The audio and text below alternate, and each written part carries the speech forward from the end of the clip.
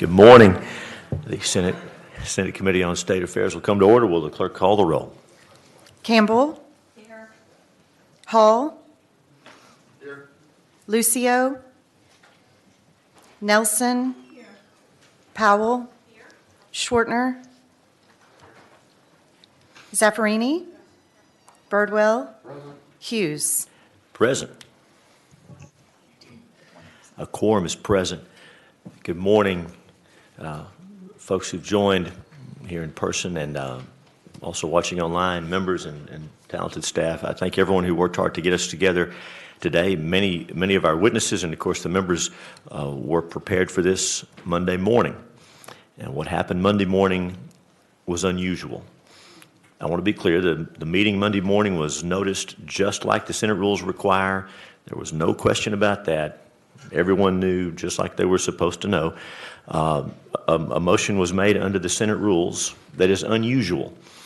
It's very rare and certainly rare this early in the session. But the motion was made and we follow the rules. And so we're disappointed. We're extremely disappointed we didn't know about it sooner so that we could have notified you and all those Texans who traveled to be here. We know that many people who traveled to be here on Monday could not afford another day off work, another trip to Austin, and all the expenses involved in that, and I'm deeply sorry. We're glad to be here today. And what happened Monday delayed hearing of these bills by a few days, but this conversation is going to take place, and every Texan's voice who wishes to speak on this will be heard. There's a process for that. So thank you very much. So we're going to work together and hear from the folks who want to testify. And for those who wish to send comments to the members of the committee on this, let me give you an email address. Those of you who are here may not need this, but you might want to share it. The email address is scstate.affairs@senate.texas.gov. That's the State Affairs Committee. Any comments you send there will be shared with all the members of this committee. That's scstate.affairs@senate.texas.gov. And of course, you can email me, any member of this committee, call our offices. Each one here has a very dedicated team of people who will get the information and will be responsive to you. So we're glad you're here. Sorry you had to make a second trip, but we're glad you're here. And thank you for participating in this process. In America and in Texas, the government still works for the people, and that's the way it's going to stay. That's what this process is about. And so with that, we'll hear a number of bills today. A number of election bills, which we had hoped to hear on Monday, are going to be heard today, with a few more really good elections bills and a couple others. And there's going to be a good discussion, because we know many witnesses want to testify on multiple bills. We want to accommodate everyone we can. It's our plan to hear each of the bills, and on many of these bills, the author has some invited testimony. So we'll hear each of the bills, the invited testimony, and then we'll hear all the public testimony. And we will be here until the last person who wants to testify leaves. So we'll talk to you about the process and the housekeeping as we go. Members of the committee, anything anybody wants to share before we get going? Have I left anything out? Did I miss anything? Very good. Very good. The chair now lays out Senate Bill 4 and recognizes its author, Senator Buckingham, to explain the measure. Senator Buckingham, good morning. Good morning, Mr. Chairman and members. Senate Bill 4 is intended to promote unity and instill pride in our great country by ensuring the national anthem is played at the beginning of professional sporting events. This bill is in response to the national movement of intentional disregard and, quote, canceling for our nation's national anthem. Sports and sporting venues have historically played a role in uniting Texans from all walks of life, yet the recent decision to use the national anthem as a dividing force has been disappointing and to the dismay of millions of Texans. Questions have been raised as to why professional sports teams are able to deliberately not play the national anthem and cause division, much to the offense of those both in attendance and tuning in, all while receiving financial incentives from governmental entities and amassing immense wealth themselves in the process. Immediately after it was discovered that the Dallas Mavericks had intentionally not been playing the national anthem before their games, the NBA issued a swift and direct statement requiring all teams to play the national anthem before their games. I applaud their decision to join countless Texans in wanting the national anthem to be played before all professional sporting events. Members, this bill does not require anyone to stand for the national anthem. It merely requires professional sports teams, when entering into an agreement that requires a financial commitment by the state of any governmental entity, to agree in writing to play the national anthem before the beginning of each team's sporting event held at the team's home venue or other facility controlled by the team. If they violate this provision, then the agreement is void and it subjects the team to any penalty the agreement authorizes for defaulting. This could include requiring the team to repay any money paid to the team by the state or governmental entity and may subject the team to debarment from contracting with the state. Additionally, if a governmental entity fails to adhere to the provisions in the bill, the Attorney General may intervene to enforce the provisions. Thank you, Mr. Chairman, and with that, I'm happy to answer any questions. Thank you, Senator Buckingham. Senator Safferini has a question for you. Senator? Thank you, Mr. Chairman. Senator Buckingham, to clarify, this is only for bills that have an agreement with any government entity requiring a financial commitment from the state or from the local government. Yes, ma'am. So if there's no such agreement, it does not apply to them. Correct, and it is not retroactive, so it would be for new agreements moving forward. Thank you. Senators, any other questions? Senator Birdwell. Thank you, Mr. Chairman, members. Senator Buckingham, page 2 of the bill, the very last sentence says, if a governmental entity fails to timely adhere to the default provisions in the new section 2274, the Attorney General may intervene. Would you be amenable to something that defines timely? Because you could have somebody could define timely as a decade, a year, but I'd like to work with you to Yes, to define something that's timely, Sounds so that there's something more concrete that's a mark on the wall that's not malleable. Yes, sir. Thank you. Thank you, ma'am. Thank you, Mr. Chairman. Thank you. Senators, any other questions? All right, we do have invited testimony on Senate Bill 7, and the chair now calls Mitch Fuller, Director of Government Public Affairs for the Veterans of Foreign Wars, Texas Department. Ms. Fuller, thank you for being here. Thank you, Senator, Mr. Chairman, Mr. Vice Chairman. It's an honor to be asked to testify on behalf of this committee. Before I begin, I'd like to thank Senator Campbell.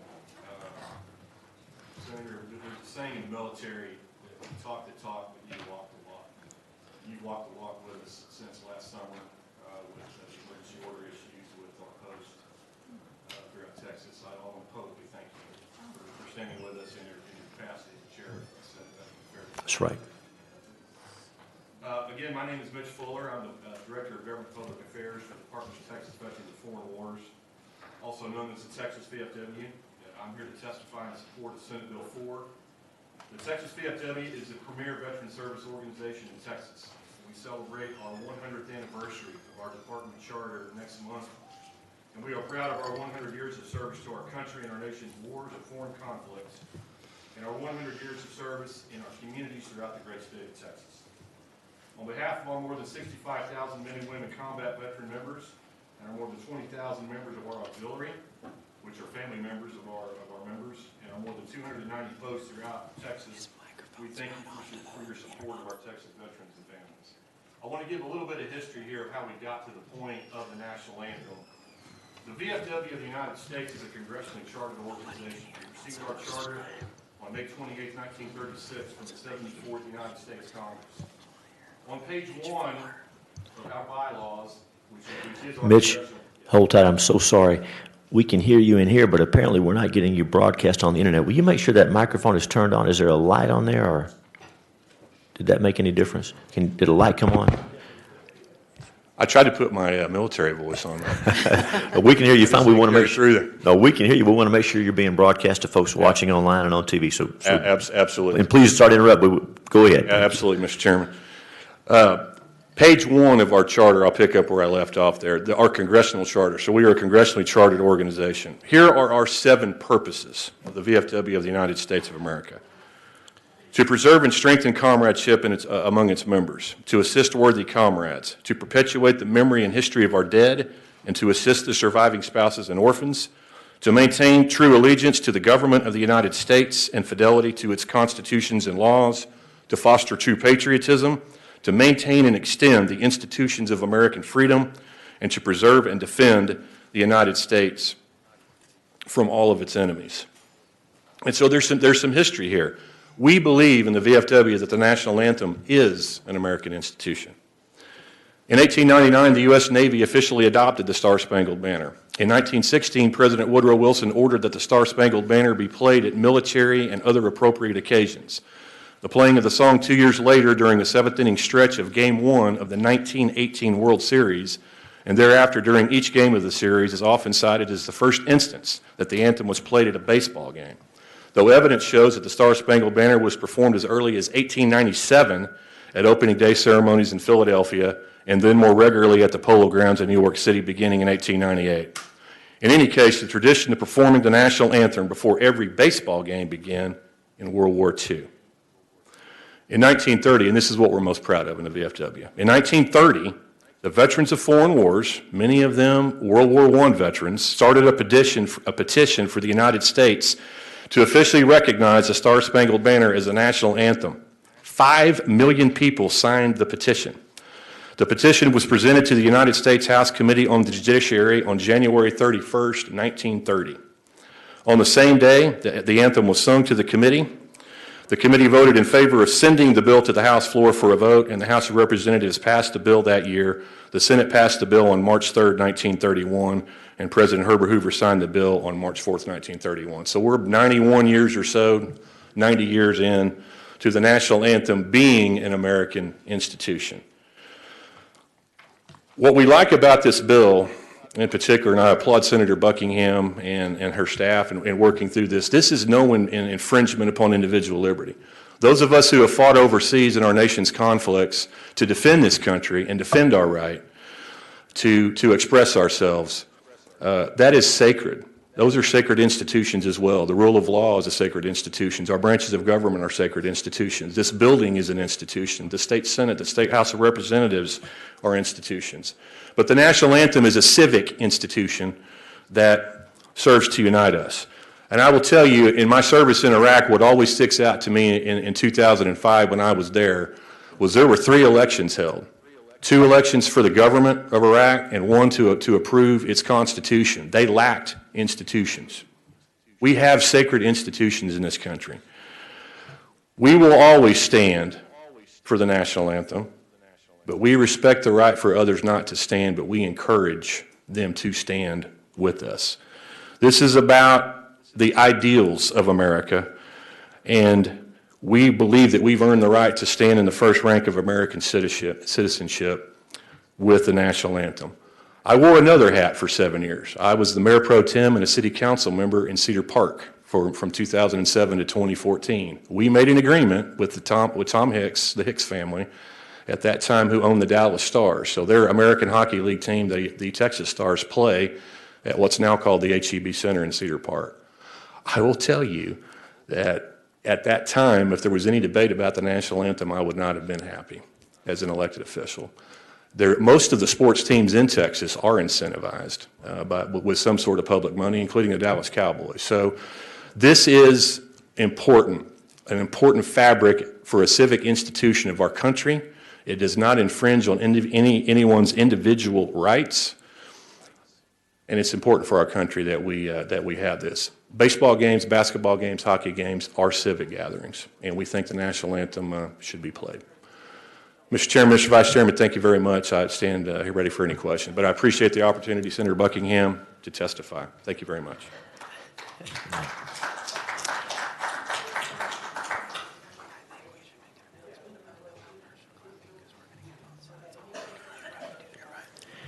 Thank you for testifying, and my goodness, all that service. We're thankful for you.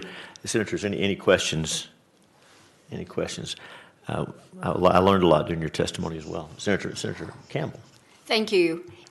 It's really a comment. Thank you for your testimony. Thank you, sir. Thank you for your leadership within our VFW. And I think he's just put it as well as can be said. That's an institution that stands for the institution of our veterans who have stood for freedom. And like our flag is a symbol of freedom, the national anthem is also our symbol of freedom. So thank you for being here, and thank all the members of not just the VFW, but our veterans and our active military who serve today. Thank you. Thank you, Senator. Mr. Chairman, for that. Thank you, Senator. Senators, anything else? Looks like Colonel Birdwell wants to say or do something. Well, I don't want to filibuster the committee, Mr. Chairman. When we're done, I do want to visit with Mitch and give him the standard token of appreciation with a challenge coin for not just his service, but his testimony. But there are, Mitch will know, and every other veteran in here will know it, when you've served overseas, and whether it was a stationing that's common, like in Germany, or you've been someplace on a temporary basis on an operational deployment, there is nothing that sets your hearts aflutter than when you land at that airport. Amen. And you are back in the United States. God bless you. Thank you, Mitch. Amen. Thank you. I was like a little kid when I came home from leave and I landed at the Dallas airport, back on American soil. The senator's absolutely right. And I think everybody knows where Senator Birdwell was on September 11, 2001. Yes, in we the do. Pentagon. Yes, we do. Amen. Amen. Thanks for your testimony. Thank you very much.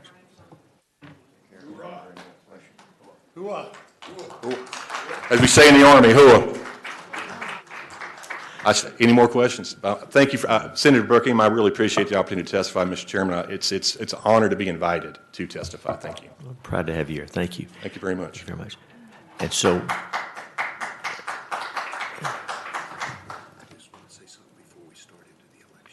okay.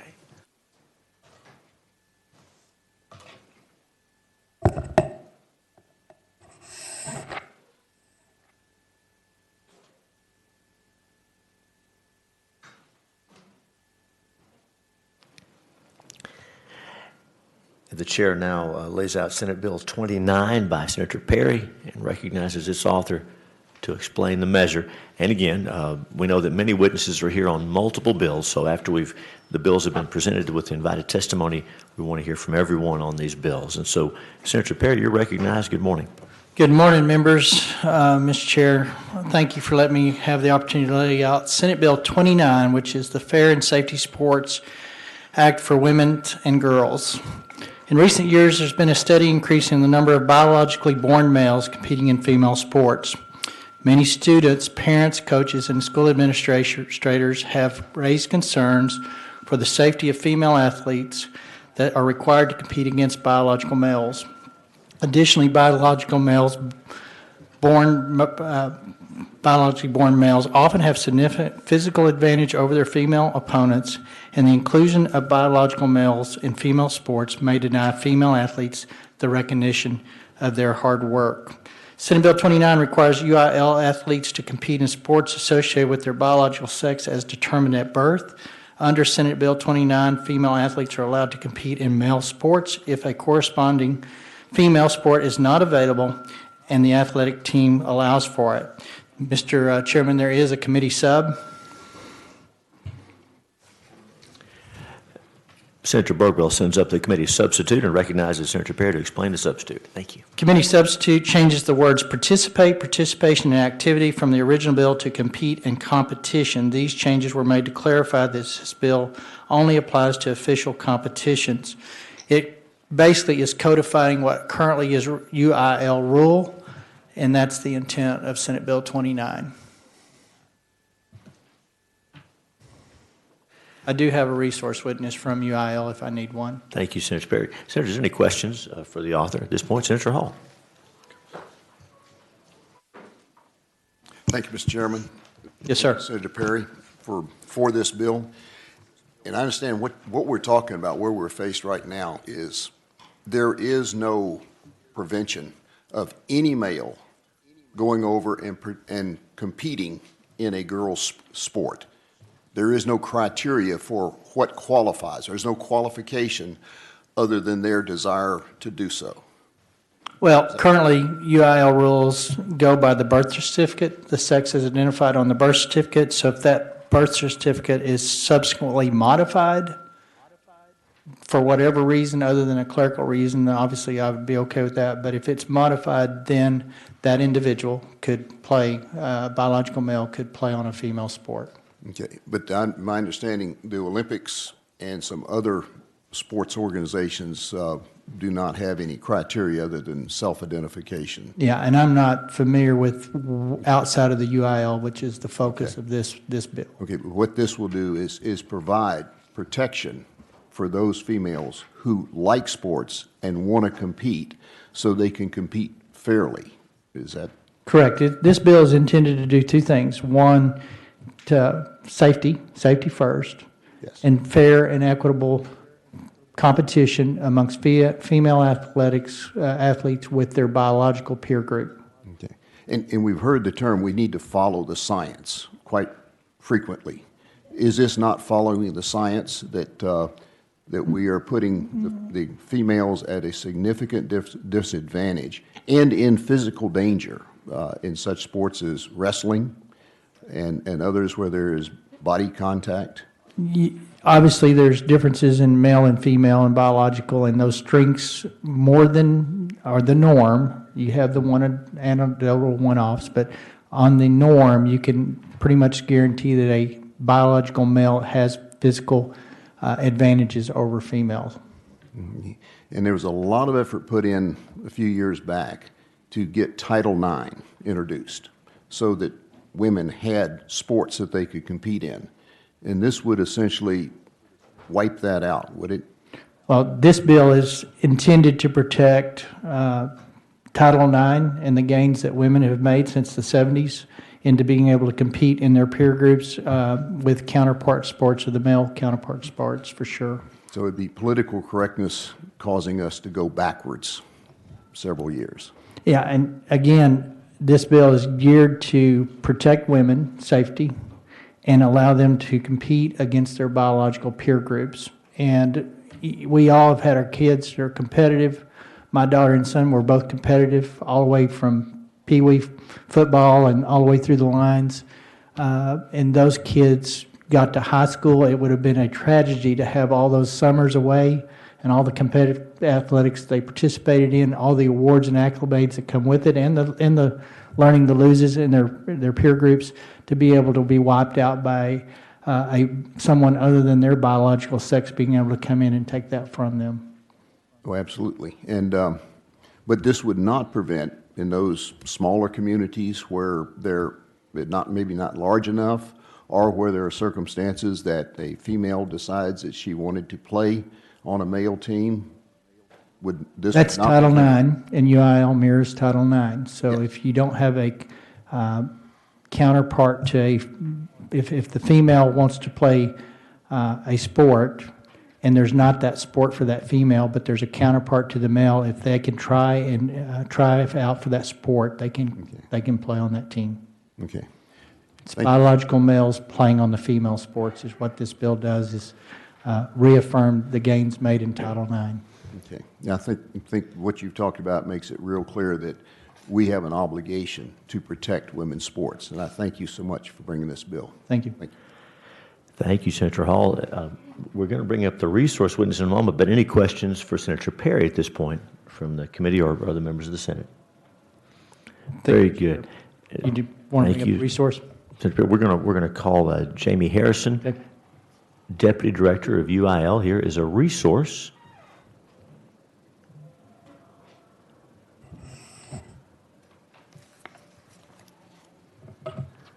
Good morning. Even though we know, tell us who you are and who you represent, and then we'll have a question or two for you. Thank you, Mr. Chairman and committee members. My name is Jamie Harrison. I'm the Deputy Executive Director of UIL. I'm here as a resource witness, simply testifying on the bill. Senator Zaffarini, you're recognized. Thank you, Mr. Chairman. Sir, is there any evidence of transgender persons changing gender identity to gain an advantage in high school sports?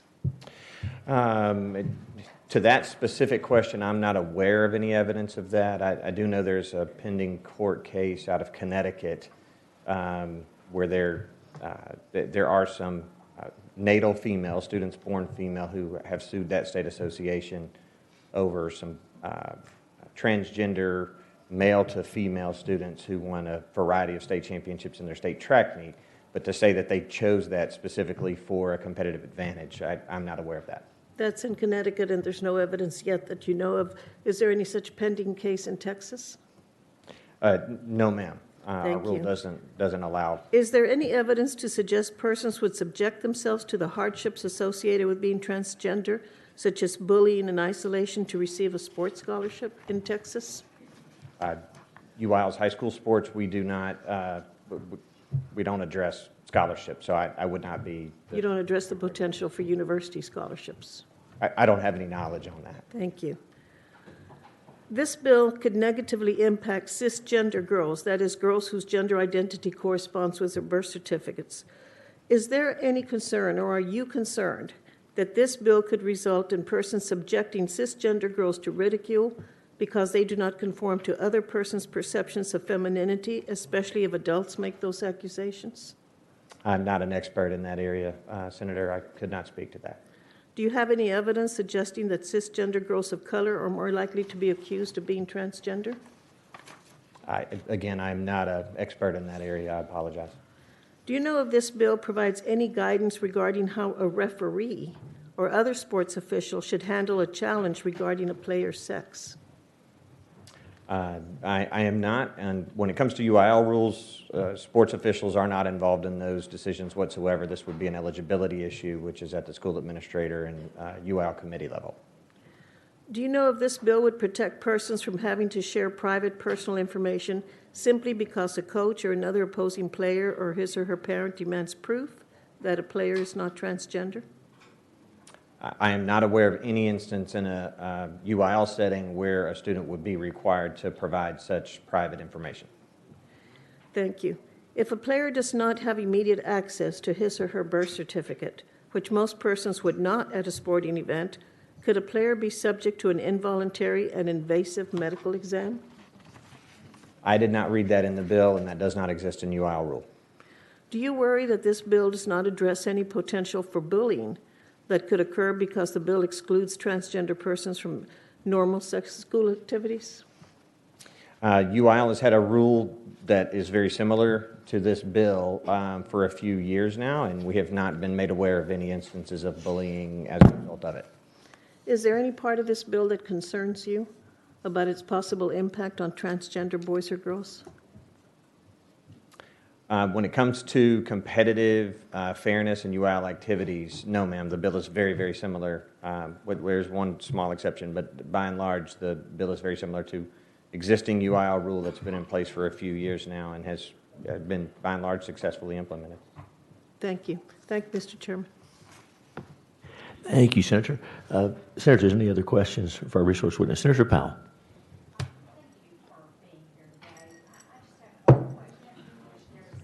Senator Powell, it's hard to tell if that light's on. I've had a difficult time, but make sure your microphone's on. On now? We got you. Thank you for testifying today.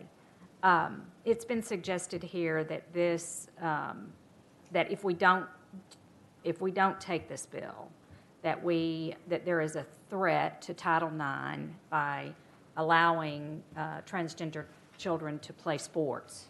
Would you suggest that this is a threat to Title IX? That is certainly an ongoing discussion surrounding this topic and has been for some time. As I mentioned, the previous cases in Connecticut and our counterparts across the country collectively make up the National Federation of High School Associations. This is a regular discussion amongst our counterparts in other states, and in many of those states who allow students to participate by the gender that they identify with have had issues where a natal male, so a male to female transgender student, has won state championships, in particular in individual sports, even some team sports examples, that has led to further discussion in their states. That has not happened in Texas because, again, our rule goes by birth certificate already. Okay. All right. Thank you.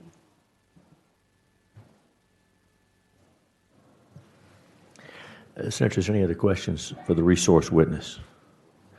Thank you very much for being here. Chairman, thank you, members.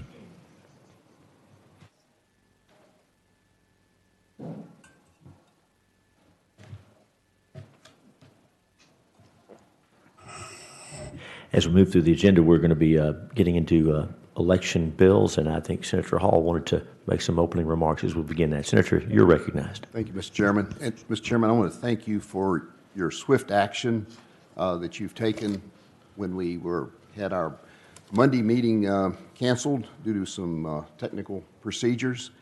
These are probably some of the most important bills we will address this session. It's ranks right up there with the budget and redistricting. I think with most of the folks out there, it probably is even above that with them.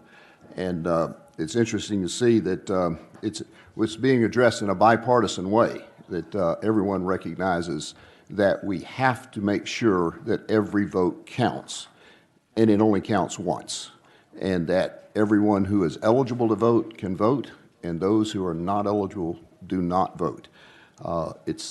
Voting is one of the most sacred rights we have, because we don't have a country without a free and open and secure elections. And I'm pleased to see the number of people that have addressed the various aspects that tighten it up to make sure that we have a high level of confidence, because without a high level of confidence that their vote counts, people are going to stay at home and they're not going to participate. And so I think it is good that with us moving forward, and I do again thank you that you took the quick actions to get this on the earliest day possible after the cancellation, so that we can get these moved through the session. So thank you, Mr. Chairman. Senator Hall, thank you. Senator Saffarini. Just a procedural question, Mr. Chairman. Are we going down the agenda order in these bills, or are they being taken in a particular order? Senator Saffarini, thank you. Some of the witnesses and members of the Senate had travel plans that were made before the unpleasantness on Monday, and so they've had to make some. I know you have as well, and so we won't be going in exact agenda order, but we will move through all the bills as quickly as we can. Do you know that order now, or? We do. We plan to take up Senator Betancourt's bills, and then it was our intent then to take up your 1018, Senator Creighton's 1387, Senator Johnson's 31, and Senator Colcorst's 598. If I'm looking at my slides. That's right. And we also have after Senator Creighton, also Senator Buckingham's election bill. We heard her national anthem bill, but not the election bill. So that's what we have in mind. And so if that's a helpful roadmap. So people who are here for Senate Bill 7 can take a break and come back. That's exactly right, Senator. Thank you for that. Thank you. That's right. Thank you, Mr. Chairman.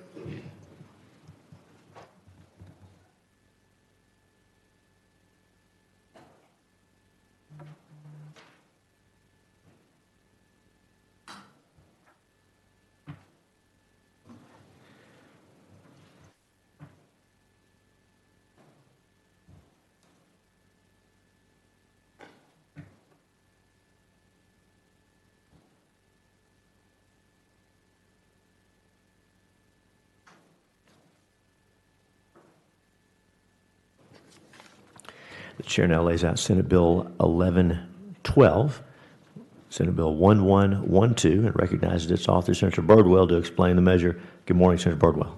Senator Betancourt. As I look at Senator Betancourt and see Senator Birdwell's reflection in the acrylic over here, you guys look so much alike. I move to suspend the chairman, because, well, I'm telling you. Oh. I got suspended yesterday, so it's even. But it's quite an honor to be compared to what is a national hero, and Vice Chairman of the committee. And thank you, Chairman, distinguished members of the committee. This is a part of a package of bills that I called Integrity 7. These are 4 bills that relate to voter integrity and keeping the voter roll. Integrity, which is paramount to an election, that everyone can have trust in. So let's start with Senate Bill 1112. Mr. Chairman, members, I do have a committee substitute. And Senator Birdwell sends up the committee substitute, recognizes the author to explain the substitute. All right, just the B's are squared here. The 2020 election revealed that in too many places, county clerks, election administrators, early voting clerks, and other early balloting boards had been accepting mail-in ballots that may have not been in compliance with the requirements of Election Code Section 87.041B. basically, what this is a simple recognition of the fact that if you're going to have an early ballot voting system, you've got to have signature verification. This was a problem nationally in states like Pennsylvania and Georgia, which I have a lot of information about if we need to go into that. It was also discussed in Harris County, which got my attention, because we simply can't suspend this requirement. It is an essential part of why we need a signature verification that gives everyone in this country, everyone in this state, the common sense idea that you have to verify your absentee ballots. Now, the committee substitute basically says there's 7 requirements: a properly executed certificate, the signature verification to be verified as the voter signature, legal grounds for voting by mail, voting is registered, the address is outside of the voter's county of residence, the statement of residence is included if required, the ballot is mailed to the address in the application. These are 7 points, and the bill basically does 2 things. 1, it says you can't suspend these points, and 2, if you do, and take action on item 2, which is the signature verification portion of it, it's a Class A misdemeanor. Now, why a Class A misdemeanor? This is serious. These are election officials. They should know that this is the absolute fundamental building block of integrity in the absentee ballot process. And with that, Mr. Chairman, I'm happy to take questions. We do have 2 witnesses, Chuck DeVore from TPPF and Al Vera from the Ballot Security Committee of Harris County. I believe there's also a resource witness here. Senators, any questions for the author at this point? Oh, Senator Powell, do you have one for the author or for the resource witness? I have a question for the author. We'll recognize you at this time, then come back. Senator Powell. Senator Betancourt, you and I have had a conversation in the last week about this piece about signature verifications. And are you aware that, and I would imagine that you are, that over the last 2 election cycles, over 750,000 mail-in ballots were rejected. About 1.2% of the total ballots returned, mainly not for having valid signatures. More than 500,000 ballots were rejected in this year's primary elections alone. The first test, I think, of the pandemic voting system. And a similar pattern appears to be emerging in the general election. This is a report from ABC News on October the 19th of 2020. I told you a story, and I'm going to tell it again here now. I'm the daughter of a World War II highly decorated veteran. Was awarded the Silver Star Medal for valor in the Battle of the Bulge. And I don't think that my dad ever missed a single opportunity to vote. In my lifetime, I don't recall that he did. He became ill at the age of 72, I think, and lost all of the fingers on his right hand. And so in just the span of a week, the only way my dad could sign his signature after having lived a lifetime with this beautiful cursive handwriting was to put a pen or a pencil in his hand like this, wrap a rubber band around it, and sign his name like this with his right hand. That signature would have looked like no other signature in his entire life, much less like a signature within the last 6 years. So on his first time to go and vote, would his vote have been disallowed because his signature didn't match previous? I don't believe so, Senator, because there's 2 sections of the code, and I'm going from memory. One is that he could have an assistant, which could have been you, to help him make his mark, okay? The fact that he could make a mark repetitively is the real question. That's the important point. And I believe there's also, I know there's an exception for an assistant to help fill out the ballot. And so I believe there's enough code already on that, because we faced this issue before. Look, your father was a patriot. It's like Senator Birdwell, okay? Right. And so somebody that has an injury, they can either get an assistant to help them, or just literally make an X. I believe that's what the code says. And I would also suggest that there are elderly voters and, all ages of voters who suffer from varying conditions of arthritis or Parkinson's, stroke victims, any number of disabilities from illness that cause a signature not to look the same from one day to the next. And those are the kinds of things that cause me to have grave concern about this particular bill. Even if you get to the point of talking about handwriting experts who say that it's highly unlikely that anyone's signature looks exactly the same, even if you write those signatures side by side. So I think there's a large degree of subjectivity in this measure. Are we looking for reasons to reject ballots, or are we looking for reasons to accept those ballots? Well, I think that the important point is that in your father's case, even if you as a witness, you could sign it instead of him, okay? So we've got multiple redundancy to help somebody with a physical disability.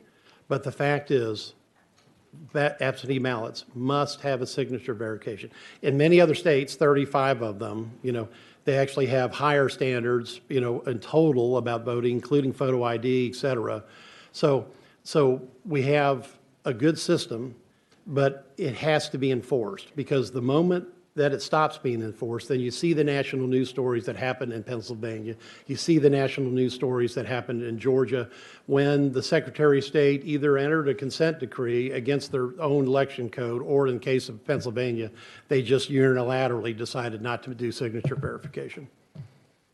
All right.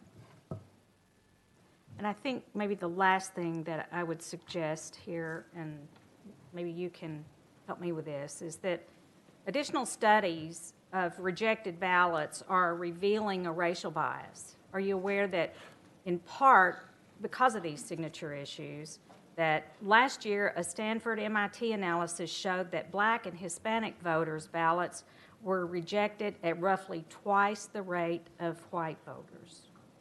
I'm not familiar with that study, but I can tell you as a former election official that with 100% certainty that the voter roll in Texas is colorblind. There is no racial data there is no racial data in the voter registration system, period, whatsoever. People can laugh, but they just need to understand what the actual code is, because there is simply not any racial definition in a voter registration file. There may be in private files, but it's not. That's done either through name matching or other matching of records that have not been released for over almost 28 years. Well, I would suspect that we're going to hear some personal stories that might reflect a little differently about that today. But thank you, Senator Betancourt. No, thank you for your questions. Mm-hmm. Mr. Chairman, Senator Zaffarini, I do have a question for the author. please go ahead. Thank you. Senator Betancourt, I'm looking at the fiscal note, and it says that no significant fiscal implication to the state is anticipated.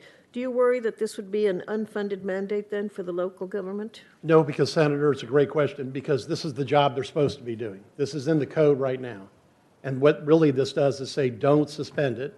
And if you do suspend it, you can have a criminal penalty on one item, which is signature verification. So I believe there is actually no fiscal note, not only to the state, but to the local governments as well. They do their job right.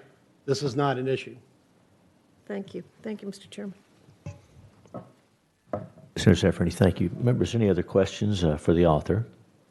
This time, let's call up the resource witness to get some clarification on signature verification and also any other questions that the members may have.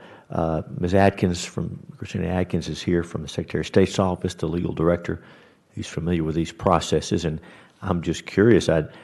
And Senator Powell raised legitimate concerns. It sounds like those go to signature verifications even in current law. Signature verification is nothing new. Would you help us understand that? And I think you were here for Senator Powell's questions with Senator Betancourt. Tell us how that signature process works for someone whose physical limitations prevent them from having a signature or a consistent signature. So go ahead, thanks. Yes, sir. So my name is Christina Adkins. I'm with the Secretary of State's office here to testify on the bill. And with respect to the questions that were asked, signature verification is a required element at all times. There is no situation in which you would not perform signature verification with looking at the application and the carrier envelope that contains the voted ballot. So that's not a change in the sense that that is happening now, and that is a requirement under the law. With respect to the question about witnesses and assistants, so if somebody has a condition or a physical disability or a situation where they're not able to sign either their application or their carrier envelope, there are a couple of different options there. Well, the primary option that people use is the witness option. So you can have somebody that can assist you in completing and marking the application and or mail ballot itself. They also have the ability to witness you making a mark or indicate if you're unable to make a mark. Thank you for that. Senators, any questions for Ms. Atkins about, not limited to my questions, about the bill? Senator Campbell. Thank you. I just wanted to ask the resource witness. So what defines a witness? How is that defined? There actually is a provision in the code that covers witnessing any particular act under the code.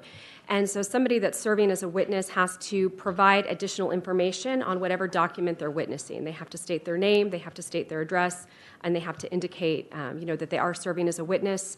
And if they're witnessing for somebody that is unable to make a mark completely, they have to indicate that as well.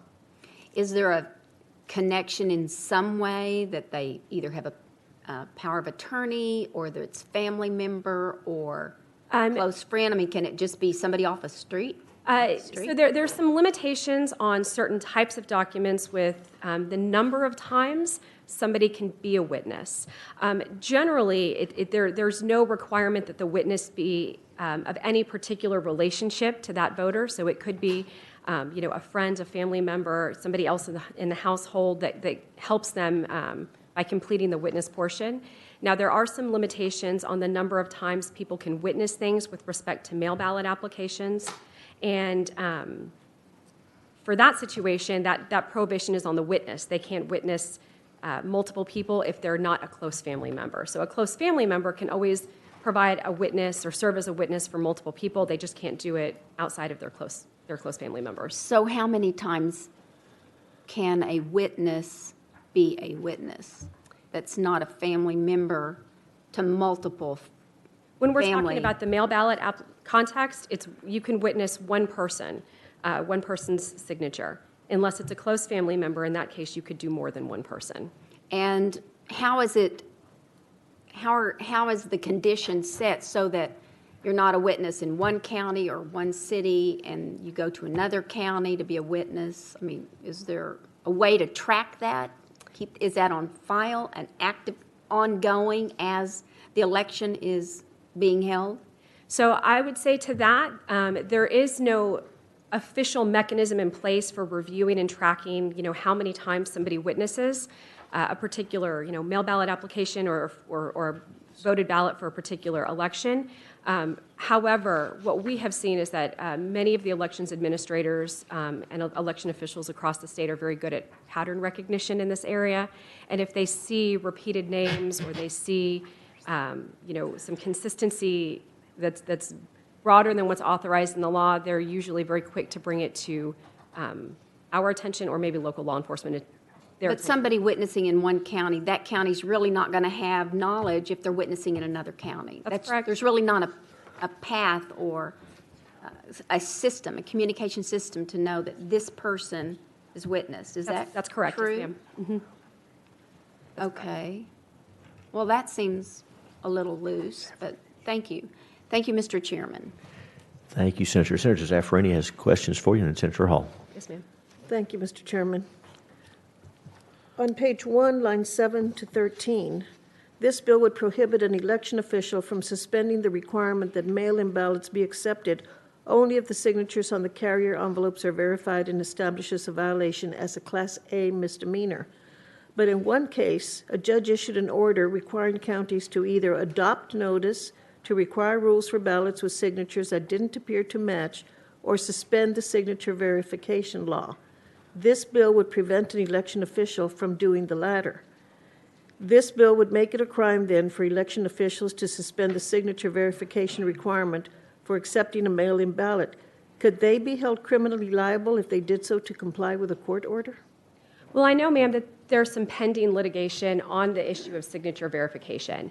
But the law, as it's written now, always requires signature verification, signature comparison. So that is what the law states at this moment. And until there's some resolution that indicates that there is that law is not valid for some reason, or that there's an alternative process that needs to be followed, the law requires that you validate signatures from your mail ballot application to your carrier envelope containing your mail ballot.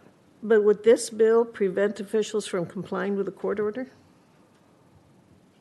I don't believe that would affect any court orders that are out there. I mean, the courts, when they're issuing an order on something, can, take the steps that they deem necessary with respect to that litigation. So, But in the future, you don't believe that would happen? I'm not sure how this would impact the existing litigation that's out there. Okay. You don't worry that this could happen in the future?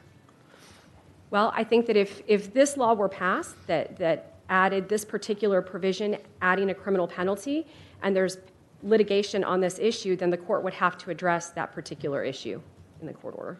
Thank you. Thank you, Mr. Chairman. Thank you, Senator. Senator Hall. Thank you, Mr. Chairman. Well, to be clear, what we're talking about here, and in many of these bills that will follow, is a balance between security and convenience, in that they're sometimes competing, that we have to be a little bit inconvenient in order to ensure security of protecting the vote in there. In this bill, bill is simply, as I understand it, and correct me if I'm wrong, is addressing the issue of what we have seen multiple times at all levels of election officials, selectively waiving requirements that were put in place to protect the security of the ballot. We've seen it at the local level, and we've seen it all the way up to the Secretary of State's office of waivers being issued for the convenience of the county or whatever it is. This is aimed at a particularly important piece of the verification process that says you can't do that. We put these requirements for signature for a reason, do we not? That is to make sure that the person who is presenting this vote is the person who should be presenting it. And it's been waived under various circumstances. This bill is aimed at stopping that process to say it's important that we be able to make sure that the person is the person they say they are. And the current law, which is not being addressed at all, broadly and very adequately covers the concerns and exceptions of people with disabilities and signatures and other things like that. That's all covered in there, but is not part of what we're doing here. This is aimed at just making sure that people aren't going to waive this for convenience. And just to be clear, we do not believe there's any circumstances under law currently where this method of verifying the signatures on an application and mail ballot or a carrier envelope containing a mail ballot, under current law, there is no waiver that you can do for this. You must do this. And so my understanding is that this provision or this bill, what this is doing is adding a criminal penalty for those individuals that choose not to follow that procedure that's required under the law. Yes, I understand that. And that's one of the problems we have across the board with election law. We say it's not legal to do this, but there's no penalty tied to it. And so people can do it, and there's no consequence as a result of it, so that we have something that was there for a safeguard being taken away with people knowing that there's no penalty for doing it. And so what Senator Bencourt is doing with this is saying that signature is important to protecting other people's votes, because every wrong vote that comes in negates somebody's valid vote. So this is protecting the people who are legal and doing it right by saying, okay, you can't waive this, and if you do, there will be a penalty for doing it. Yes, sir. I would say that if somebody doesn't follow the process now, it's considered an irregularity, and another candidate could use that in an election contest. But this is taking, from what I've seen, the additional step of adding a criminal penalty to not following that part of the law. Okay, that's what I'll make sure, because this is one of the major problems we have across the board that will be addressed multiple times, is taking what we're already doing and saying, if you don't do this, there's going to be consequences. Okay, thank you. Yes, sir. Thanks, Senator Hall. Senator, is there any other questions for our resource witness? Thank you, Ms. Atkins. Thanks for being here. I bet we'll hear from you again today. Thanks for being here.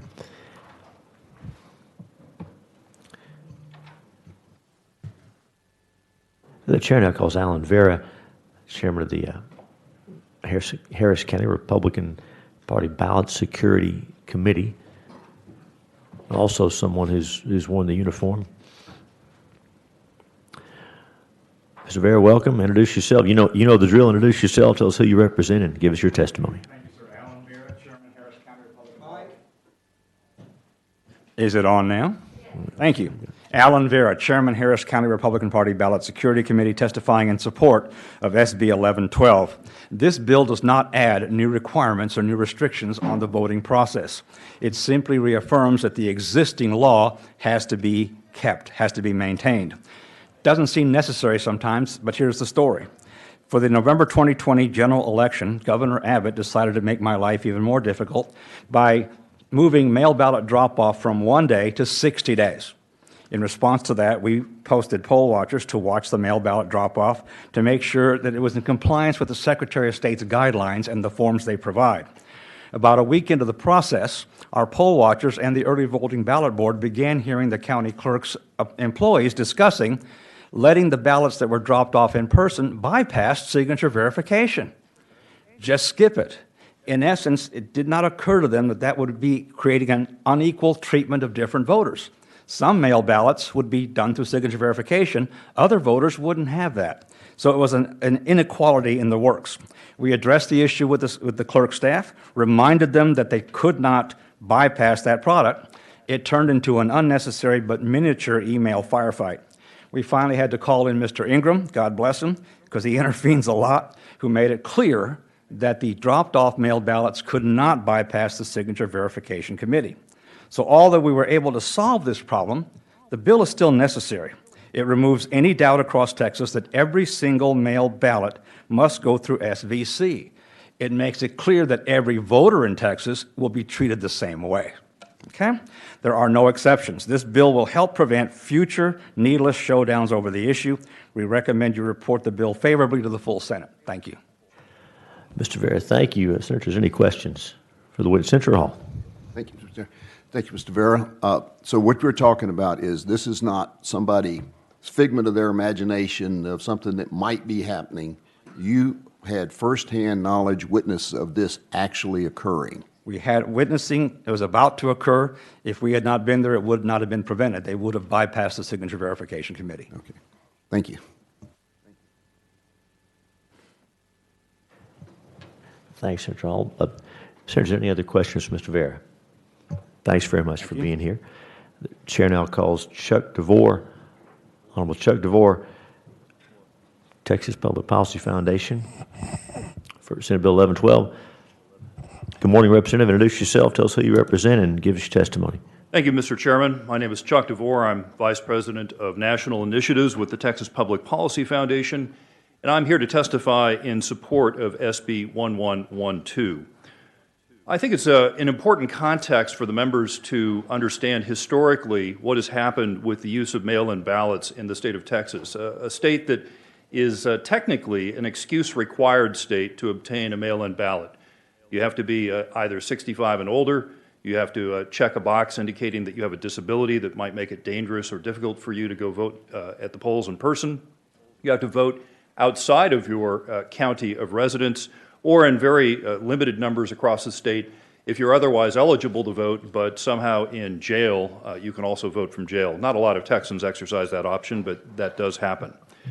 In 2010, about 1.8% of ballots in Texas were cast using mail-in ballot process. That went up to about 9% this last year. To put some numbers on it, in 2012, in the presidential general, you saw about 204,000 mail-in ballots in Texas. That grew to about 1 million, so a five-fold increase in 2 presidential cycles.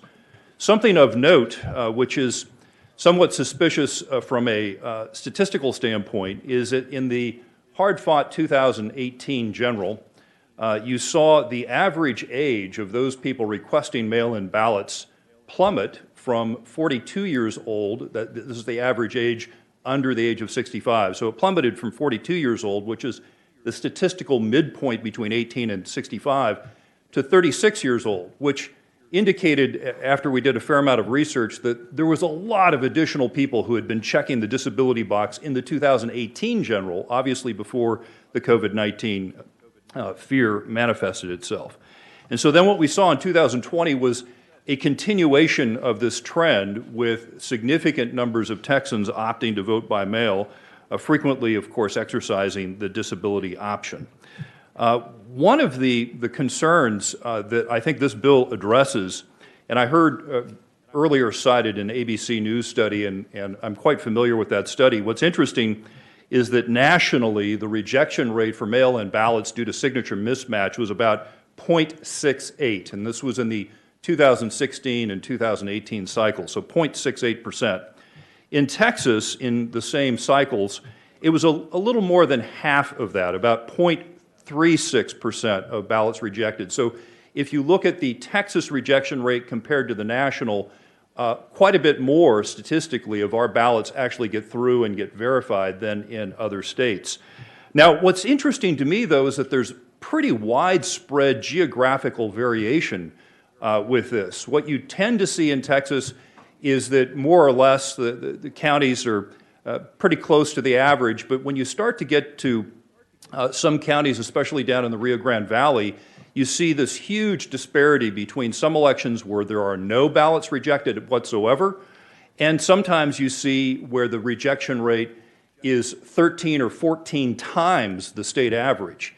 And some of what may be going on there has to do with hard-fought campaigns that frequently use a ballot trafficking technique to try to get elected. And that may be what's manifesting with some of that data that shows widespread geographical variation, especially down in the Rio Grande Valley. So the reason why this measure is necessary goes to what we saw in 2020, where a very powerful national law firm, Perkins Coie, was built up with a significant amount of money, several tens of millions of dollars, to go and aggressively sue state elections officials and local elections officials around the nation, trying to get a sue and settle agreement or to pressure them into abandoning signature verification or other safeguards to allow more votes to go through without validation. We saw a bit of that here in Texas. There was quite a bit of a legal fight that you saw with the governor and the attorney general and some back and forth with some local officials. I believe that this measure, while unfortunate that it has to, that appears necessary, is in fact necessary because has been pointed out earlier, just because it's in the law doesn't mean that if there are, quote, irregularities, as we heard from the Secretary of State's office, that local officials might not follow through and follow the law anyway. And for that reason, and others, members, I believe that Senate Bill 1112 is necessary and should be supported. Thank you. Thanks for your testimony, Senator. Is there any questions for the witness? Thanks for being here. Thank you. The chair now lays out Senate Bill 1.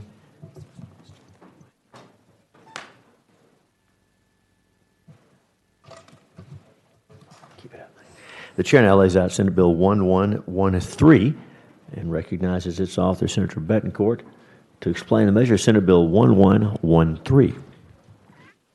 Thank you, Mr. Chairman. This is a simple one-pager. It's a simple concept. Voter registrars in Texas are required to cancel registration of voters that are ineligible to vote based on specific criteria laid out in the election code. Voters' residence is determined to be outside the county or the state, deceased voters, convicted felons, and those who have applied for a limited ballot in another county.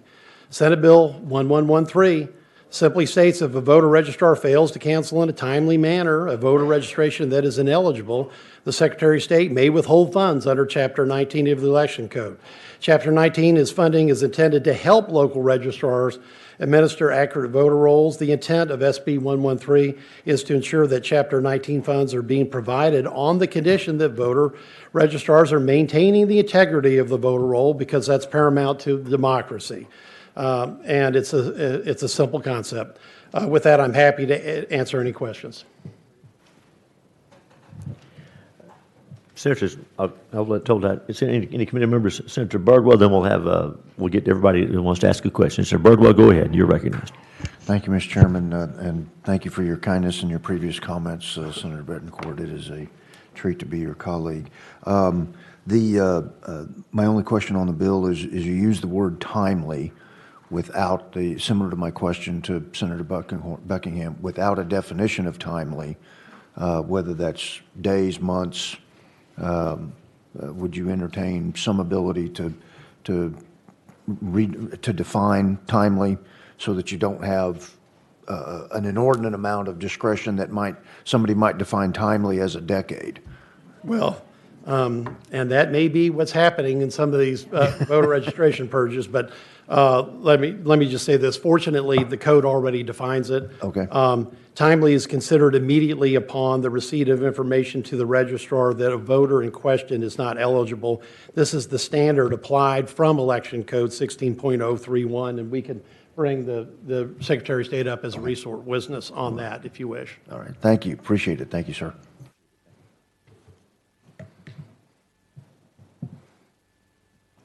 And Senator West, you're recognized. Thank you very much, Mr. Chairman. And my question was pretty much like Senator Birdwell's. And I just wanted to have and you're right, it's defined in the code. But it would be great to get the elections Secretary of State to kind of give us an idea of historically how it's been construed even in case law. Sure. If that's okay with the chairman. Now, as a former elections official, the process has been pretty continuous for the last several decades. But if the chairman would like to call the resource witness up, please do. At the appropriate time, Mr.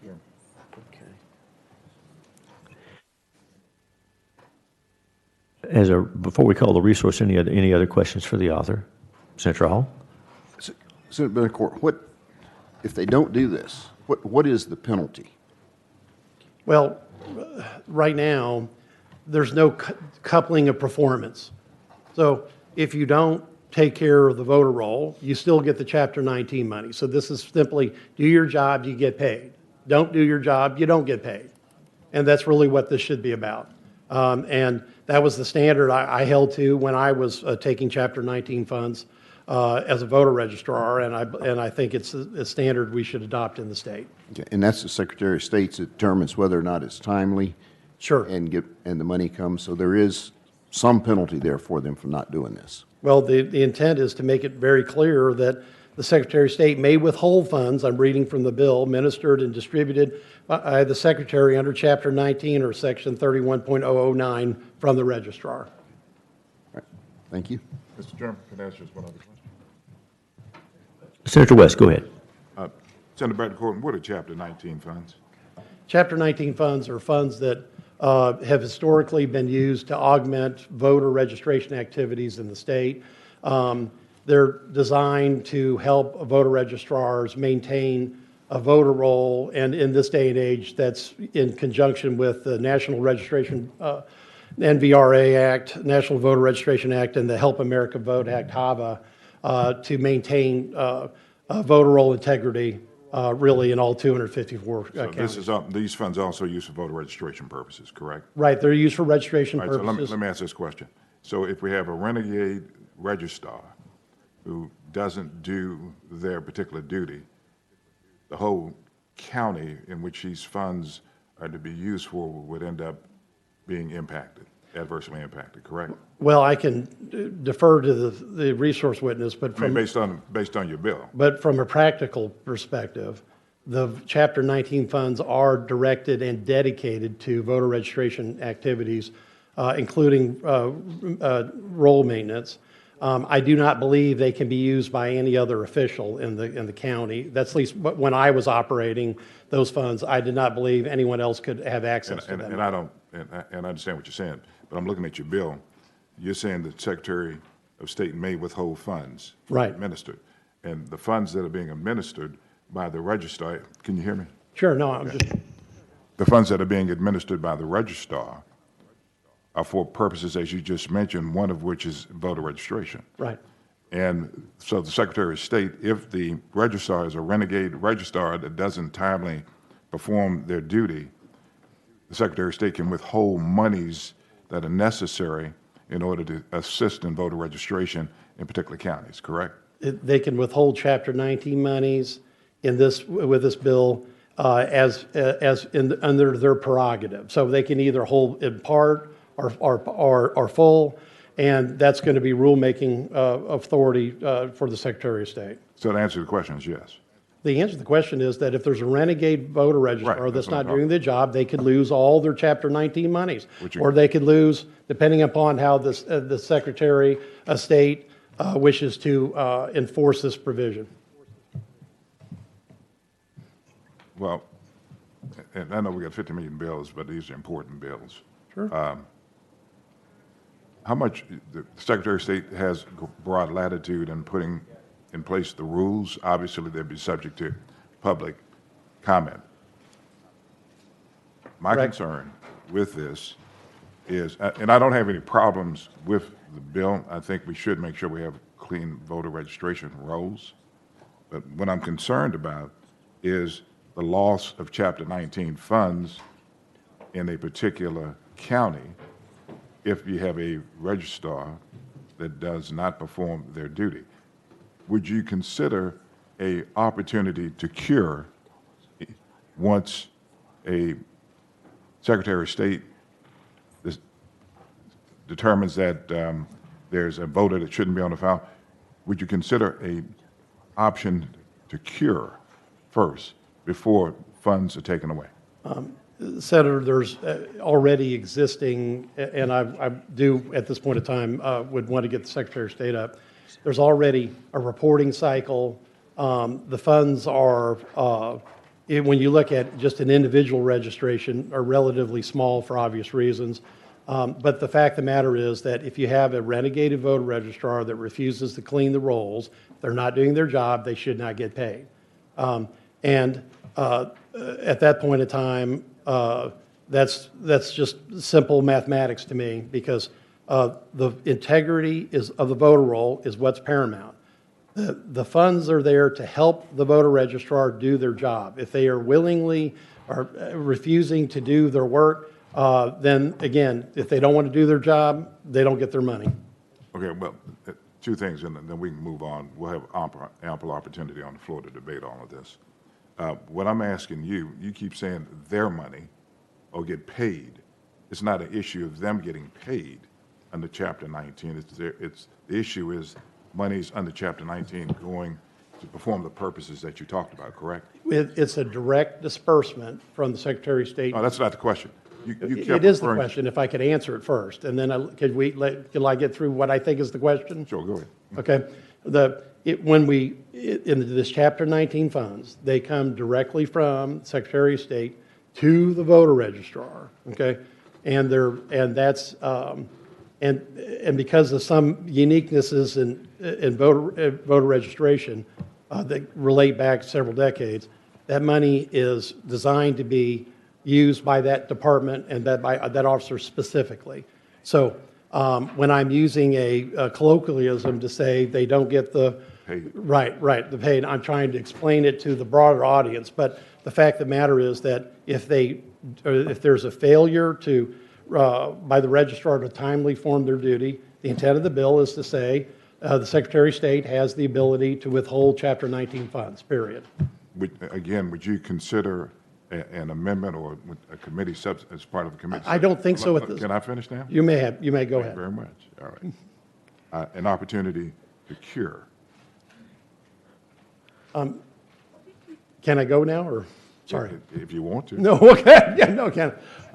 Yeah, right, I know. Senator West and I have some long-running, interesting floor debates. I believe there's, at least from my experience, there's plenty of cure capability in the existing code for a whole variety of reasons due to the fact that there is the timeliness statute, but that once becoming aware of that the voter registrar could take corrective action. But I'd be happy to, again, bring up the Secretary of State that actually administers the funds. Thank you. Thank you. Thank you, Mr. Chairman.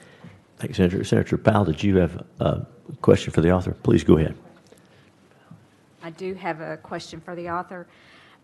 Again, this piece of withholding those funds, how many infractions is it going to take for someone to decide they want to withhold funds? Well, that's again the way the bill's written. It's up to the chief election officer of the state, which is Secretary of State, to make that determination. And will that be a sort of moving target, or will it be? Well, with any bill that's passed, Senator, you know that we go through a rulemaking process. Those become public. There's public comment, et cetera. But again, the bill is designed is to simply say, if a voter registrar does not timely do their function, the Secretary of State can withhold their Chapter 19 monies. I think it's a simple but elegant concept that I've colloquially explained as, if you don't do the work, you don't get paid. Okay, thank you so much. Senator, is there any other questions for the author? If not, we'll bring up Keith Ingram as a resource witness. Keith is the Director of the Elections Division, Secretary of State.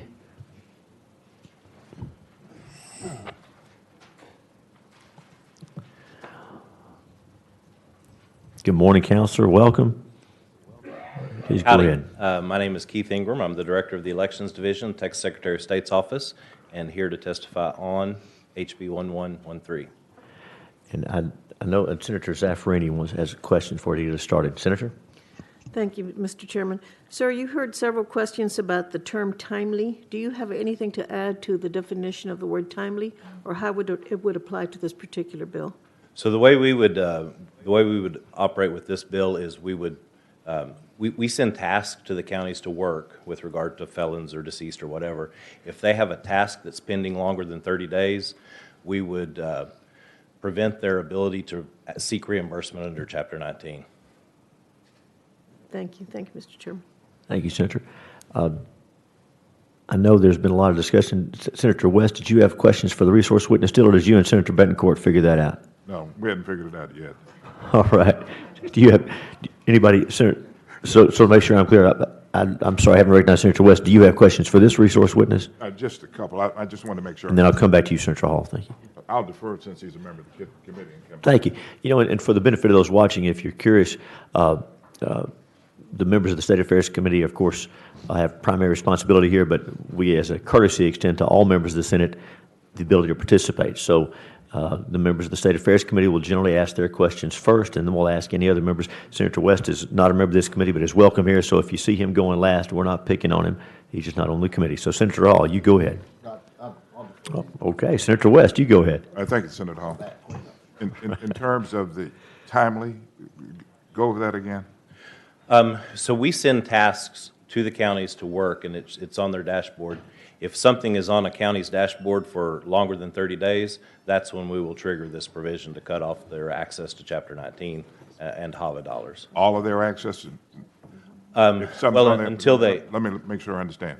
If a task is not completed within 30 days, the Secretary of State will trigger absolutely across the board with every county, the 254 counties, right, taking their Chapter 19 money, all of it. What we will do is we'll trigger for that particular county that has an outstanding task. Right. That we will inhibit their ability to seek reimbursement under Chapter 19 for expenses. They can get access back by working that outstanding task. Okay, that's what I wanted to make certain, and that's for all 254 counties. That's right. Okay, so that's the opportunity to cure that. That's right. All they got to do is do their work, and they can have access back to the funds. Gotcha. They just need to do their work. Thank you, Mr. Chairman.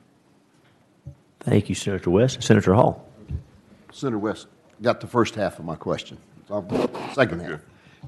That money is not lost forever, is it? No, sir. It's just held up, and That's once right. they straighten up and do the right thing, then they'll get the money. It's not money lost. They'll still get the money. That's correct, as they yes, move sir. forward. Okay, thank you. Thanks, Senator Hall. Members, any other questions, Senators, for the resource witness? Thanks, Mr. Ingram.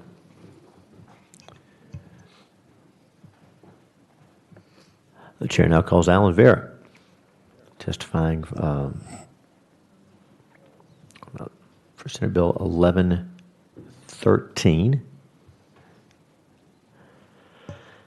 Mr. Vera, welcome back. Go ahead and introduce yourself again and who you represent and give us your testimony. Alan Vera, Chairman, Harris County Republican Party Ballot Security Committee, testifying in support of HB 1113, testifying in support of accurate voter rolls.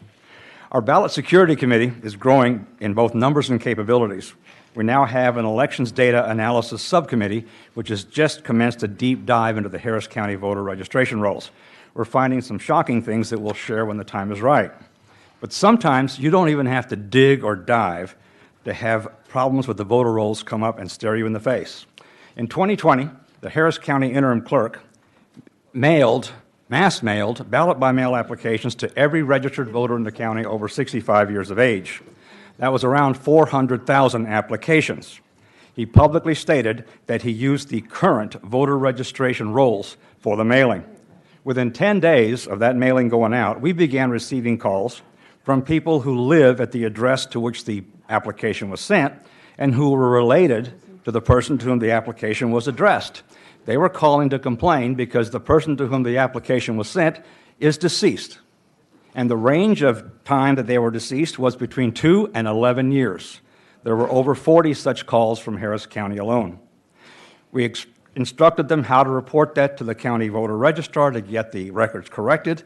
They thanked us and we moved on. But then we started getting calls from about 17 voters in Oklahoma, registered to vote in Oklahoma, who received their Harris County ballot-by-mail application at their Oklahoma home. Something is probably not right here. Something is probably not right with the rolls. In the private sector, if you consistently make errors in doing your job, you get fired or demoted. You lose some of your money because you're not doing your job well. Our citizens deserve to have confidence in the accuracy of our voter rolls, period. We need to get serious about the quality of the rolls, and there should be repercussions for failure to consistently achieve quality and accuracy. We're not talking Six Sigma, we're just talking do the job correctly. Please report SB 1113 favorably to the full Senate. Thank you. Mr. Vera, thank you. Senators, any questions for Mr. Vera? Thanks for your testimony. Chair now calls Chuck DeVore, testifying for Senate Bill 1113. Was the title representative or assemblyman or something else?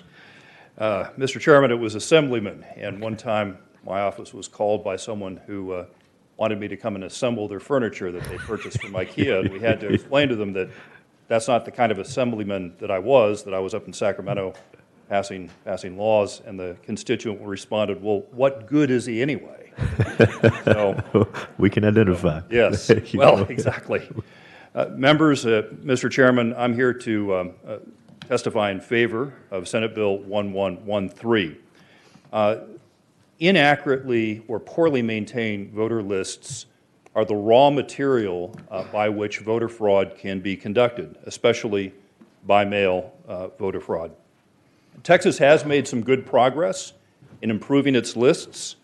In 2007, there was an audit of Texas voter lists that was done. This is a state audit that found about 49,000 individuals were either deceased, there were duplicate registrations, felons that had not yet completed their obligations, people who'd moved out of state, and that did not include potential individuals who were not yet citizens or were here illegally. So about 49,000.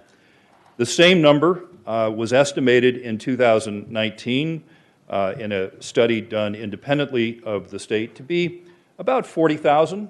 And again, that's excluding issues with citizenship.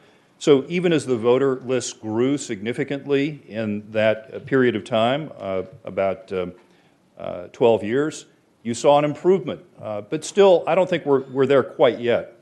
If you go and you look at the information that is supposed to be sent by the counties up to the Secretary of State when individuals who are called for jury duty indicate on the form that they cannot participate in jury duty because they're not a citizen, and you extrapolate that number statewide, you come to the conclusion that there's perhaps about 36,000 people that are on our voting lists that are not eligible to vote because they're not here legally or because they're not citizens yet. 36,000. If you add that to the existing numbers of people who are, for example, deceased voters, as we heard recently. By the way, Texas is estimated to have the second highest number of deceased voters on its voter list after New York, and those deceased voters managed to cast, so far as we know, 289 votes in 2016 and 2018. I'm hoping to be able to do that myself because I care so much about voting, but I'm not quite sure how to arrange that. So 289 votes. We also had the third highest number of voters voting in both Texas and another state in the same election in 2018. That would be 1,125. And the second highest number of votes listing non-residential addresses as their home. That was almost 2,000 in the 2018 cycle. You add all that together, and the estimate is approximately 75,000 individual registrations in the state of Texas are not appropriate. They're not accurate. They're people who are deceased, people who are not citizens, people who are duplicate registered, people who are registered in other states, as we heard from Mr. Vera with those individuals that had the mail-in ballot application sent to them up in Oklahoma. And we certainly love our neighbors north of the Red River, but I don't necessarily think we want them voting in our elections.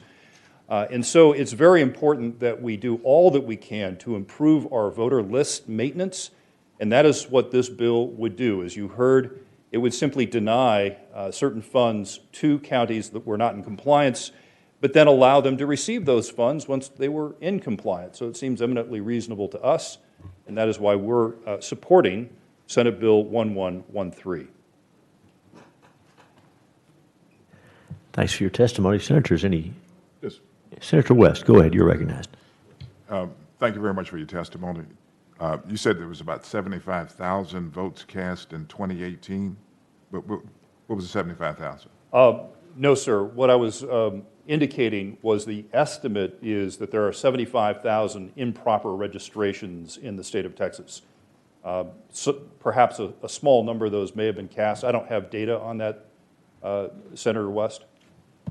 Okay. And those improper registrations are amongst the 254 counties within the state? Yes, sir. It's not all Harris County, not all the urban areas, but throughout the entire state? Yes, sir. Okay. Thank you. Thanks, Senator West. Senators, any other questions for the for the invited witness? Thanks for being here. Thank you.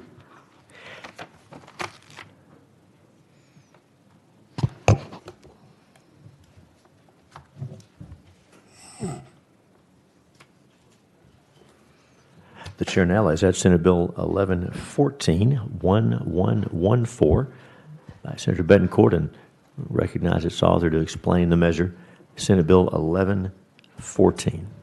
Thank you, Mr. Chairman and members. There is a committee substitute.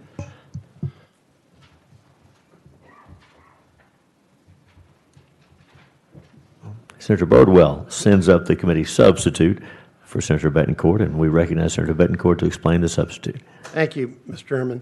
Senate Bill 1114 deals with cross-checking process of the Secretary of State undertakes on voter rolls. The current cross-checking process needs improvement and changes in the statutory requirements when processed. The Secretary of State must adhere to when verifying a voter citizenship. This will allow Secretary of State to be more effective in cross-checking with motor vehicle records, deceased persons, and those excused or disqualified from jury service because the voter is not a citizen. This bill essentially codifies current and impending practices of Secretary of State due to consent decree, as well as their current operations that relate to that. They're in the process of implementing a proactive way to view voter rolls and provide better information to voter registrars, as well as they do have current, pursuant to the authority provided to the legislature in Section 73.0059 of the Transportation Code, which requires the Texas Department of Public Safety to disclose motor vehicle data to the Secretary of State for voter registration purposes. I've mentioned before in public comments, this type of work has to be done with the intensive and dedicated attention to detail.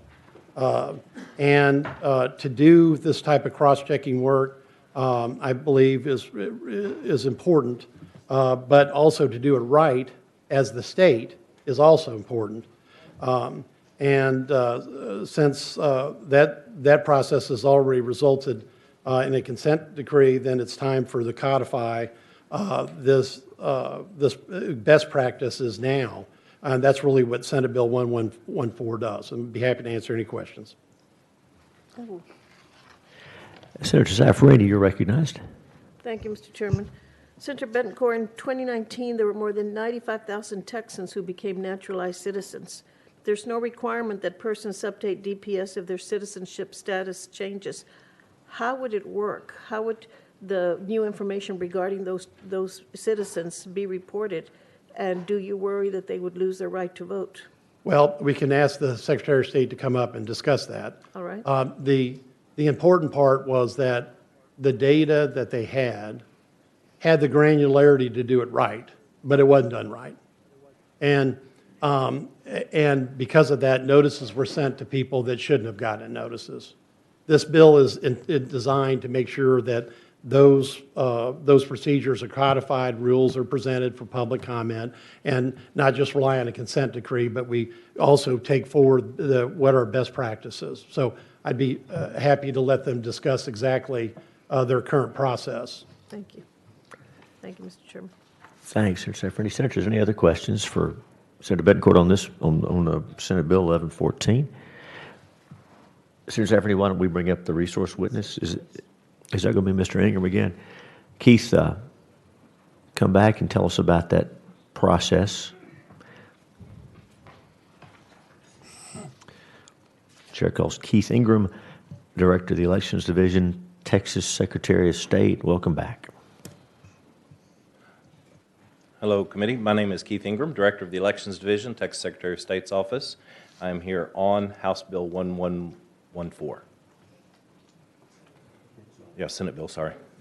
There you go. So that's, well, close enough. Breach of decorum. My mistake. And so, Senator Zaffarini was asking about folks who maybe the situation where I get a driver license while I'm a legal resident, maybe on a work visa, student visa, and then I later become a citizen. Was that the point, Senator Zaffarini? I referred to the 95,000 Texans who became naturalized citizens in 2019, for example, and that there's no requirement to report that information to DPS. So how would that process work to ensure that these citizens and others in different categories, but it was similar possible negative circumstances, be assured their right to vote and not to be removed from the rolls? So we have a settlement agreement. It's not a consent decree. It's a settlement agreement with the plaintiffs. And the settlement agreement is that we will check with DPS to see who came to their office last week and said, I'm not a citizen, but I am lawfully present in the United States. And they proved it with a document, a visa, a green card, or whatever, and then had a pre-existing voter registration. So they registered to vote and told the voter registrar they were a citizen before they went to DPS and said, I'm not a citizen, and proved it with a document. Those are the ones that we're going to go after with the settlement agreement process, and that's what we would do with this bill. Is there any concern that this also would disproportionately affect young Texans who perhaps are citizens in one county because they've lived with their parents and then they go away to school and have a different address temporarily? No, this would not affect people who change residences in any way. This is about citizenship proved with a document at DPS. So these are not United States citizens at all. There's no question of residency. It's citizenship in terms of being an American or not. That's right, yes. Not residency in any county. So you don't worry about that at all? No. Thank you.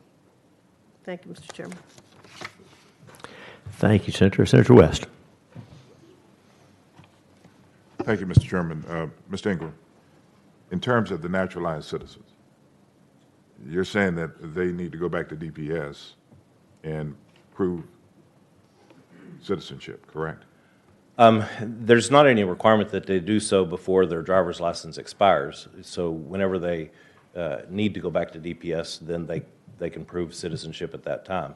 But what we're talking about are people who go to DPS last week, said I'm not a citizen, and had a previous voter registration. Okay, hold your point right there. How do we make certain that the persons know that they need to present back to DPS for purposes of clearing up any ambiguity as to whether or not they're eligible to vote?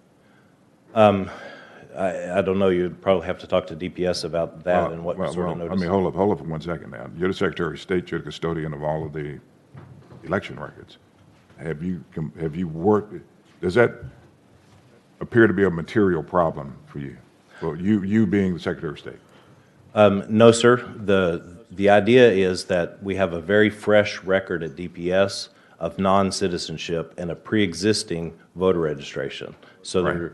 I think that the odds that somebody has since become naturalized since they went to DPS last week are very slim. Okay, and you don't think any notice needs to go to them, the non-citizen, that they need to get those issues straight?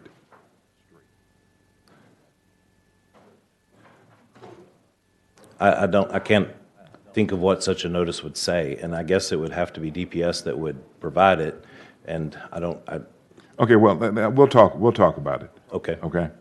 Sure. If a notice is necessary. All right, we can sidebar it. Senators, any other questions for Mr. Ingram on this bill? Thanks for your testimony. The chair now calls Alan Vera.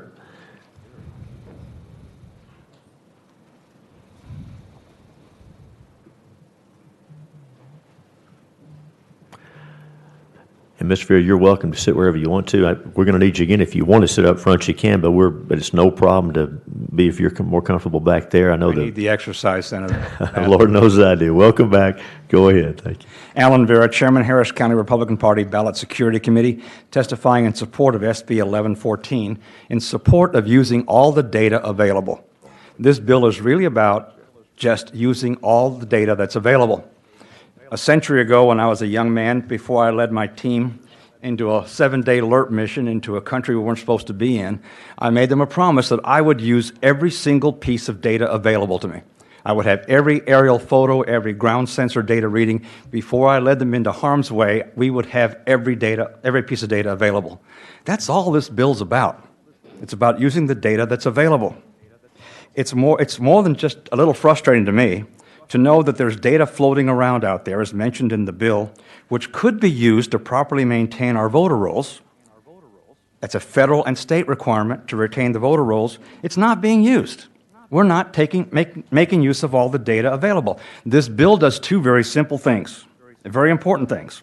It calls for Texas to use the data already available from multiple agencies to make sure that every voter on the roll is a legal voter. And it requires that our registrars or election administrators, use that data to let the voter provide more input. Remember that. Don't miss that part of this bill. The bill does not call for the automatic suspension of the voter or their immediate purging from the rolls. This bill simply gives the registrar the process and direction to contact the voter because this information has come up and give the voter a chance to respond. This is not an off with their heads kind of bill. Senator Betancourt would never do that, right? This bill simply sheds new light and more light on the issue for the voter registrars. It gives them more information with which to work. It's a transparency bill.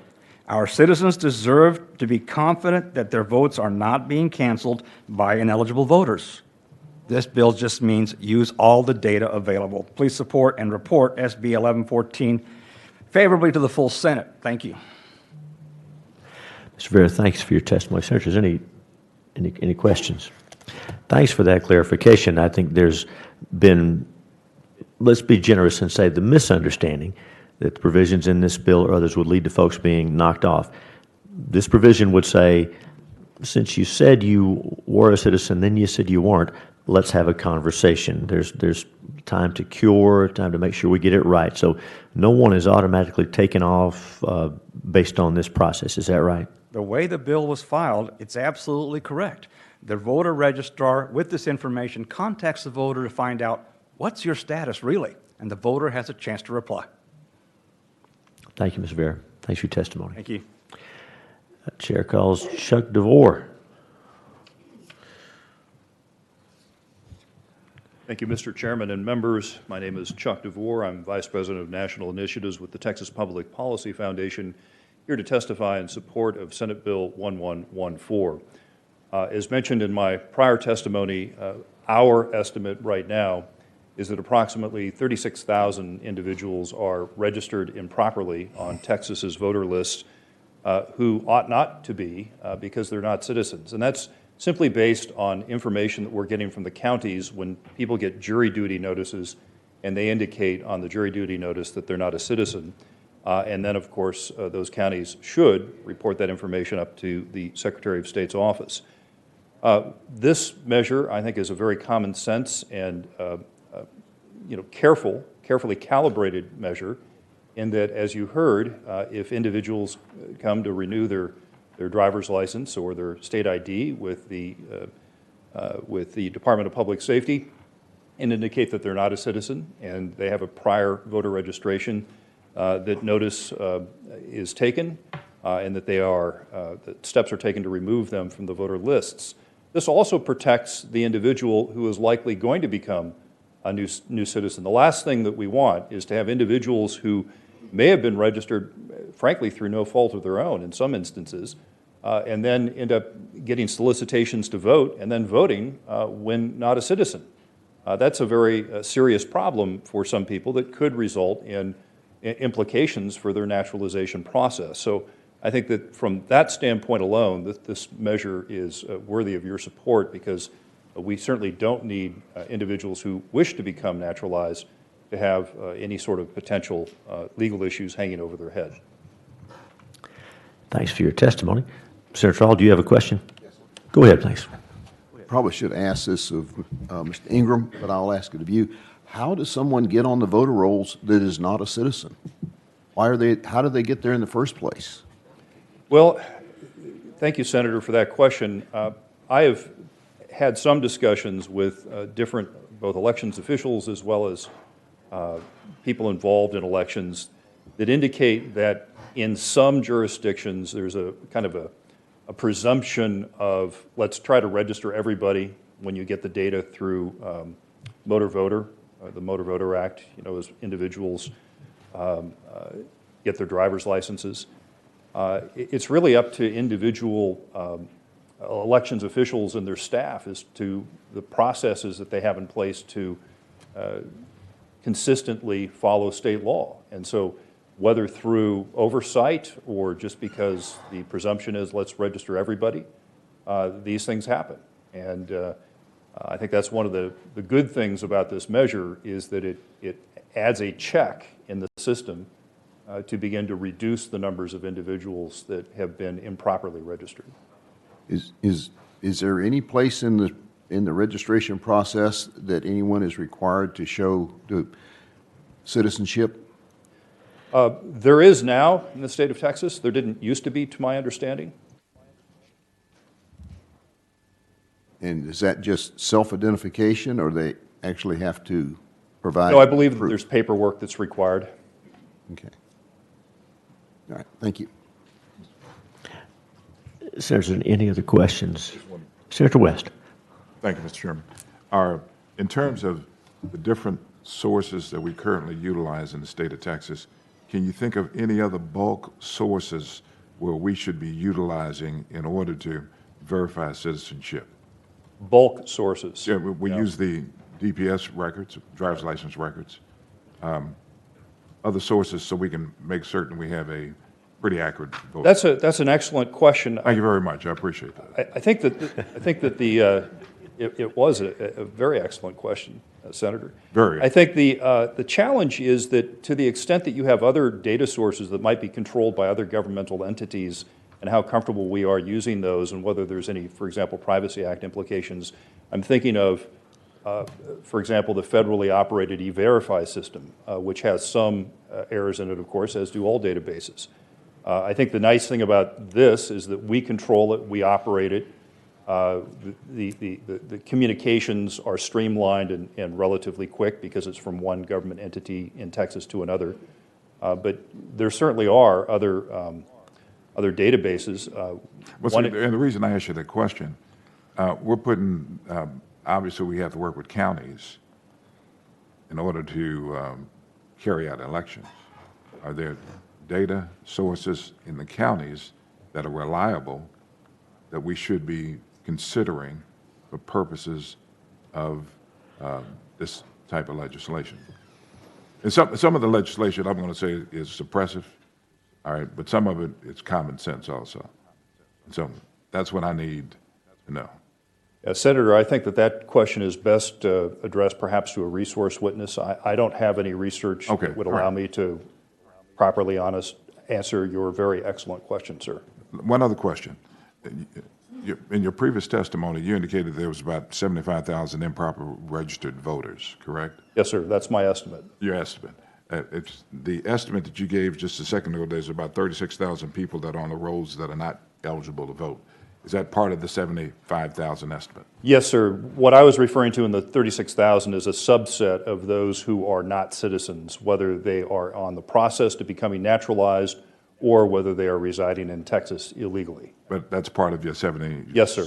Okay, I just wanted to make certain. Senator, any other questions for this witness on this bill? Thanks, Chuck. Thank you, Mr. Chairman. The chair now lays out Senate Bill 1116. 1116, and recognizes its esteemed author, Senator Betancourt, to explain the measure. Thank you, Mr. Chairman and members. I think this bill is just designed for the 21st century, which is we want to have access to election results 2 clicks away from the home page for cities, counties, or independent school districts that have an election.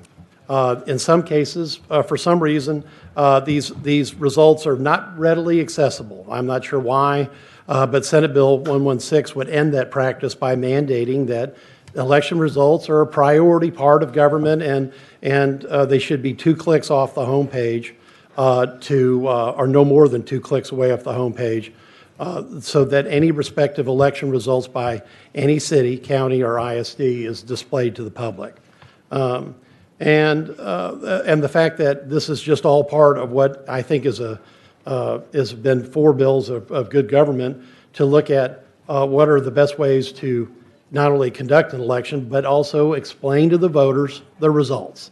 This bill balances the need for transparency with being as least prescriptive as possible, making sure the posted election results are not buried deep within a website and unable to be accessed, but front and center, because that's what elections are all about. It's the fundamental bedrock of American democracy.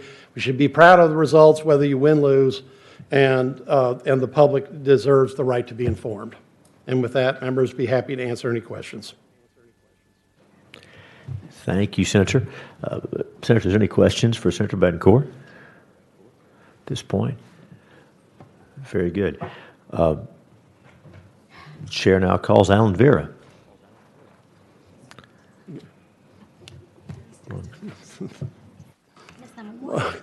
I've got some ones here, Chairman. I know, we're playing. No polling. Go ahead, sorry.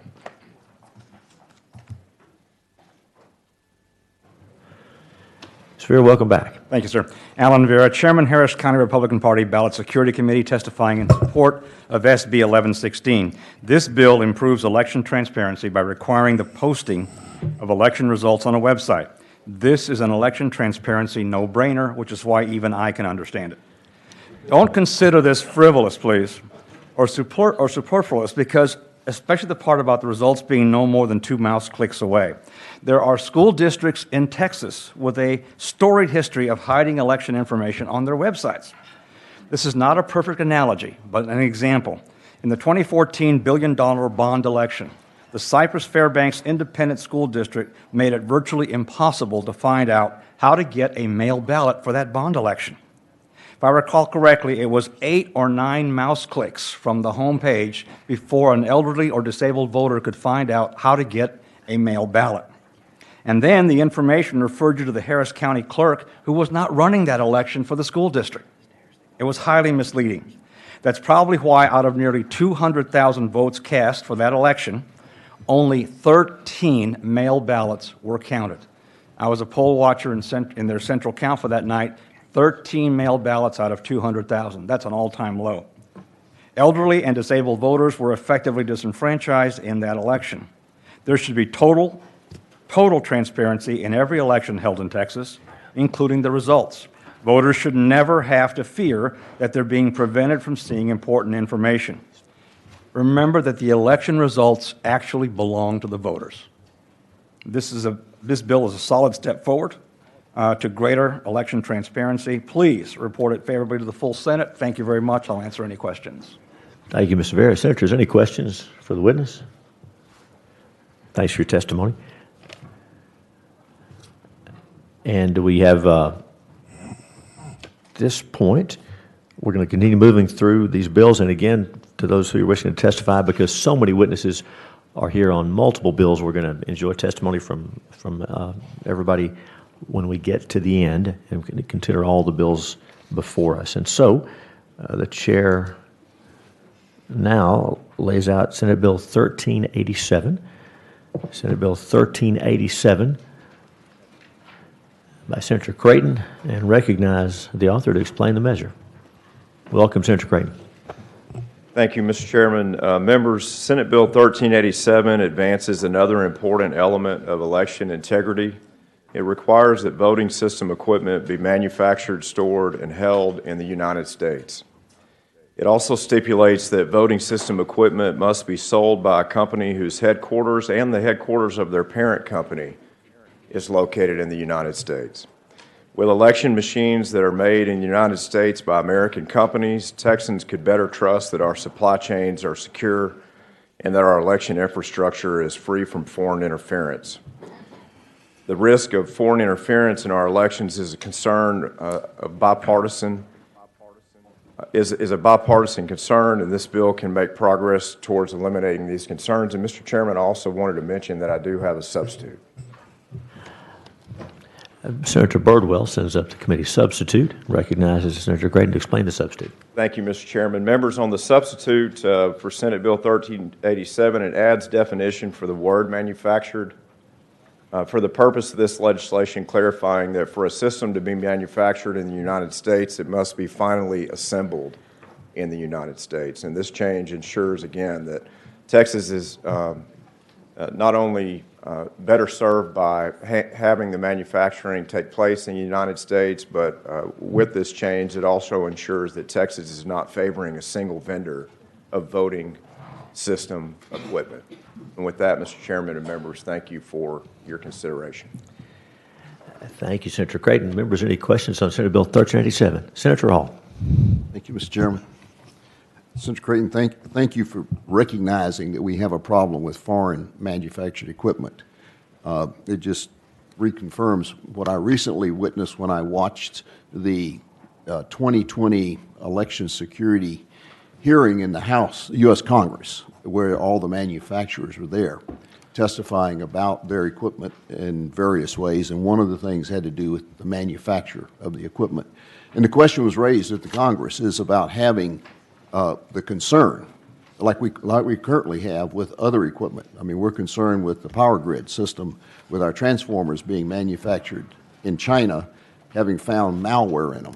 We previously, several years ago, found equipment coming from China after Bill Clinton gave the technology for our avionics to the Chinese, and we bought equipment from them that our avionics in our aircraft had malware in them from the components that were manufactured in China. Malware, as you know, allow someone to remotely do things with the machinery that was not intended by the operator of it. And so we know it's happening, and it has happened in the past. And I'm greatly concerned about, I mean, we have moved to very complex electronic voting machines that we're now going to add paper back to them. So that's a whole nother subject that we talked about. But the question is I understand what you've changed here, because those manufacturers testified that there were no manufacturers of the components in the United States, that the volume that they produced was not big enough to attract American companies, and they named like TI as an example to produce them. So they had to acquire the parts that they assembled. They were assembling them here, but they're buying the parts from China. And so my concern with this is if we go to just assembling here, but we're buying the parts, whether it's a processor or a memory or any kind of a controller, whatever it is, that could very well have the malware in it, I don't think we've solved the problem of fixing our foreign manufacturers being involved in it. It's very true, Senator Hall, and as with your bills and certainly many of mine, we take steps in policy that put us in a better position to launch for the future, but the policy itself doesn't always solve every problem. So I think that as you work to shore up your bills and I work to shore up my own, we'll work together with you and members of many other offices that are talking to us about requiring every component part itself to be manufactured in the United States. We need to work on timelines on that, because as this bill, should it be favorable and pass through, the legislature, when it's enacted in September the 1st, it may not give those that are able to provide these systems time to make those necessary changes, but at least we would know that we would have in law that the voting systems themselves would be manufactured in the U.S.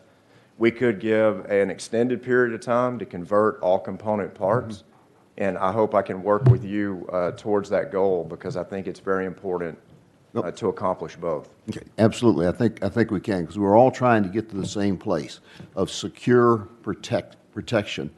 And the problems don't come from just the issues that we've talked about here of voter rolls and things of that nature, but interference of people that are outside of Texas in it. And I'm very glad you brought this bill up, and I look forward to working with you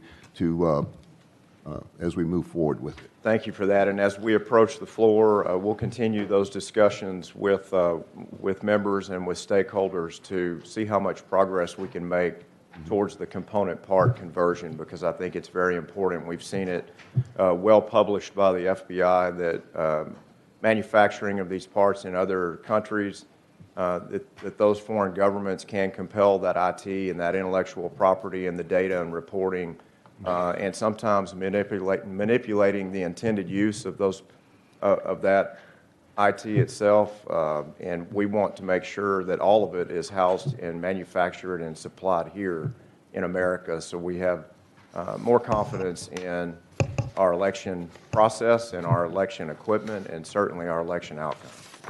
No, I agree with you, and I think that there may be other solutions outside, recognizing that possibly we have made our current procedures of using very complex and expensive electronic equipment to print a piece of paper might need to be revisited as a part of that. So, Mr. Chairman. thank you, sir. Very good points. Thank you, Senator Hall. Senator Staffarini. Thank you, Mr. Chairman. Senator Creighton, I had intended to ask my questions to the resource witness, but since you brought up the date of September 1st, 2021, I wanted to follow up with your comment. Do you think that's too specific? Would you consider amending that reference to ensure that the date, that specific date, September 21st, 2021, does not cause problems for the counties? I'm comfortable with the enacting clause as it is. Senator Zaffarini, I appreciate the question, and I think that it's consistent with many drafts of different pieces of legislation. I'd like to hold to it. Thank you. Thank you, Mr. Chairman. Thank you, Senator. Senator, is there any other questions for the author? Thanks, Senator Creighton. Thank you, Mr. Chairman and members. The chair now lays out Senate Bill 1018 by Senator Saffarini, and recognize our colleague to explain the bill. Senator Saffarini. Thank you, Mr. Chairman. Mr. Chairman and members, there is a committee substitute for this bill which relates to an early voting ballot voted by mail. Senator Birdwell sends up the committee substitute, and we recognize Senator Saffarini to explain the substitute. Thank you, Mr. Chairman. Mr. Chairman and members, currently election officials reject valid mail-in votes with curable defects because they lack the authority to contact voters regarding the defect. Senate Bill 1018 would allow election officials to return mail-in ballots missing information if the voters would receive them before Election Day. If a voter would not receive the ballot before Election Day, or his or her signature on the carrier envelope does not appear to match, election officials could contact the voter by telephone or by email regarding the defect. Voters would have the option to go to the early voting clerk's office in person to cure the defect or to request the cancellation of their mail-in ballot applications, allowing them to vote on Election Day. The committee substitute for 1018 would ensure voters have an opportunity to correct mail-in ballots and make certain their votes count. Specifically, the bill would allow signature verification committees and early voting ballot boards to provide voters with an opportunity to cure a mail-in ballot with an unsigned carrier envelope, a signature on the carrier envelope that does not appear to match the voter's signature, a missing required statement of residence, or incomplete information regarding a witness. Those are the defects. They could cure them by returning the carrier envelope to the voter by mail if the defect is correctable and the voter would receive the ballot before Election Day, or by notifying the voter of the defect by telephone or email and informing him or her of the opportunity to come to the early voting clerk's office in person to cure the defect or to request to have the mail-in ballot application canceled, thereby allowing him or her to vote in person on Election Day. It would require a signature verification committee or early voting ballot board to provide all voters the opportunity to do this and allow a poll watcher to observe any corrective action taken related to a mail-in ballot. The committee substitute addresses the question that was raised by certain members of the committee. So it strikes the part of the bill that was questioned by members of the committee and staff. It strikes all reference to allowing a voter to update his or her address using an application to vote by mail. So it strikes all of that. Thank you, Mr. Chairman. Thank you, Senator. Members, any questions for Senator Saffarini? The chair now calls Jeff Miller, Disability Rights. Oh, Senator Hall, go ahead. I didn't see you. I'm sorry. Senator Zaffarini, I may have missed it in here. What is the cutoff for not allowing any more changes? Pardon? What is the cutoff?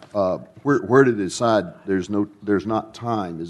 Is it close of the polls on Election Day, or is it the day before Election Day? When do they have a cutoff for? There's no cutoff in the bill, Senator.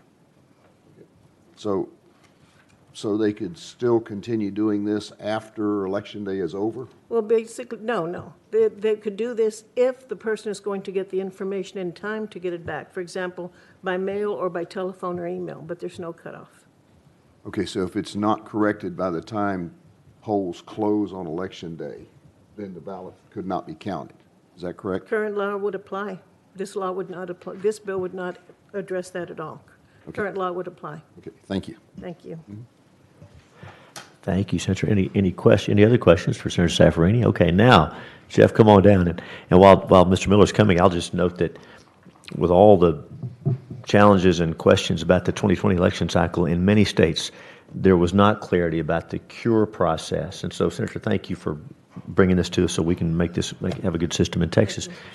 Mr. Miller, welcome. Introduce yourself, even though we know you, and tell us who you represent and give us your testimony. Good morning, Mr. Chairman and committee. Thank you for the opportunity to address you this morning. I'm Jeff Miller. I'm with Disability Rights Texas, and we are testifying in favor of Senate Bill 1018. And thank you, Senator Zaffarini, for bringing this. Voters with disabilities just want to vote like everybody else. Sometimes they have some specific support needs that need to be addressed in a little different manner than other people, but most voters with disabilities just want to be treated like everybody else and have the same opportunity. One of the big issues that we get a lot of calls about in our office at Disability Rights Texas, and an issue with a lot of voters with disabilities, is signature matching. Because with a lot of people that have physical disabilities or chronic conditions, they either have a hard time making their signatures look alike at any time, or over time, as their conditions progress and change, their signatures change. Now, we've heard, and so one of the big issues with a lot of voters with disabilities is once they send in that mail-in ballot, the application signature does not look the same as the one on the ballot that they signed, and there's an issue. We've heard some talk earlier this morning about the possibility of using a witness if someone has that kind of a condition and it's a problem. And that does work for some voters with disabilities, but not for all. Because the actual provision in the election code says I can only validly use a witness to my signature if I cannot sign. So if I'm able to sign at all, technically a witness is not there to save my signatures that they don't match. Okay. What this provision would do is allow someone, if the early voting board or the signature verification committee has a concern about whether or not someone's signatures truly are the same, it would give me an opportunity as a voter with a disability to be notified of that and have the opportunity to cure that before the election so my vote counts too. And that's all this is asking for, and that's why voters with disabilities really do support this idea and this concept, and thank you very much. Ms. Miller, thanks for your testimony. Senator, is there any questions for the witness? Thanks for what you do. Thanks for being here.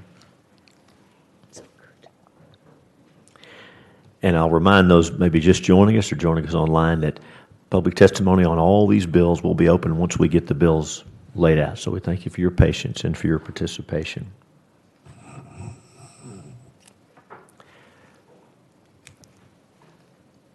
Mr. Chairman. Senator. Is Mr. Vera not signed up for my bill? I don't see Mr. Vera on your bill. I think he likes it, though. He's nodding his head. He's taking a break. Oh, he is? I'm sorry. We're going to take him when we get. He's going to be up with public testimony for your bill. He is signed up. We just don't have him in the queue for invited. Thank you. That's right. That. Seemed like something was wrong with that bill. So we will have him on it for it. Thank you. Ma'am. Oh, we're getting there. We're almost there. Thank you.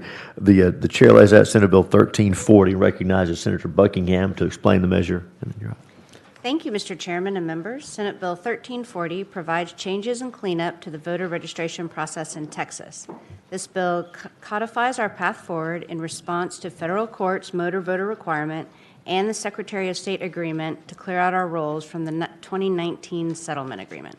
Motor voter is the ability to register to vote when obtaining or renewing your ID or driver's license, making it easier for all citizens to vote by adding online voter registration at the point of renewal of a DPS ID. The Department of Public Safety has citizen information on all persons in their database. This bill establishes that DPS and Secretary of State are to share data to check for citizenship of those registering to vote. It establishes a process for the applicant to provide citizenship verification if the DPS does not already have that information. IDs accepted include a current passport, certified copy of a birth certificate with a government-issued ID, and U.S. citizenship papers issued to the person with the government ID. In 2019, the settlement agreement with the Secretary of State and the plaintiffs, which included organizations like LULAC and Move Texas Civic Fund, agreed to this process. The bill simply codifies these changes and puts Texas in compliance with the federal mandate on motor voter. The bill directs the Secretary of State to use the National Change of Address database to clear rolls.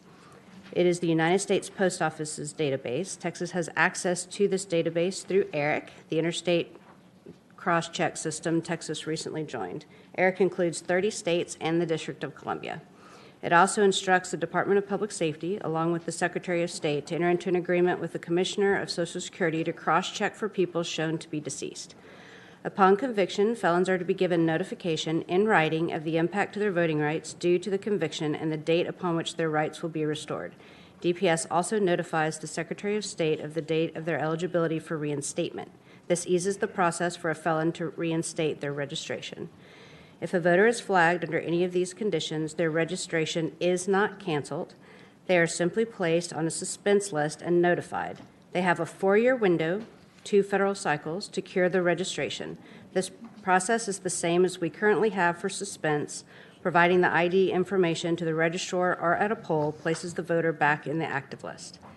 These changes require the Secretary of State to take the lead in voter registration. Therefore, this bill designates the Secretary of State as a voter registrar. It defines processes that will be the responsibility of the Secretary of State and those that will remain with the county voter registrar. The bill establishes various technical requirements that accompany these types of reforms. They include things like notifications, opportunities to cure registration forms, opportunities to challenge and reinstate a registration, and other safeguards to ensure every eligible citizen in Texas can vote.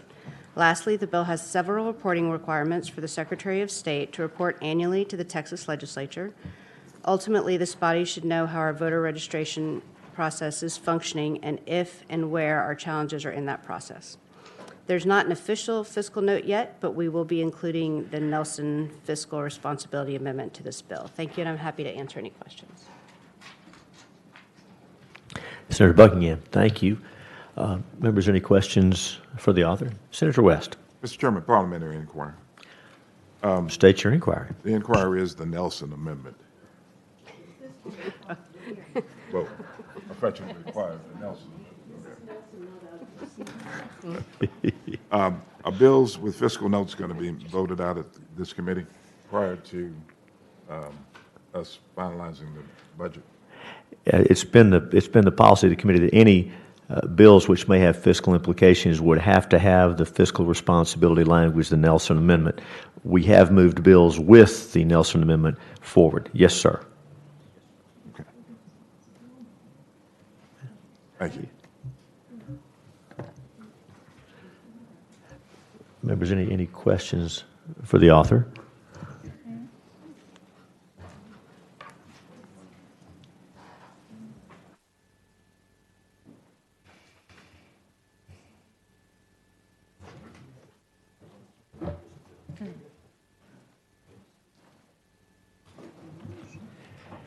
And Keith Ingram is here as a resource if any member needs to ask him questions. Otherwise, we will continue laying out bills and look forward to public testimony shortly.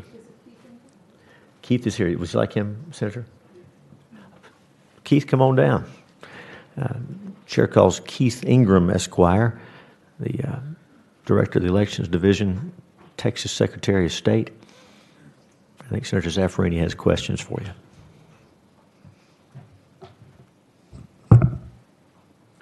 Keith Ingram here, Director of Elections from the Texas Secretary of State's office on SB 1340. Senator Zaffarini. Thank you, Mr. Chairman. Mr. Ingram, this bill would require the Secretary of State to cross-check the voter rolls with DPS and the U.S. Department of Homeland Security to identify non-citizens registered to vote. Have you examined the impact this would have on voters of color compared to white voters? We have not. Do you know how often these databases are updated? Well, the DPS is the database that we would use, and it's updated every day. Changes happen. Every day? Every day. Okay, maybe we'll check on that. Are persons required to notify DPS of a change in their citizenship status when they renew their driver's license every 6 years? Yes. Would the data be updated frequently enough to protect the approximately 95,000 newly naturalized citizens in Texas in a given year, for example, in 2019? So again, we would use this bill the same way we would the earlier bill that we talked about, and we would act in accordance with our settlement agreement. So folks who went to DPS last week and proved that they were not a citizen but had a previous voter registration, those are the ones that we would send a notice to. Thank you, sir. This bill would designate the Secretary of State as the chief voter registrar and would grant the Secretary of State the authority to make rules that classify the duties and functions of this role in relationship to county voter registrars. What duties and functions currently assigned to county registrars would the Secretary of State assume? What we would anticipate assuming in our office are the list maintenance portion of the activities that counties currently do. Thank you. If this rule had been in effect in 2019, could the Secretary of State have prevented counties from challenging orders to remove naturalized citizens from the voter rolls? I'm sorry, I don't understand the question. Well, we can talk about it later if you don't understand it then.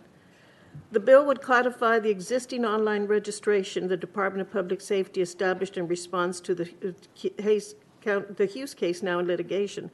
While this is a positive step, is there any reason not to make online voter registration available to all Texas voters? That's a policy choice for the legislature. We'd be happy to implement it if it passed. Do you know specific steps that the legislature could take to allow persons to register online while interacting with other designated agencies? Well, we have an existing electronic relationship with the Department of Public Safety. That infrastructure doesn't exist with regard to the other Chapter 20 agencies.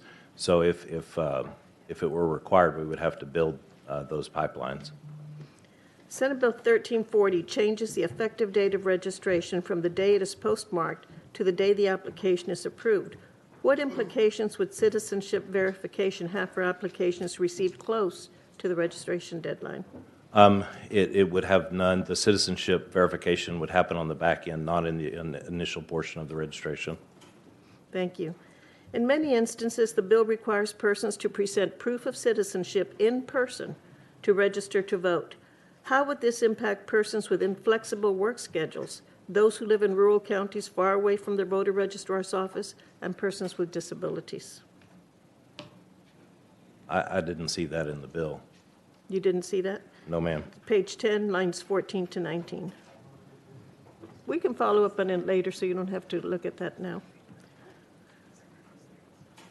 How many voter registration applications were postmarked or received by voter registrars in the final month before the 2020 election?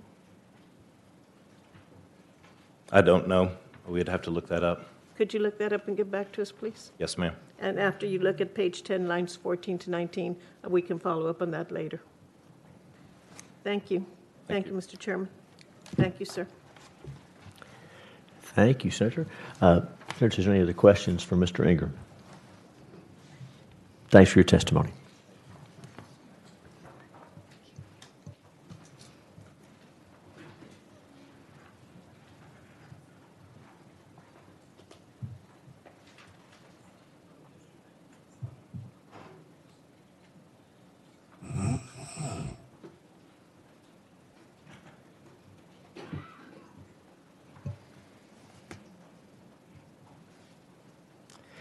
The chair now lays out Senate Bill 331 by Senator Johnson and recognizes its esteemed author to explain the measure. Senator, thanks for being here and thanks for your patience. Are you driving back to Dallas hopefully this morning? Mr. Chairman, I'm hoping to. Thank you very much. Okay. Mr. Chairman, members of the committee, I know you got a long day ahead of you, so I'll try to be brief. This bill passed out of this committee last session unanimously.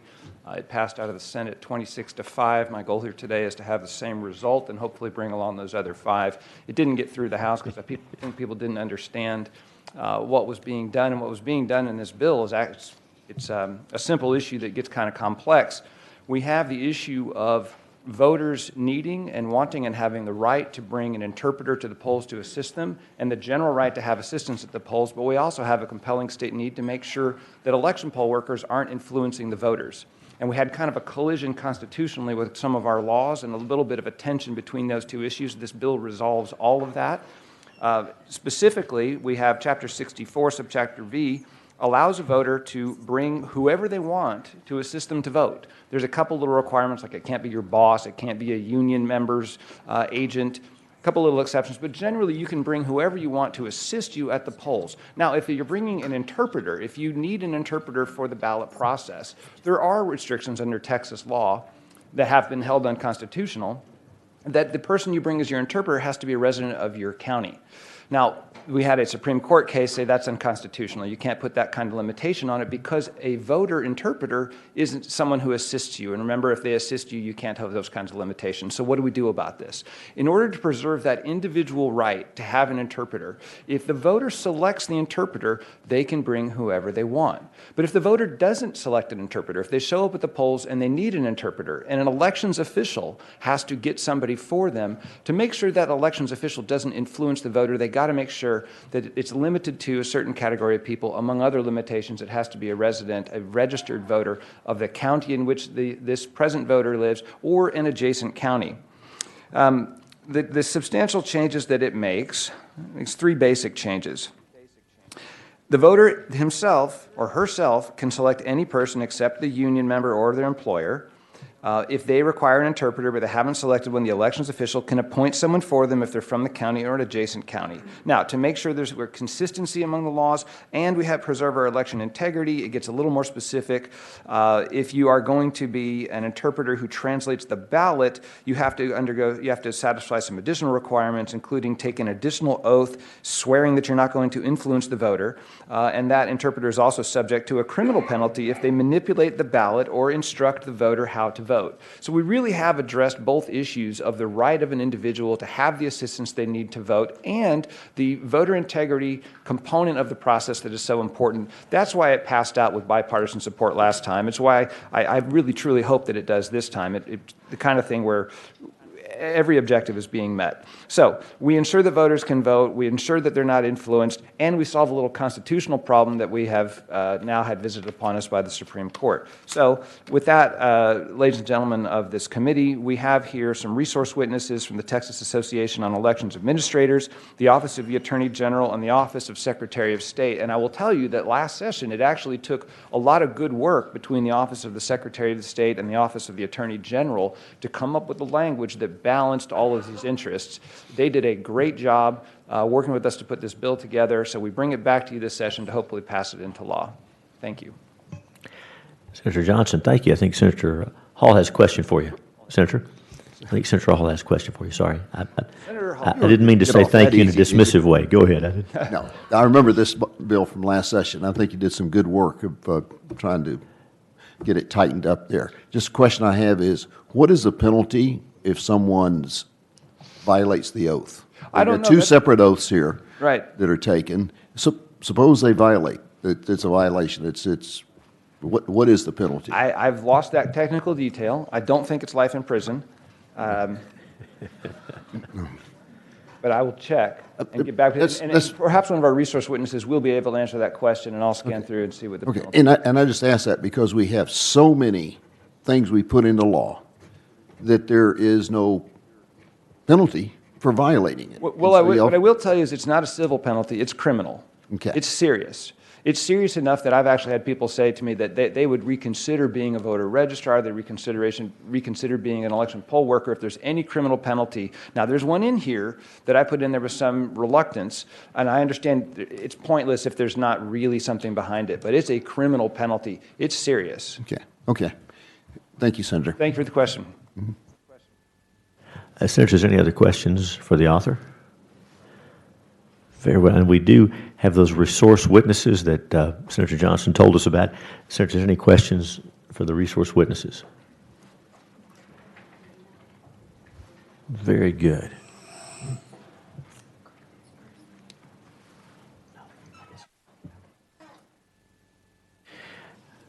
The chair now lays out Senate Bill 598 by Senator Colcorst and recognizes Senator Hall to lay out the bill on Senator Colcorst's behalf. Senator Hall. Okay. Thank you, Mr. Chairman, and I'm honored to do this for Senator Colcorst. Today I'm laying out Senate Bill 598, and I believe we have a committee substitute. Senator Birdwell sends up the committee substitute. Recognize Senator Hall to explain it. The committee substitute to SB 598 will seek to raise confidence in the accurate outcome of our Texas elections by requiring an auditable paper trail for all voting systems and will begin a pilot program on risk-limiting audits. The substitute simply adds to the paper trail requirement. The system System used must not be capable in any way of connecting to the internet.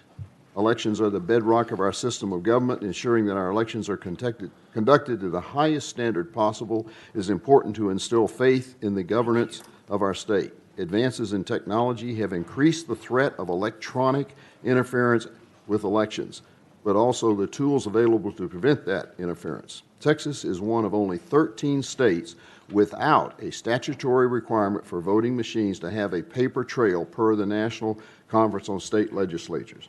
SB 598 seeks to address these issues by requiring a voter-verifiable paper trail for electronic systems and instituting a pilot program to use that paper trail to ensure that the tabulated results match the votes cast with increased certainty. The key provisions are it requires the general custodian of election records not later than 24 hours after all ballots have been counted in an election to conduct a risk-limiting audit for a selected statewide race or measure.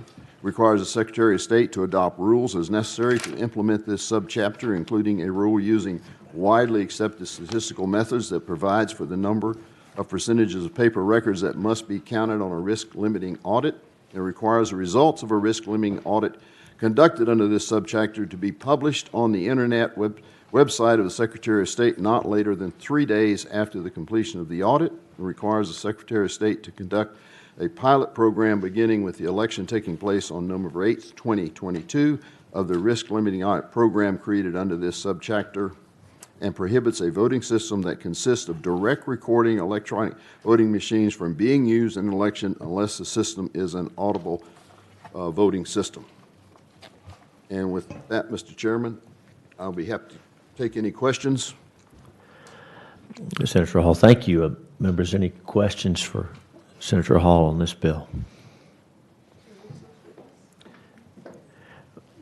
We do have Christina Adkins, Legal Director at Secretary of State's office. Here's a resource. Ms. Adkins, come on down.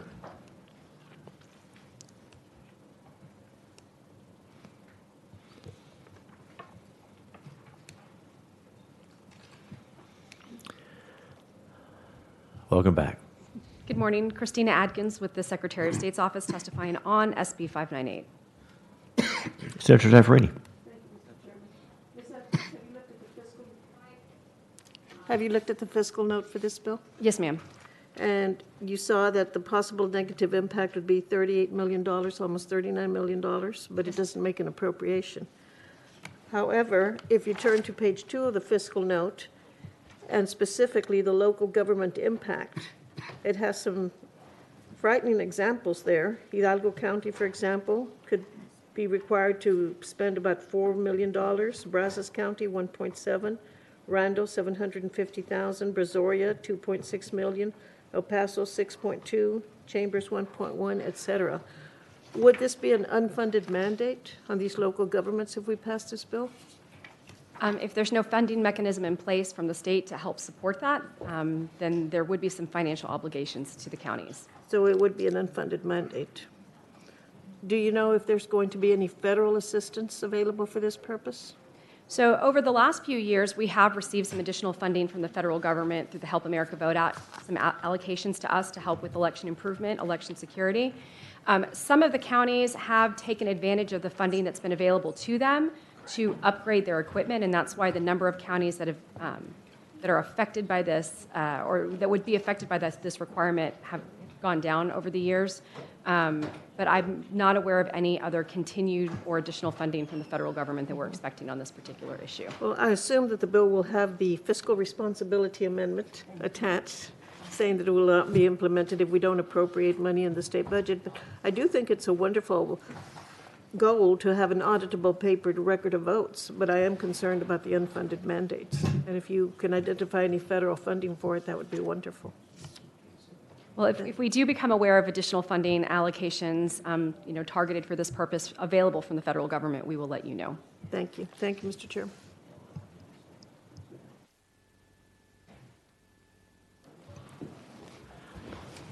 Thanks, Senator. Thanks, Ms. Atkins. Any other questions for our resource witness? Thank you for being here. And Senator Hall. Go ahead. Is your microphone on, Senator? These buttons are odd. There we go. It's on. Thank you, Mr. Chairman. And this is Senator Colcourse's bill. and I am not speaking for her, but I just make a statement. If she were here, what I would say is I appreciate her bill, and I think it's something that we very much need to do.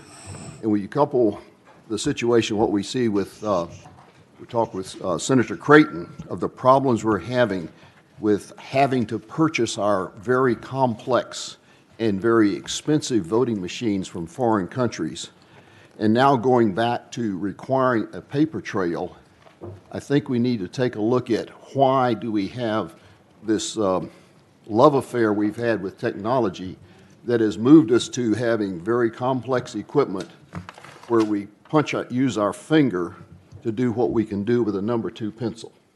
And so as we go forward, I talked with Senator Colcourse about taking a look at how we could change that and recognizing what Senator Zaffarini said about the financial impact of continuing with these very expensive and complex pieces of equipment to looking at a system to actually increase our election security, reduce the cost, reduce the complexity of it, and actually increase voter participation.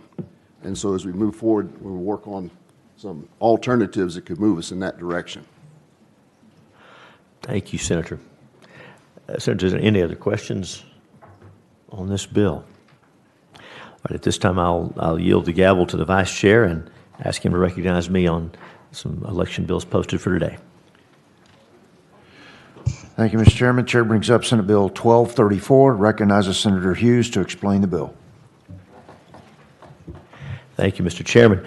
Continuing along the discussion we've been having, Senate Bill 1234 underscores the fact that a paper record is essential if we're going to verify election results. More and more of us vote on electronic systems. In fact, the feds have forced us in that direction. Many people are concerned about the lack of a verifiable, auditable paper trail. It just ensures another level of protection against fraud and would give voters confidence that their vote will be counted and counted accurately. So the bill requires a paper trail in order to verify election results. It defines an auditable voting system as a voting system that uses a paper record or produces a paper receipt so the vote can be verified. Mandates that all voting systems in Texas used in an election be an auditable voting system, and for a recount on ballots from a direct recording electronic machine, a DRE, the paper record is the official record of the vote cast. The bill will not affect elections held before March 1st, 2024, to give everyone time for implementation. This gives another safeguard to our elections, and again, 2 overriding principles: our elections be safe and secure, and that voters know that they are safe and secure. And I'll yield for your questions. Members, questions of the bill's author, Senator Hughes? Senator Powell. Senator Powell, before you start, Mr. Chairman, I have, because this hearing was not anticipated today, I have a noon, what everybody has, Zoom meetings that I booked a couple weeks back. So in 5 minutes, I'll depart. I've already made arrangements with our fabulous doctor and chair of Veterans Affairs to handle the gavel while I depart. But I should be back approximately 12:30, but wanted you and the rest of the committee to know that. And Senator, thank you. Tell the folks on Zoom we said hello, too. all right, we'll do that. Senator Powell, you're recognized. Thank you. Senator Birdwell, we're using the word receipt in this bill, but isn't this really about a paper trail of the voters' choices? Senator, that's an important point. By receipt, we do not mean a copy of the ballot that shows who you voted for, right? This is a paper record to know how the ballot was cast, or that they have to do a recount. There's a paper record there, but that's an important point. This is not something where your ballot's printed out for you to go home and show your spouse or employer or union leader. We're not doing that. That's important. Thank you for clarifying that. Well, I actually really like your bill. Thank you. Thank you very much. Thank you, Senator.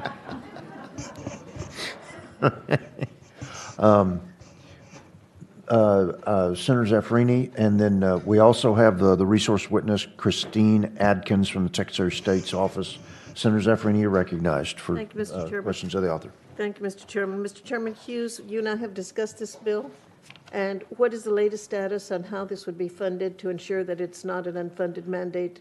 It's basically the same question I asked about the previous bill, because I think the goal is worthy, but I would hate to support an unfunded mandate of this magnitude. No, thank you, Senator. And as we heard testimony, there is often federal money available for this type of thing. As the process moves forward, we're going to see what federal money is available. We're going to work with the chair of the Finance Committee and do what we need to do to find the money that's available to get this done. It's important enough that we want to get this done. Looking at the fiscal note, it's exactly, the same counties that I mentioned for the previous bill with the same figures, and that really worries me, because I really like the bill, but those figures just worry me. No, I understand. Thank you. Thank you. Senator Hall, do you wish to be recognized to ask a question of the author? Senator Hall, you're recognized. Yeah, I do. Mr. Chairman, I do like this bill, like the others that are similar to it, because other statements, I'm not going to repeat those again. It's hard to talk. I understand. You go ahead. That's all right. It's hard over your shoulder. All right. I'll talk into the microphone. And I know we've talked about this a bit, and I look forward to talking with you some more on how we can actually improve our overall voting system. And I think this is one of the good steps that we need to take to make that happen. Thank you, Senator. Senator Nelson, you're recognized. Thank you, Mr. Chairman. And I would just add that I don't think there is any better investment than improving and securing our election system. We are dealing with a very tight budget this session, but I do think that there are some federal funds, or HAVA, I think there may be some HAVA money left that we can look at. And I think there are some other federal funds that we can be looking at, but very important, and we will keep looking at federal funding and state funding as well. Thank you, Senator. Thank you, Madam Chair. Thank you.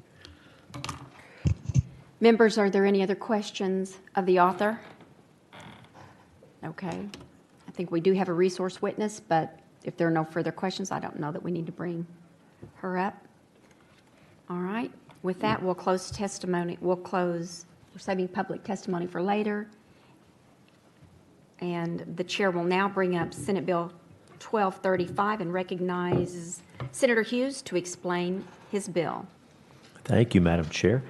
And again, for the benefit of the witnesses, we'll hear many of the same themes today, as a number of the problems are addressed in multiple bills, some with the same approach, some with different approaches. This process is about getting to the right place and hearing input and good solutions, the best solutions. And so Senate Bill 1235, I'm proud to present to you, is about ensuring that those voter rolls are verified and correct. That's obviously the root of the process. Utilizing state databases, cross-checking information from other agencies, such as the Department of Public Safety, is a useful tool for us in preventing voter fraud. So Senate Bill 1235 allows the Secretary of State to enter into an agreement with the Texas Department of Public Safety to compare the voter registration list against the information DPS has in its databases. The bill requires this process is done on a monthly basis to verify the accuracy of information on those voter registration applications. It would compare at least the following information: full legal name, former name, if there is one, date of birth, residence address, driver license or state ID number, signature, social security number, documentation of lawful presence in the state, and citizenship status. If the Secretary of State determines from the cross-check that a person is ineligible to vote, then they have to send notice to the voter registrar so we can find out and get the problem addressed. The bill also asks the Secretary of State to provide a yearly report to the Legislature of the number of voters who were found to be ineligible under the bill. And that report would have to include the reason for the ineligibility. And again, this affects only applications filed to register to vote submitted on or after September 1st, 2021. So plenty of time for implementation of the bill. Again, similar themes. There is a resource resource witness from the Secretary of State's office who can handle the hard questions, but that's what the bill does, and I'll yield. Members, are there any questions for Chairman Hughes? Senator West? Senator Zaffarini, do you have a question? Yes, I did. As a member, I'll go ahead and ask you to ask your question first, please. Thank you, Madam Chair. Mr. Chairman Hughes, my only question was, I've already asked similar questions regarding a similar bill. This is a second circumstance. I hate to call the witness back. And No. what would be the procedure for just ensuring that we relate the same information to the two bills? Senator, that's a very similar process. And so, again, the challenges that the state ran into before, we're looking at folks who had gotten a driver license, for example, and at that time reported they were not citizens. They later registered to vote, but there was no way to determine whether they had become citizens in the intervening time. Citizenship is obviously one important piece of eligibility.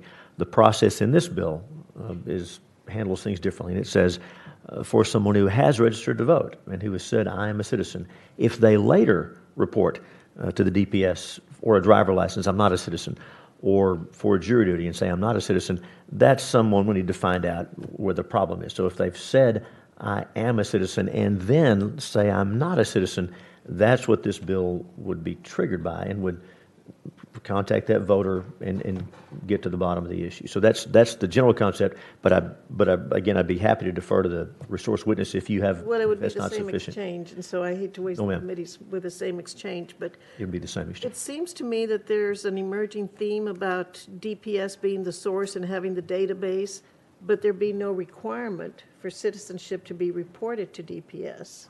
And then the issue of citizenship emerging every 6 years when driver's licenses are renewed. So maybe that's something that we need to look at, perhaps regarding this bill and maybe a couple of the others, making that requirement that the data be reported to DPS. I see what you mean. As I think Mr. Vera testified on a previous bill, the more good information we can have, the better. I think we'd all agree on that. Thank you. Thank you, Madam Chair. Senator West. Thank you, Madam Chair. Just two questions, one following up with Senator Zaffarini. Are there other states that have looked at this issue and come up with best, well, and it may very well end up being Secretary of State's office. But the question is this: are there other states that have looked at this particular issue and have come up with best practices that we can take a look at? Senator, I'd be curious what the resource witness says. I can tell you that I've read other states had similar experiences to Texas and approached it initially looking at folks who had said, I'm not a citizen, and later said, I'm a citizen, and there was a gap there. But my impression is that best practices are, let's look at folks who have said, I am a citizen, and then later say, I am not. And that's what's flagged. But I'd certainly want to hear what Secretary of State has to say, but that's my general thought.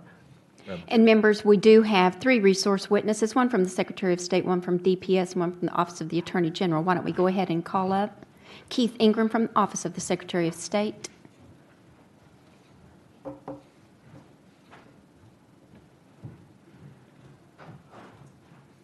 Mr. Ingram, if you would go ahead, even though you've been at the mic before, state your name for the record and who you work with.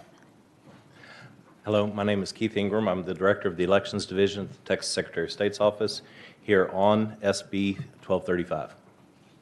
The question was, Mr. Ingram, have we looked at other states that have had this issue, and are there any best practices out there? The only state that I'm aware of that has done a similar thing is Colorado several years ago, and a lot of the process that we have in place with this settlement agreement is what Colorado used as well. Okay, you said that's the only state that you looked at, or that's the only state that has dealt with this problem? I'm not aware of others who have made an active search of the records for non-citizens other than Colorado several years ago. Okay, the follow-up question is this. We have a citizen that fits in this particular category. Secretary of State or voter registrar flags this particular citizen. How long does that citizen have to correct the problem, if indeed there is a problem? If a notice of examination has 30 days for a response, so they would have 30 days to prove their citizenship to the voter registrar. Okay, 30 days. Yes, sir. In some of the other legislation that we're talking about, we talked about, quote unquote, Senator Betancourt's legislation, timely. How, in those instances, how do you deal with the issue of timely? The registrar's found out about it, right? They've got to correct it timely. you said timely is within 30 days. If a person that has been challenged has 30 days, how can the registrar discharge their duty under that particular timely?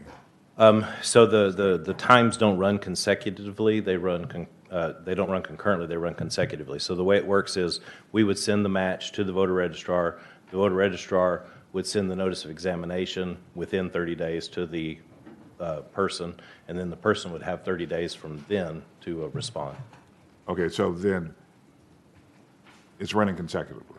All right, so then the Secretary of State of the registrar then would have 30 days after the examination to respond? Is that how that works? Or after the person goes through an examination? How do you do that? So once the voter registrar sends the notice of examination, then there will be a 30-day waiting period, and if there is no response from the voter, then they will be canceled for failure to respond to the notice of examination. And if there is a response that, I'm not a citizen, I shouldn't be registered to vote, then they'll be canceled for citizenship.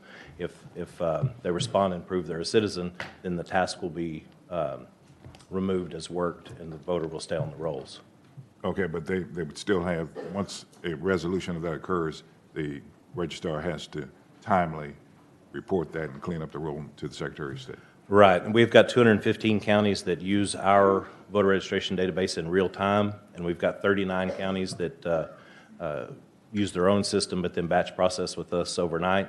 So we should have the resolution either in real time or the next day, depending on which county it is. All right, thank you, Madam Chair.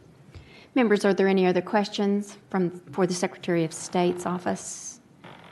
Thank you very much, Mr. Ingram. Members, are there any other questions for Senator Hughes or any other resource witnesses? If not, we will close SB 1235, leave it pending. The chair now brings up Senate Bill 7 and recognizes Senator Hughes to explain his bill. Thank you, Madam Chair, and thank you, members. Obviously, as we all knew coming in, and as we've been reminded of today, elections are a fundamental pillar of American life. Many of us are concerned as we see confidence in our elections and our democratic process begin to erode. And so it's important that elections be free and fair and accurate, and that people know they are free and fair and accurate. Because if folks don't trust the process, don't believe that their vote will be counted accurately, they'll stop participating, and that's bad all around.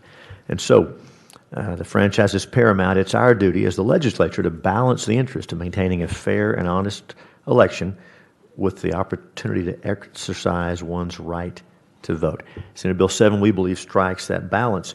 And so some of the details, and in Senate Bill 7, you'll recognize some measures from Senate Bill 9 that the Senate approved last session, requiring an applicant to affirmatively indicate eligibility when they register, and also when applying for a mail ballot, and not unlike the standalone bills we've looked at, by 2026, all voting systems would have to have a verifiable paper trail.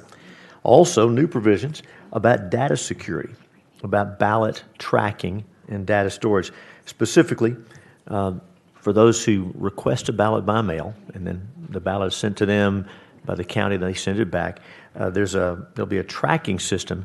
So just like when you have a package you're expecting that you've ordered, and you can look online with that tracking number and see what post office it's come to, if it's out for delivery, voters would be able to track those ballot by mail applications and the ballots, their own, through each step of the process. Would give people confidence to know their ballot was moving and was going to end up in the right place. Also, the process of elections are still cloaked in secrecy in many ways. Of course, that secret ballot is fundamental, and no one is going to know how an individual Texan voted. But the process, once that ballot's cast, we want to shine light on the process, which is why this bill would allow cameras in central counting where those ballots are counted, where that process is taking place. We also recognize, and we've been reminded, that poll watchers, and remember, poll watchers are Democrats, Republicans, poll watchers are representing not just one side. Poll watchers are essential to the public's trust. They're really the stand-in for the public, and so they should be able to observe the process from start to finish, and this allows poll watchers to record activities. Again, not a voter casting her vote, but other activities in the process. The poll watchers will be able to gather evidence of what they see. And also, No one is in favor of poll watchers being kept out, whether they be Democrat, Republican. Poll watchers cannot be kept out of the process, and so this would create a criminal penalty for keeping out an eligible poll watcher, and lets that poll watcher seek an injunction if anyone is trying to keep them out. I needed to address two of the larger changes in Senate Bill 7, and that's uniform in early voting hours and also drive-through or curbside voting. In Texas, our election system is decentralized. That's how we generally do things in Texas. We're all big on local control to varying degrees in different circumstances to let local communities adjust to their own needs. We like this approach because, again, each community varies. We also recognize that power, that local control, that power to decentralize can be abused. And in 2020, we saw some local officials going outside the letter and going beyond the spirit of the law. And so because of this, Senate Bill 7 standardizes and clarifies some of these areas, such as polling hours and drive-through curbside voting, to make sure every Texan has a fair and equal opportunity regardless of where they live in Texas. Finally, we have great election laws, and we want to make sure our election code is being upheld and enforced. And so Senate Bill 7 gives another avenue for prosecuting violations by providing for civil penalties and fines and loss of state benefits for folks who break the law. Overall, this is designed to address areas throughout the process where bad actors can take advantage, because we want the people of Texas to be confident that their elections are fair, honest, and open. And Madam Chair, I do have a committee substitute. Senator Hughes has a committee substitute. Senator Hughes sends up the committee substitute to SB 7. Senator Hughes, you're recognized to explain the substitute. Thank you, Madam Chair. The committee substitute makes some non-substantive changes, but also some substantive ones, including amending the times that polling locations can be open during early voting to provide some local flexibility within the framework. Also, specifically prohibiting drop box locations for ballot by mail. Again, folks can return their ballots by mail in person, but not at a drop box. The law was unclear about that. And also defining what it means to observe when we're talking about poll watchers. This also would require the lieutenant governor, the governor, and the speaker to agree before any private funding to fund elections over $1,000 is accepted. It's important for people to know that elections in Texas are not for sale. And limiting the contact form that a driver has to fill out. We want to make sure we're clear about this. If someone is driving folks to the polls and those people need curbside assistance, and there's more than 3, we want to get some information. That's all the bill does in that area, and that is the committee substitute. Thank you, Senator Hughes. Members, are there any questions for committee substitute Senate Bill 7 for Senator Hughes? Senator Hall. Thank you, Madam Chair. Chairman Hughes, I want to thank you for this bill. I know we've worked on together a number of items. We've had a lot of discussions on it, and I like everything that you have in this bill. I think everything here is important to ensure the security of our elections, but there are a couple of things I'd like to talk to you about, possibly discussing that we might add to it to spiffy it up a little bit. One of the things is that we talked about the issue of the paper trails, paper trail, and I think that that's absolutely what we have to do, but I'd like to talk to you about how we can do that, and I mentioned earlier, in increasing the security of our elections, reducing the cost, and bringing more people to vote during the process of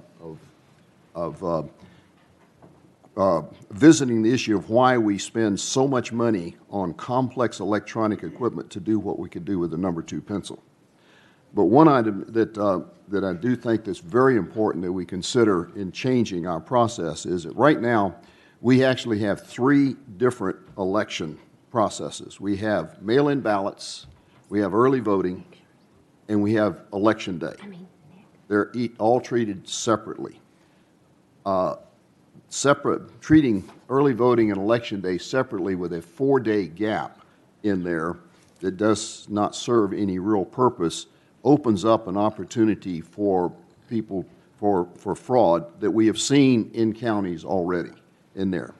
And so I would like to talk to you about considering having an election period, and that is it starts on one day and it ends on election day, with no gap in between, where the equipment is put in place, it remains in place throughout the whole voting process. And so we take that gap out. And then coupled with that would be an absolute firm requirement that the zero tapes are printed just before the polls open on the first day of election, and the tally tapes are printed immediately after the polls close on election day. And those two requirements would not be waivable, would not have an option to not do them. It is the only way that we can actually have a hard copy trail of what was in that voting machine, that there was nothing in it when it started, and know what that machine had in it before the memory card is then transported to Central County. Those would be two. The other would be to also shore up where we have seen in the past the Secretary of State's office issuing waivers for some of these things to make it more convenient for the counties, that we put in statute that the Secretary of State's office can change regulations that they write, but they cannot change state law.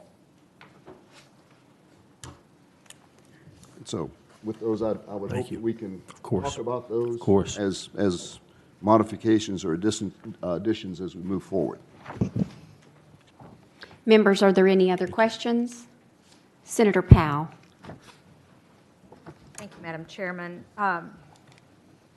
Senator Hughes, a majority of the people in my district are Hispanic, African American, Asian, or another non-Anglo ethnicity.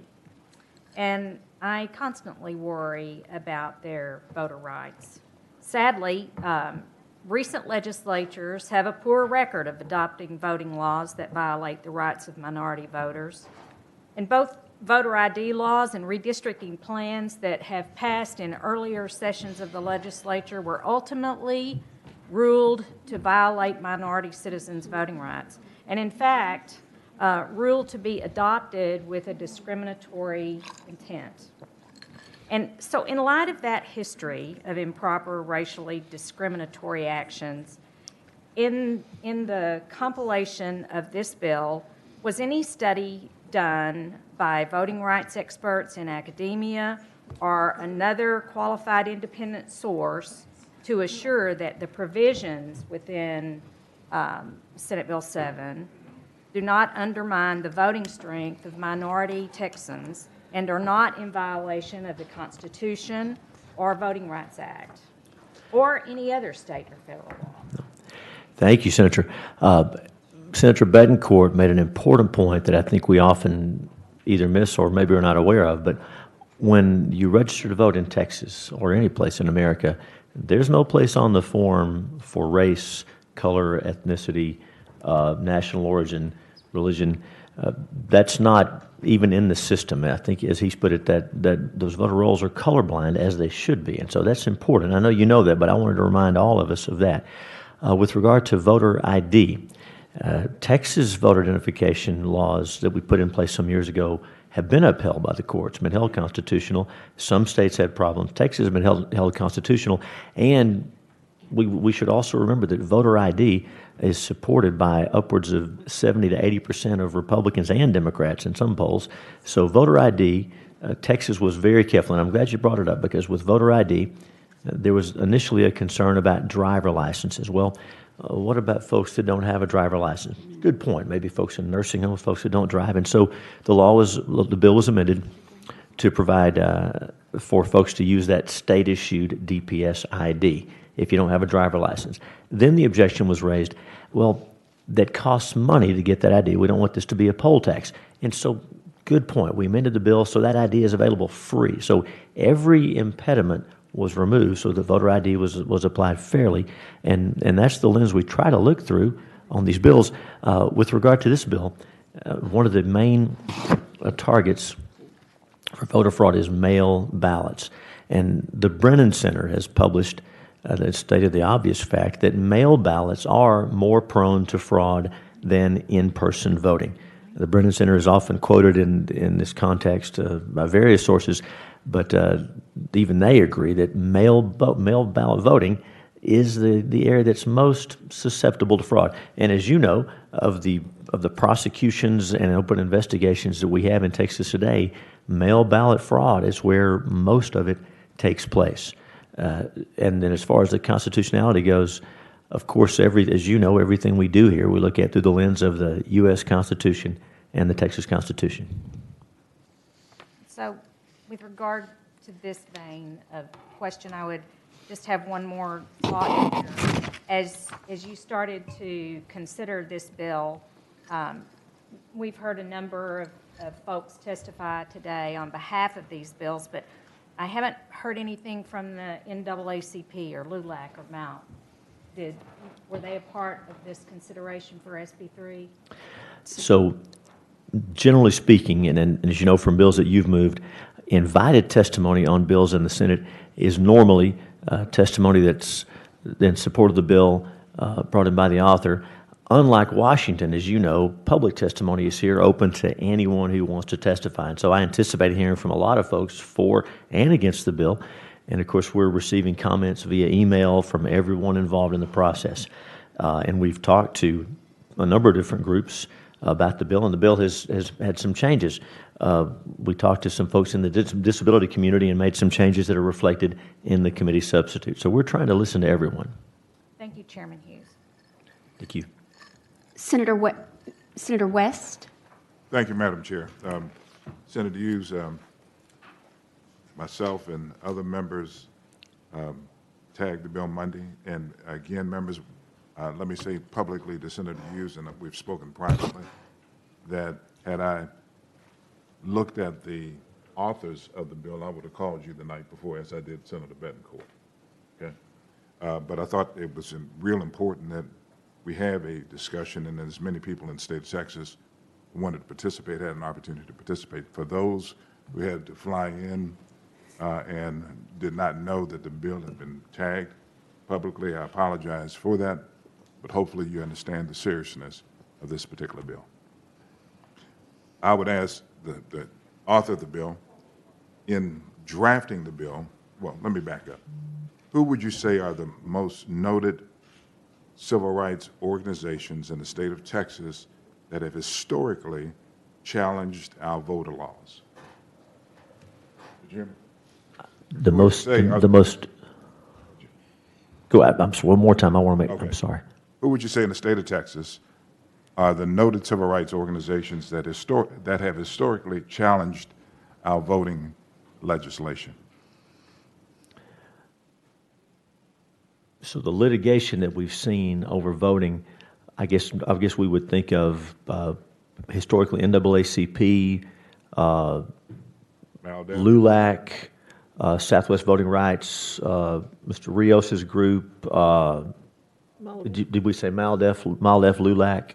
Were any of those organizations contacted by your office in drafting this legislation? Well, Senator, we didn't solicit input from groups. We opened it up, and everyone who called us or emailed us or met with us, we didn't refuse any meetings, any calls, any emails. We want input from everyone. So you didn't solicit any groups at all? That's correct. And I'm going to go back. I don't think we solicited any particular groups. We wanted to hear from everybody. Okay. And I don't want to take a long time because I know we'll have members have other things they need to do. But let me just point your attention to several sections of this bill that people that I've consulted with think impacts and has suppression implications and ramifications. We know that today that the Georgia signed a quote-unquote voter integrity bill, and that a state representative was arrested in Georgia. We also know that the Republican Party on a national basis, as they have a right to do, have a voter integrity project, and Texas is a part of that project. And so what I would do, Mr. Chair, is ask you to look at Section 2.01, where we prohibit an attempt by an early voting clerk to solicit a person to complete a mail ballot application, whether directly or through a third party. I'll say to you, members, that this ends up suppressing voter participation. If the clerk, who's neutral and detached in a county, can't solicit persons to complete a mail ballot, candidates can do it, political organizations can do it, through getting information applications through the Secretary of State. But we're sitting up here saying a clerk who's neutral and detached would be prevented from doing it if this particular bill passed. Senator, Texas. Oh, I'm sorry. I didn't mean to cut you off. What'd you say? I said, why is that? Senator, some states have gone to universal ballots by mail. Texas has not, as you know, and the people of Texas, acting through the legislature, have chosen to treat voting by mail for those who have a special need for it, 65 or over, going to be out of the county, disabled, as you're aware. And so that's been the law in Texas for some time. And we cannot allow local elected officials or employees of local elected officials to change the law at will. If they want, if folks want universal mail ballots, then let's file a bill, let's debate it in the legislature, and let's try to get the bill passed. But Texas does not have universal ballot by mail, and it's no secret that, my goodness, in Harris County, there was a plan to mail millions of applications for ballot by mail to folks who were not eligible to vote by mail. Senator, that's a problem, and we do want to stop that. Well, the mailing of those ballots is not mandatory. It's discretionary. And then secondly, mailing of the ballots won't preempt the existing law concerning being over 65, disability, et cetera, right? You asking if it would preempt the law? It wouldn't preempt the existing law in terms of being able to be qualified in order to submit a mail ballot. Well, Senator, if a voter receives an official document from their county voter registration card and says, "Here, fill this out to vote by mail," that would certainly lead that voter to believe they're eligible to vote by mail. But those millions of people to be sent those ballots were not eligible. They weren't over 65. They weren't disabled. They weren't going to be out of the county. I mean, that's a concern. In terms of being able to mail the ballots, and all of us understand it was the pandemic and all of those other things, should there not be some legislation that deals with being able to mail ballots and when we have an emergency declaration, as we had from the governor this time around? Now, I don't recall the governor's declaration saying anything about mail ballots. You correct me if I'm wrong. You're not wrong. I'm asking you, would that not be good policy for the state when we have a pandemic where we had over 500,000 people die, over 500,000 people die in this country? Well, as you'll recall, in preparation to accommodate voters, Texas did a number of things, increasing the opportunity for in-person early voting. We made sure there were plenty of places, machines, PPE workers, and you or I were involved in some of that stuff to make sure there was plenty of opportunity for folks to safely vote using those procedures. So I think we agree on that as far as the pandemic goes. Sure, we do. But what I'm asking is, from a policy position, should we not allow voters to have the opportunity to vote by mail when we have a pandemic like we're in right now? And they have the opportunity, Senator, under current law, to vote by mail.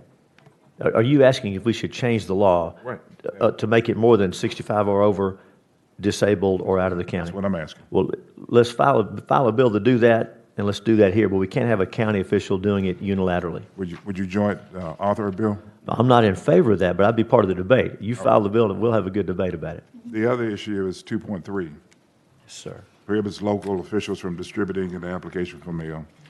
All right, that's pretty much the same thing. Let me go back to 2.1. That's what I need to go back to. So if an employee of the clerk's office, with 2.1 prohibit an employee from the clerk's office from distributing a ballot to someone that asks for it. And I want to make sure that I'm using the right terms. This is about sending an application for a ballot by I'm sorry, mail. I said application, that's. Okay, yes, sir. So if someone sends that application and they're eligible, then they're going to get a ballot by mail. Is that the question? Sure. So I guess the other question is, can an employee, if you have a nonprofit organization that's attempting to provide applications to vote by mail, would this particular statute, this particular provision of your bill prohibit them from doing that? No, the intent of this bill is to keep the county election officials from doing that. This would not prevent private groups on the left, right, or otherwise. So private groups would be able to get the applications from the Secretary of State or from the voter registrar and distribute them, right? I don't believe, yes, sir, private groups wouldn't be affected by this in 2.01. Okay, let me go to 3.07. It seems as though this particular provision discriminates against voters who need assistance by denying them the privacy granted to other voters. This provision invades the privacy of the voter who needs assistance and can intimidate both the voter and the assister. And it has a disparate negative impact on Latino and other minority voters. The fact is, if you have someone that's an assister, then you have a situation where, frankly, you have poll watchers now that can record everything. But would those poll watchers be able to, especially if they're recording something, be able to overlook what's going on in terms of a person that's voting that has an assistant? So, Senator, this provision would not invade the importance of the private ballot. Are you asking about those other elements of the process around casting the ballot itself? No, I'm asking about exactly what you just said, invading the privacy of a private ballot.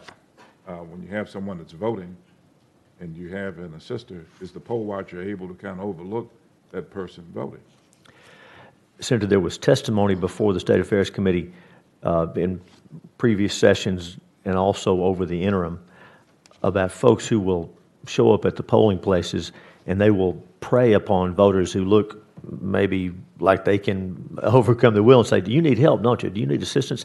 And they would then walk them in, and it wasn't clear whether the voter was doing the one voting or the one who was supposed to be helping them. And so this is based on testimony from prosecutors and from other witnesses. That's where this comes from. So again, this is just to make sure that the voter is the one expressing their will, casting their ballot, and not somebody else. And that's all this is about. So then the answer to the question is yes, a poll watcher can peer into a car and observe a voter receiving assistance? Not to the point of seeing who the voter is being cast for, but subject to that, yes, sir, that's my understanding. So how far can they peer into the car? I beg your pardon? You see, it's a slippery scale. How far can a poll watcher peer into a car to, quote unquote, watch what's going on? Oh, Senator, let's think about the principles we apply to poll watchers generally. They can watch everything in the process except for the voter casting the ballot. This is intended to apply that same principle here. So the casting of the ballot is a private matter, but everything around that is important to make sure it's fair. Okay, now follow me with this. Beg your pardon? Follow me with this. Sir. The fact is that you've introduced a new variable into voting. You're now allowing poll watchers to use video cameras, correct?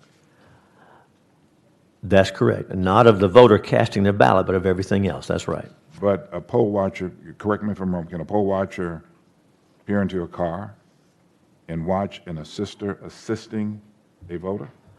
So my understanding is that for the casting of the ballot, that's going to remain a private ballot. That's obviously a fundamental. But as far as the video part, that's in central counting and also other aspects. We had testimony where a poll watcher said, I just witnessed the election worker do X, and the election worker said, no, I didn't, and there were no witnesses. So that's what the recording is about. I want to make sure we're not conflating the issues. Well, the recording, go ahead, I'm sorry. Go ahead, I'm sorry. No, I didn't mean to interrupt you, go ahead. Oh, and that's exactly what I wanted to make certain that we clearly define what a poll watcher can do and what a poll watcher can't do.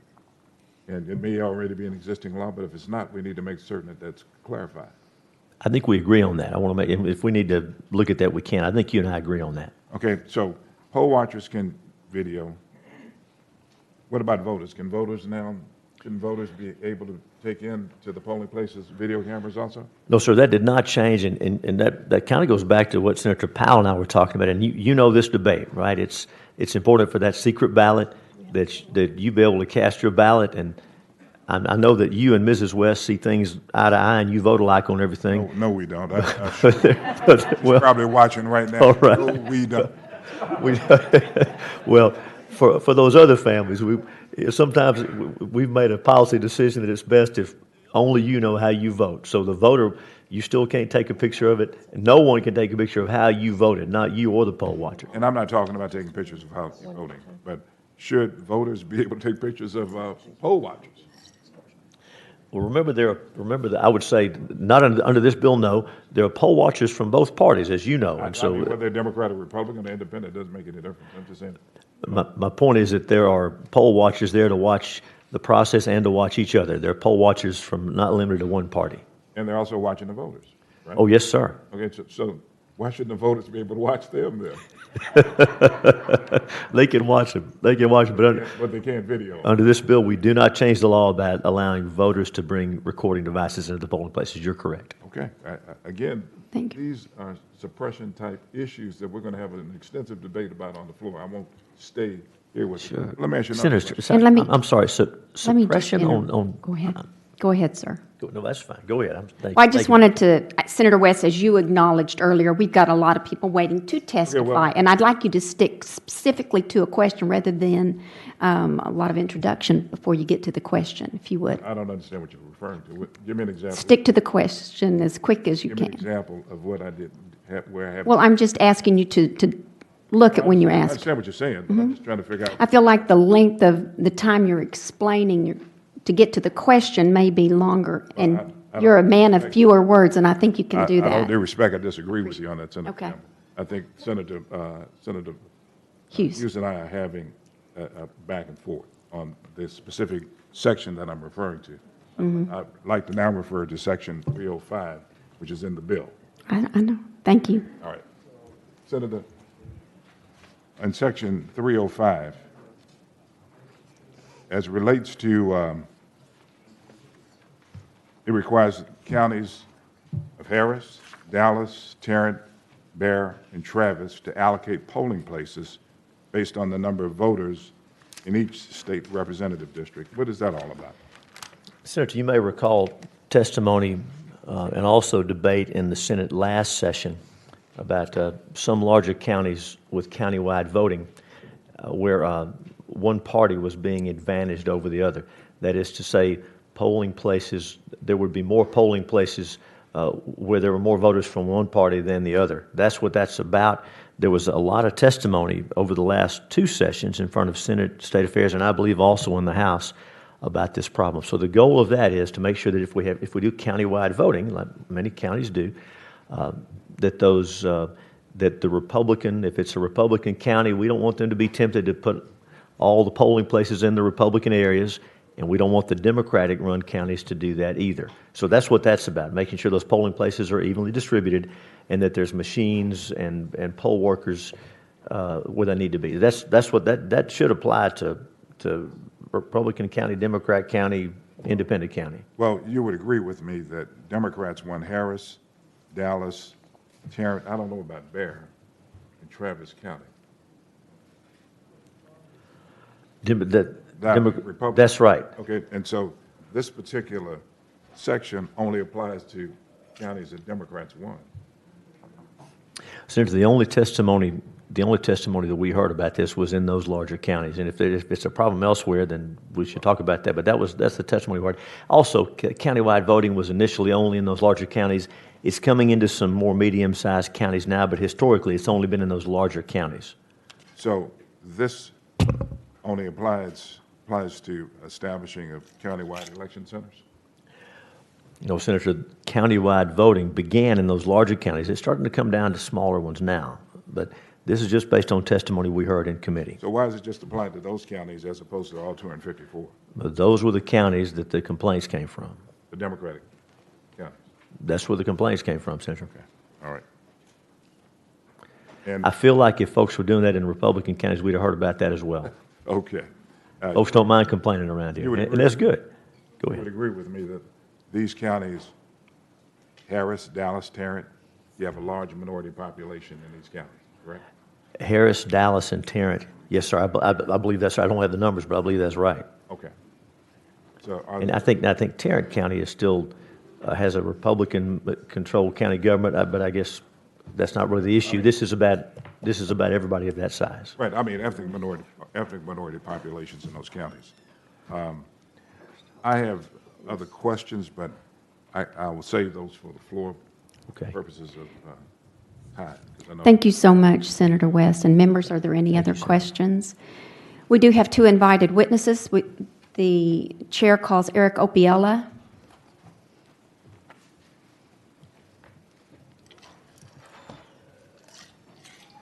Madam Chair, Yes, ma'am. do we have a resource witness? We do. Keith Ingram from Secretary of State. Okay, thank you. Yes, ma'am, and I'm happy to call him up I'll next. wait for him. Yes, ma'am. Please state your name for the record and who you represent. Thank you, Madam Chairman, members. I'm Eric Opiella. I'm an Austin-based attorney who's represented numerous candidates, party organizations, political campaigns, and committees over the last decade and a half in election contests, ballot challenges, and other election matters.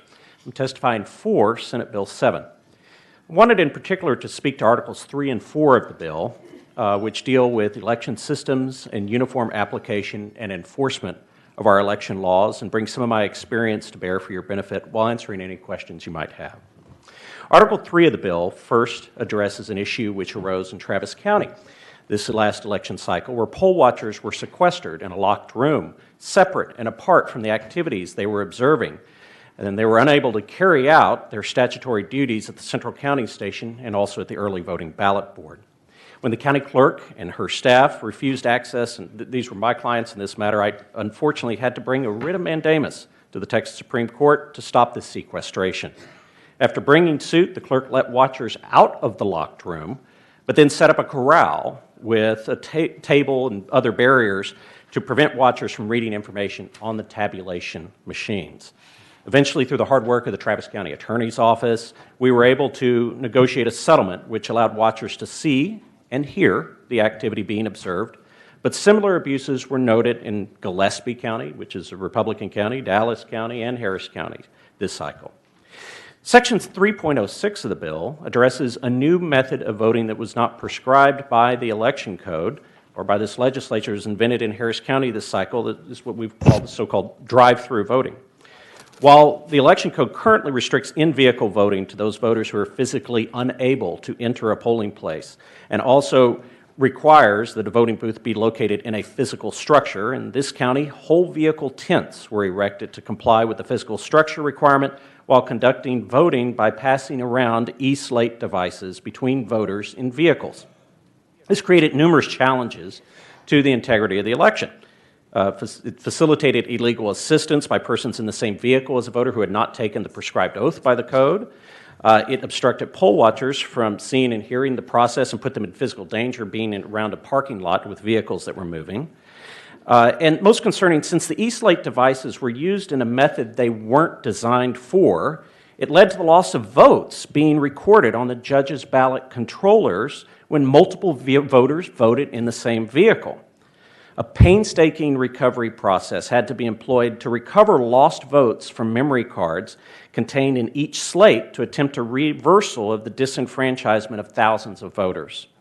This freelancing was not employed in any other county, and it also created equal protection concerns due to the inconsistent application of the election code in our largest county.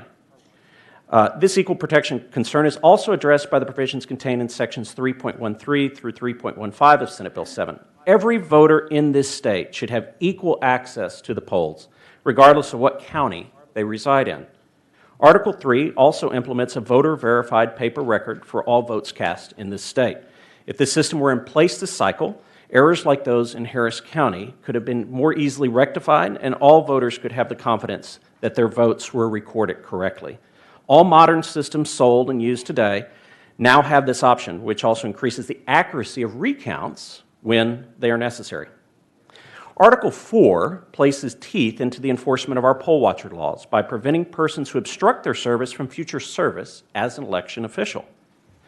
The civil penalty section is necessary to prophylactically discourage violations of the code, as in many cases the exigencies of time involved in an election process leave other remedies, such as injunction and mandamus, ineffective at preventing illegal freelancing by election officials. Finally, Article 4 addresses fraud by candidates or their agents with the candidate's knowledge. It imposes a civil penalty on a candidate who committed fraud as determined by a court under a preponderance of evidence standard and discourages frivolous fraud claims by awarding attorney's fees to the prevailing party in cases in which fraud is alleged. Unfortunately, the high cost of election contest and the limited resources of the state preclude many cases of suspected fraud from being adjudicated. And this provision would encourage the investigation of legitimate fraud claims while discouraging baseless claims of election fraud, which strikes an important balance in this process. I'm available for any questions the committee members might have. Thank you for the opportunity today. Thank you, Mr. Opiella. Members, are there any questions for this invited witness? Thank you. Thank you very much. The chair now calls up, I'm going to go ahead and call up the Secretary of State, Keith Ingram, a resource witness.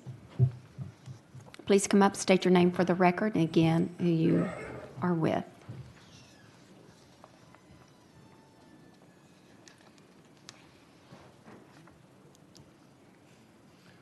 Good afternoon. My name is Keith Ingram. I'm the Director of the Elections Division at the Texas Secretary of State's office here on SB 7.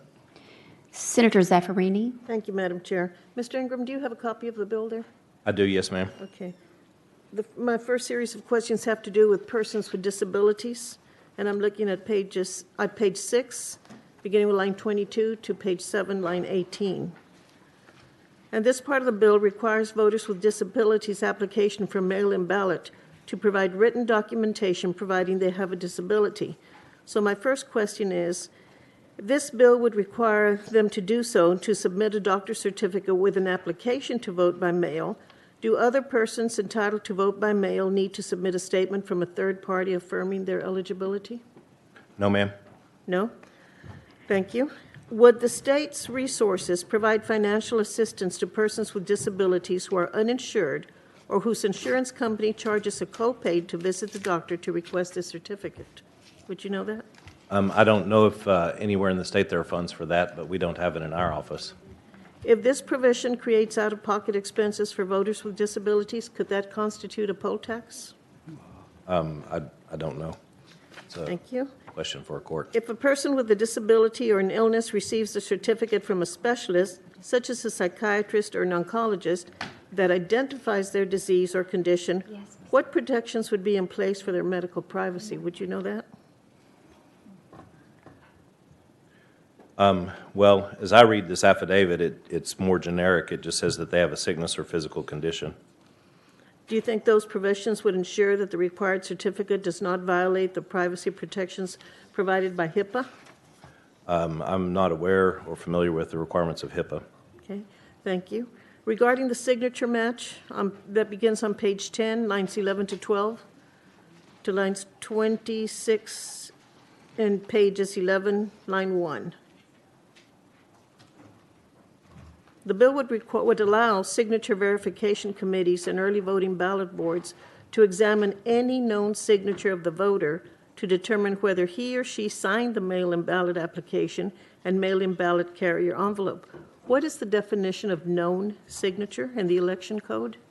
There's not a definition for known signature, and it's changing what current law is, that they can look at other signatures on file with the county from the previous 6 years, and so this is just broadening that to say any signature on file. So that would be your interpretation of the term known signature. Any other interpretation of it? No, I mean, you could conceivably say that a known signature is what the voter signed with whenever they registered to vote. Thank you. What training do signature verification and early voting ballot board members receive regarding handwriting identification? We have, they don't receive any specific training with regard to handwriting. They do receive instruction that the standard by which they should judge signatures as if they could have been made by the same person. Thank you. If they don't have that kind of expertise or training, how can they account for changes in a person's signature, either over time or because of a medical condition? For example, a person who has a stroke. That person's handwriting might change drastically within a matter of days, but that person also might recover and be able to sign and to vote. How would that signature be verified? So the signature verification requirements are in current law. This is not changing those requirements in any way. It's just current law. Thank you. Regarding curbside voting, on page 16, lines 20 to 23, and 16, lines 26 to 17, line 11 on page 17. Would requiring the driver of a vehicle in which someone is voting curbside to fill out a form discourage taxi or ride-sharing service drivers from taking persons with disabilities to the polls? This would require that form to be filled out if the person assists 3 or more voters by taking them to the polls for curbside voting. The wording on page 15, line 27, is somewhat ambiguous in my opinion. Who would be allowed to record a voter receiving assistance at a voting station under this provision? So the watcher could record that activity if they believe that the activity being observed is unlawful. Thank you. Are poll watchers required to receive any training regarding how persons assisting voters with intellectual or developmental disabilities or traumatic brain injuries communicate with them? Not currently, no ma'am. Not at all. Thank you. In your opinion, could the legislature amend this bill to prevent poll watchers from sending recordings of persons providing lawful assistance to a voter, to a law enforcement officer for investigation, which would you believe that would have a chilling effect on persons volunteering to provide assistance? Or do you think that's just business as usual? I think that for persons who need assistance and an assistant is providing proper assistance, they would have nothing to be concerned about. Thank you. Beginning on page 17, line 14, regarding persons assisting voters information,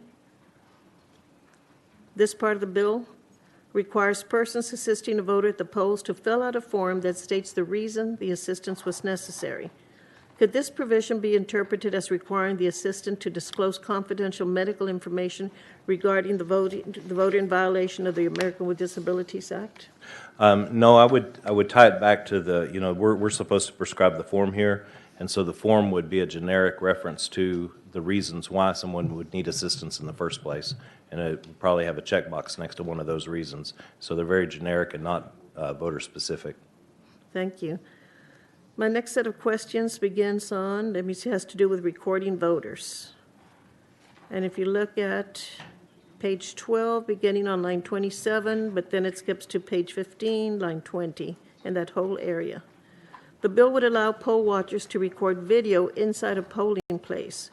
What would prevent a poll watcher from recording a targeted population based on race or diversity or ethnicity?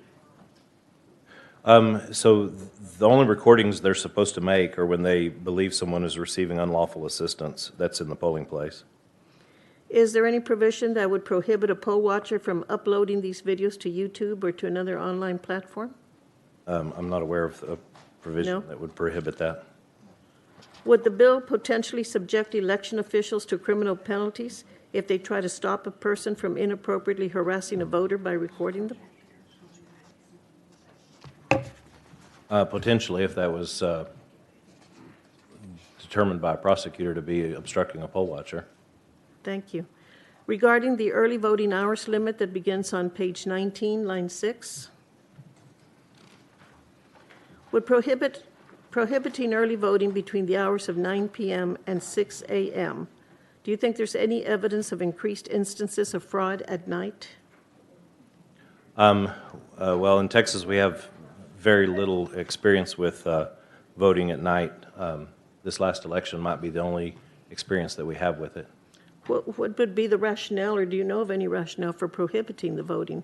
24-hour voting, for example, is specifically what this is targeted. Well, I mean, the difficulty with regard to having early voting poll workers work the entire early voting period is already difficult enough without requiring that they work all night. Do you believe this prohibition would enhance election security? I think that after a certain period, people get tired and are more likely to make mistakes. I don't know if that is necessarily related to security, but I think that if you want to keep people in their best frame of mind for doing the activity, then you need to limit the hours within which it's happening. Or they could have different shifts, no? Certainly. Thank If you've you. got enough people. That's the point about poll watchers are hard, or poll workers are hard enough to recruit. I agree with you there, sir. Is there any evidence to suggest persons of a particular race, ethnicity, or socioeconomic class take advantage of late-night voting options? Like I said, we don't have very much experience in Texas with late-night voting. This last election was the first time that such a thing had been done. Thank you. Regarding drive-through voting, beginning on page 15, lines 15 to 19, this bill would ban the use of drive-through voting. Do you know of any evidence that drive-through voting increases the likelihood of voter fraud? No, but drive-through voting is currently not allowed in Texas. But this ban would prohibit it. It's already prohibited, but this would make it more explicit. Is a total ban on drive-through voting necessary to address any concerns about the program, or are there less restrictive measures that would allow drive-through voting to occur securely? Whether or not people are able to vote from their car outside of the context of curbside voting is a policy decision for the legislature. And that's my question. Regarding the equal number of voting machines per county, beginning on page 14, lines 8 and to page 15, line 12, the bill would require counties to have an equal number of voting machines at each countywide polling place. How would this enhance election security? I don't know that it's intended to enhance election security. Would requiring the same number of voting machines at each countywide polling place restrict election officials' ability to direct resources to where they are most needed? It definitely would constrain the flexibility of election administrators in the allocation of equipment. Could this change increase wait times at polling places? I mean, it's conceivable. It's conceivable that it could increase some and decrease it at others. Thank you. Are there particular cities and counties where long lines at polling places are especially common, and do those areas tend to have more persons of color registered to vote? In Texas, we have a pretty good track record with long lines. Generally, we have lines the first day of early voting and the last day of early voting, and not on election day. And so the lines that we have in Texas are because of voters' choices and with regard to when they go to vote. And our office would encourage people to vote on a random Tuesday sometime in the middle of early voting. Thank you, sir. Now, you're going to love this question. Is there any question you expected me to ask that I did not? Certainly not. You've been thorough. Thank you, sir. Thank you, Madam Chair. Thank you, Senator Zaffarini. Chair calls our final invited witness, Brian Sunderland. Mr. Sunderland, are you here?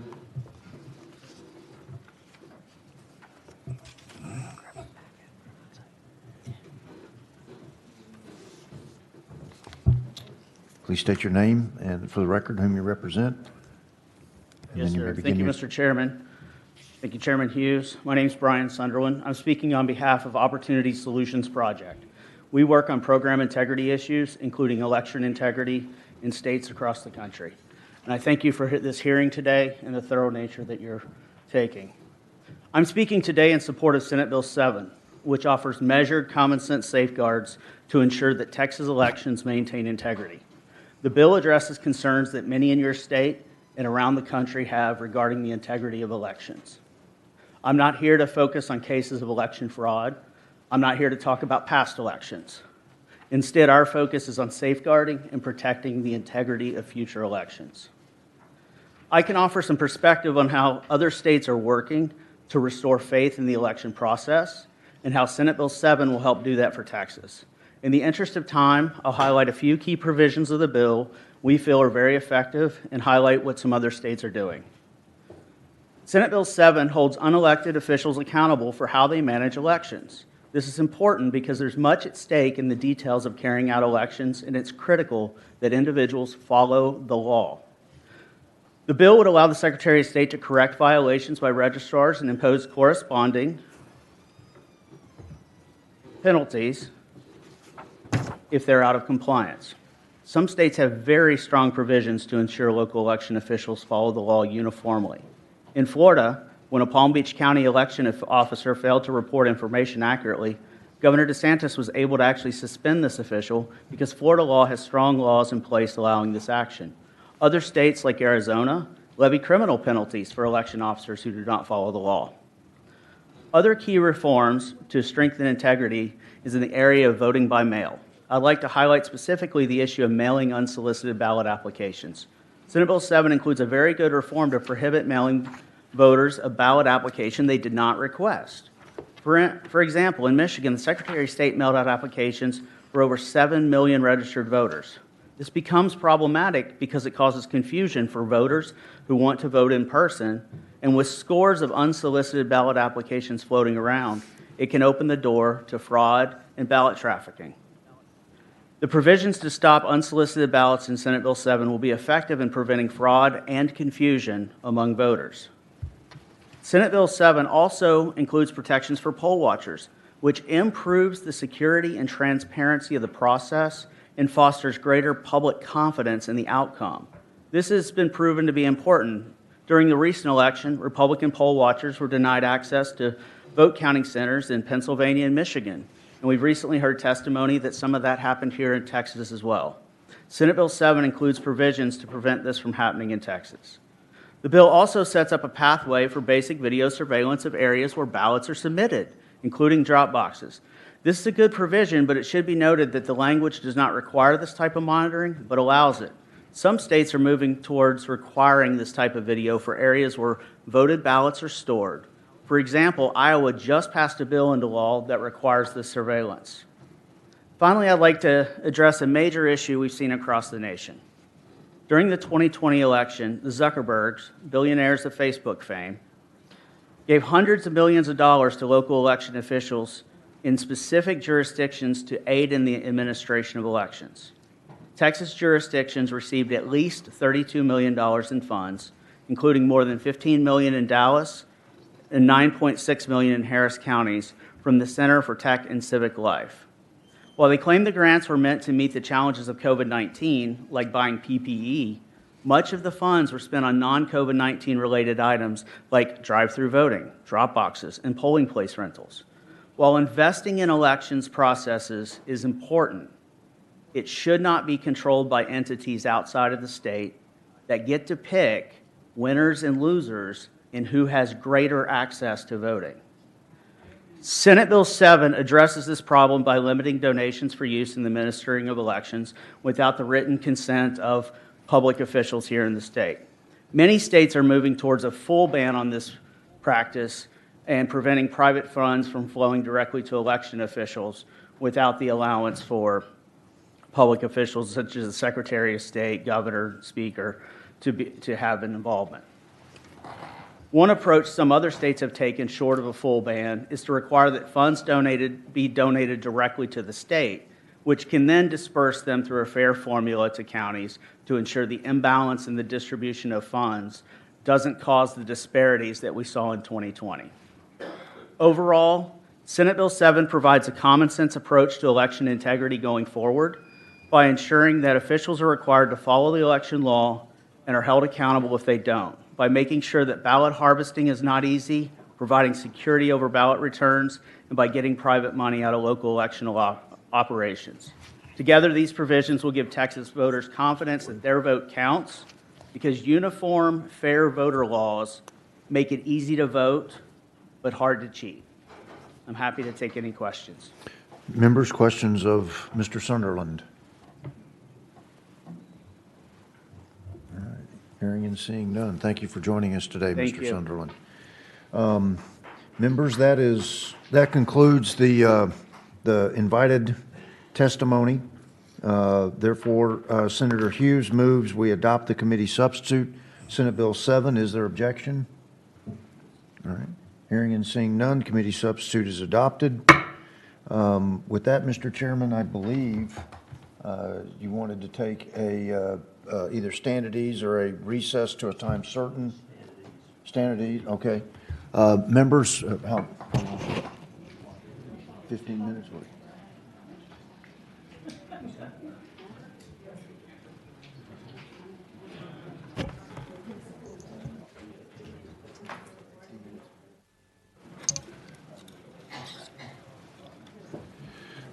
Members committee will stand at ease till 1:16. That'll give us 15 minutes. So at 13:16 or 1:16, we'll reconvene. Senate Committee on State Affairs stands at ease till 1:16.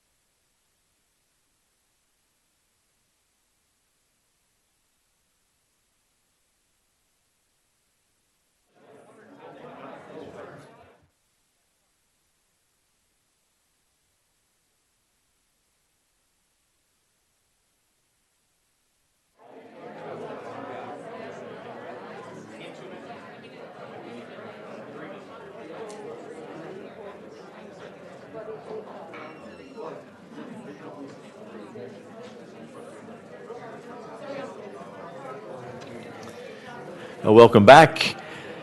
The Senate Committee on State Affairs will come to order.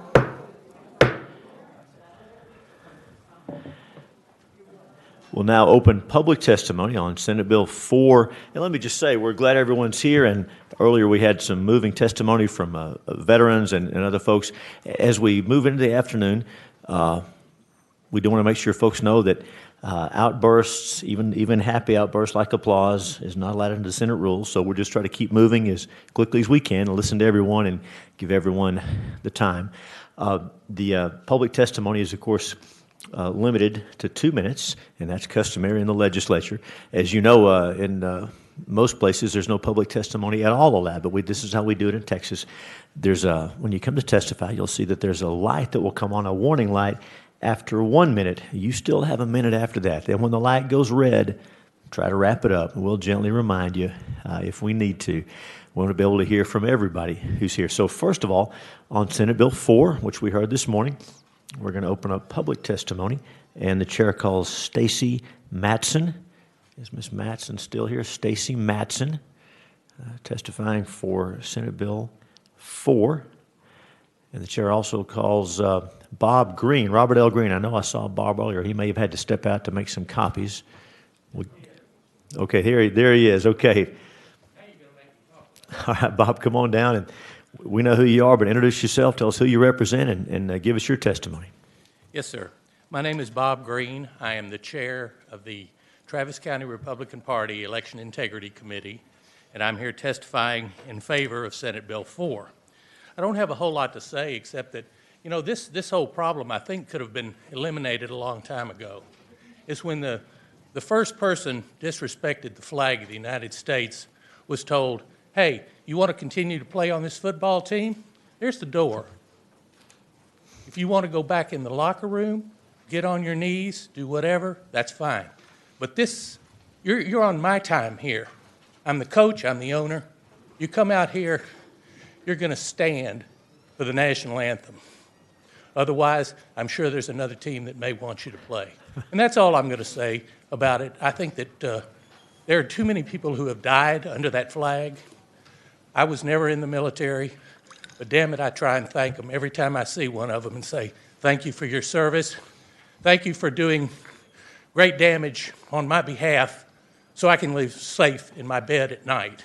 So that's all I have to say. Thank you very much. If you have any questions, I'll be happy to answer them. Thank you, Mr. Green. Senator, is there any questions for the witness? Thank you for being here. You bet. The chair now calls Catherine McGovern from Dallas. McGovern, welcome. Of course, come on down and introduce yourself. Tell us who you represent and give us your testimony. Take your time. That's okay. Get set up for you. You're all right. This is a red light, but I'm hearing an echo, so I'm going to believe you guys hear me.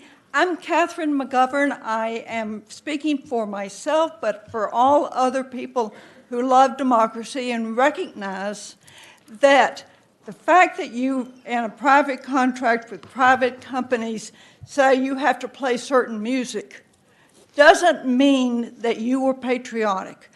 I was born in 1942, and I grew up at a time when I would go to the movies and I would see the news trailers. And you know who I saw? I saw Senator Joe McCarthy just trying to look as if he was really the most patriotic, anti-communistic person in the whole wide world. But you know what he was doing? He was terrifying the teachers. And I remember our teachers. Mine happened to be nuns, the first part, and then when I went to high school, non-nuns, shall we say. But anyway, what I'm saying here is this.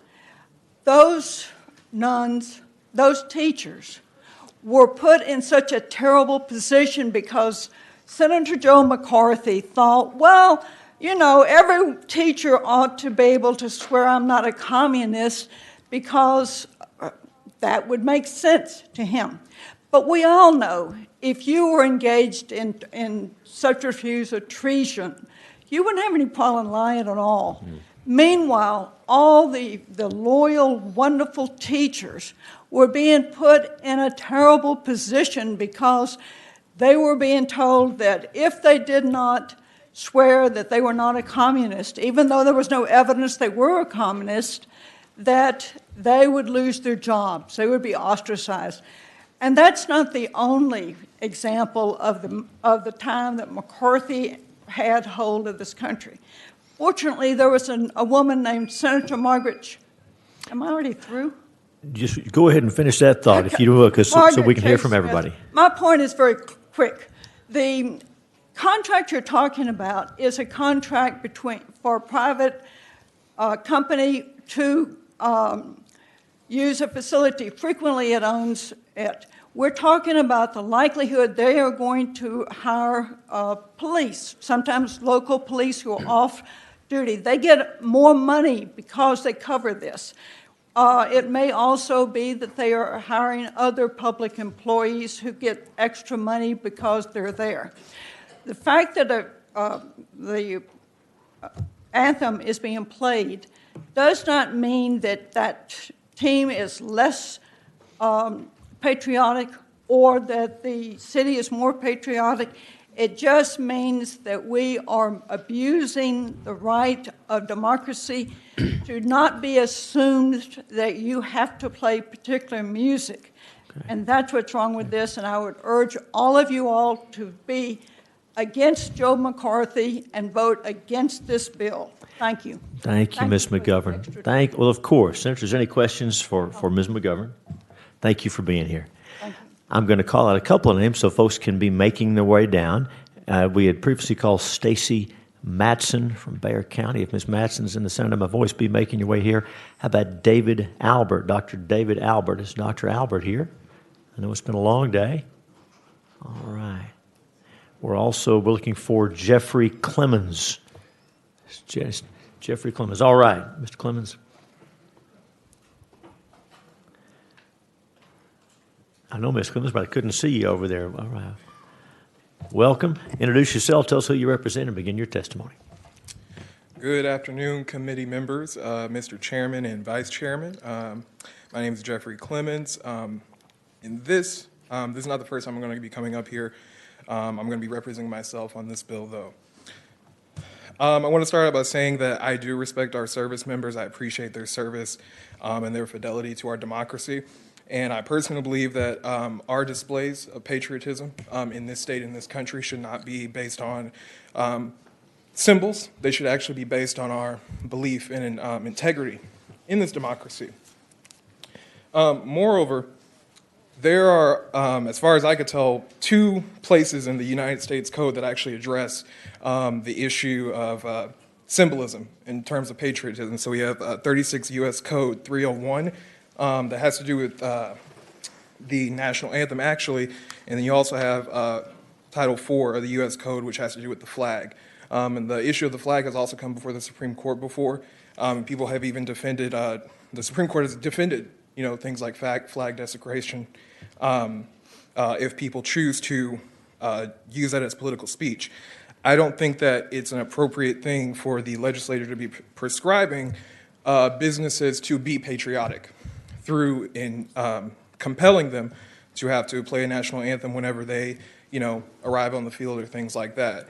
If a business owner decides not to play that anthem, they should not. They and the team should not be held, in any kind of civil case just for the sake of playing that anthem. I think that there are better ways that we can ensure that people believe in our democracy and want to continue promoting our democracy without having to force them through a piece of legislation like this one.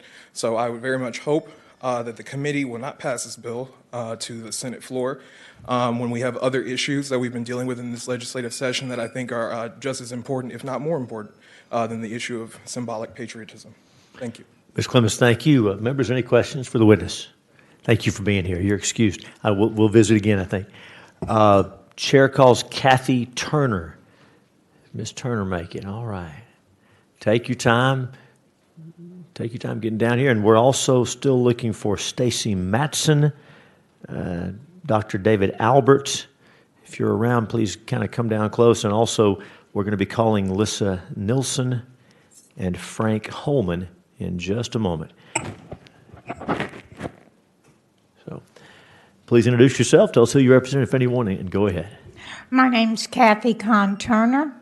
I'm a resident of McLennan County in Senator Birdwell's district, and I am representing myself, and I'm here to testify in favor of SB 4 today. My fondest memory in high school was learning how to play the Star-Spangled Banner with the trumpet interludes that are done like the University of Texas band plays. Senator Zaffarini. And that meant a lot. Other favorite memories are hearing the Marine Band play it, the Air Force Band play it. But I have a few additions that I'd like to talk about, suggestions related to this bill. So I'm going to engage the habit of dear Senator Zaffarini on this, who taught me long ago that it's much easier when you're testifying or speaking about a bill to refer to the page and the line number rather than the section. So I'm on page 2, lines 13 and 14, which read, may subject the team to debarment from contracting with this state. Since this is a permissive piece of legislation, a permissive language, I would also add that if the permission also be given to the local entity to debar that entity from contracting with the state, with the local entity as well. That this be extended not only for the state debarment, but potential debarment locally. And then my final comment is, this just doesn't go quite far enough. We need to also include playing the state song of Texas at all of these public events. So thank you, and I appreciate this opportunity. Thank you so much for your testimony. I've got to point out that at Baylor games, you will hear Texas, Our Texas. That's right. Senator Bardwell. That's right. Okay, good. That's good, because she did the hook 'em horns, and that might not be that safe to do in McLennan County. So I'm glad to see you were doing the sick 'em bears. So thank you for joining us today, ma'am. Thank you. Thank you for being here. And go Peruna. Okay, and we'll call one more time Stacy Matson. To Miss Matson make I know some folks are coming in from outside. Lissa Nilsson. Chair calls Lissa Nilsson from Bexar County. Lisa Nilsson, that is. I don't know why I said Lissa. Lisa Nilsson. Okay, Dr. David Albert. Did Dr. Albert make it back in? Chair call. How about Frank Holman? Frank Holman. Okay, in addition to those names, is there anyone present wishing to testify on, for, or against Senate Bill 4?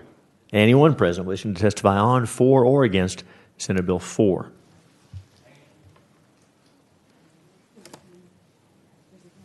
Yes, sir. So Senate Bill 4.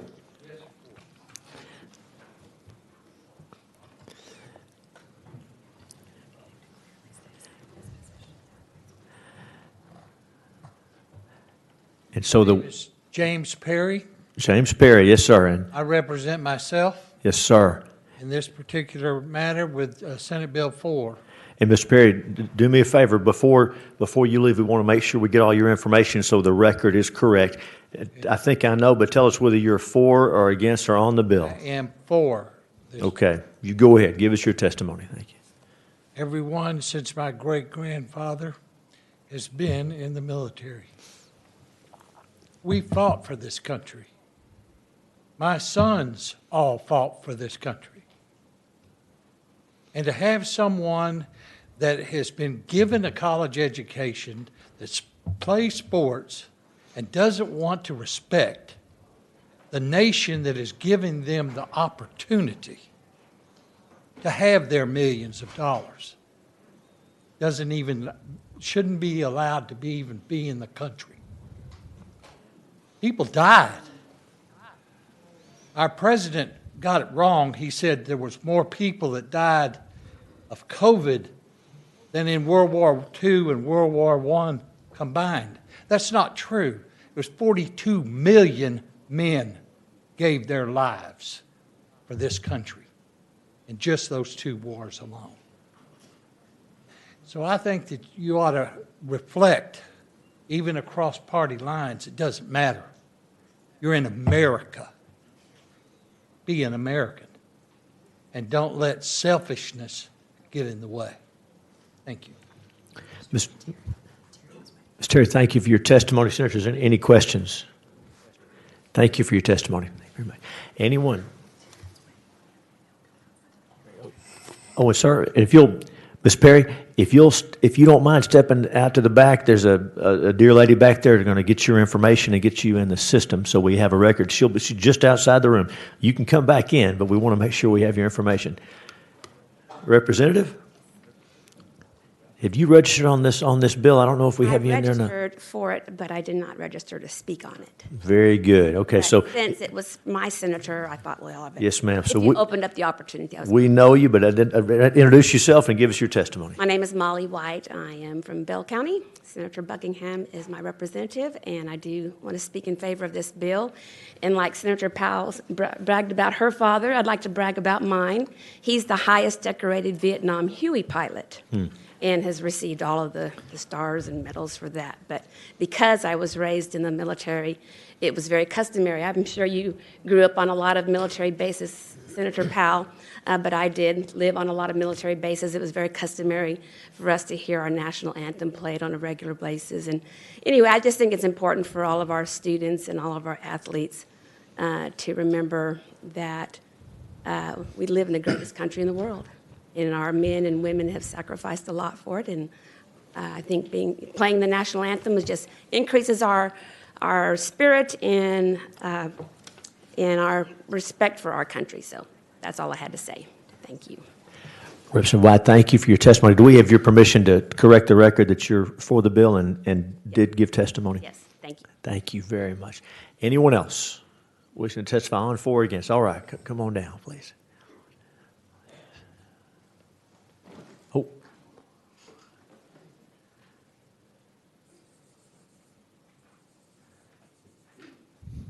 Take your time. I'm Rachel Baker Ford, and I'm from Dallas County.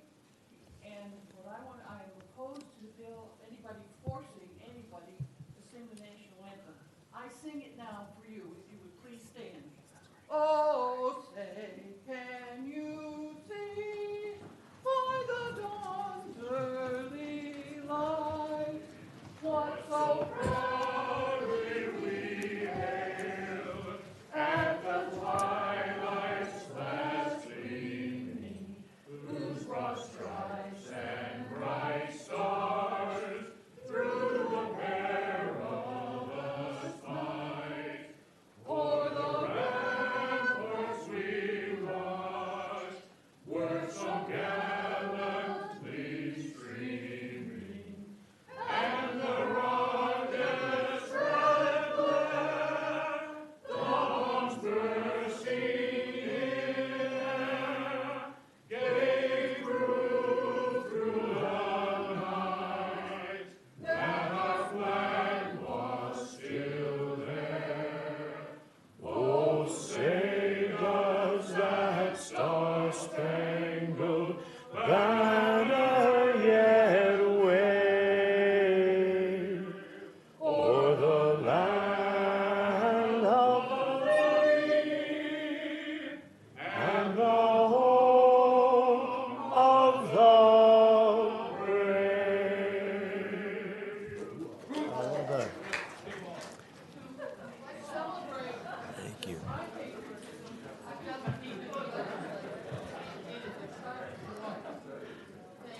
Thank you for your testimony, and we want to make sure we have all of your information for the record that you... Yes, ma'am. If you don't mind, before you leave today, will you get with the lady out front and register on this bill as well? We want to make sure we have everything down right.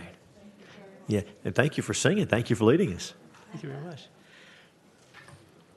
Okay. If anyone wants to try and top that, anyone else wishing to testify on, for, or against Senate Bill 4? Okay, we will close public testimony on Senate Bill 4. That bill will be left pending at this time. Now, 29?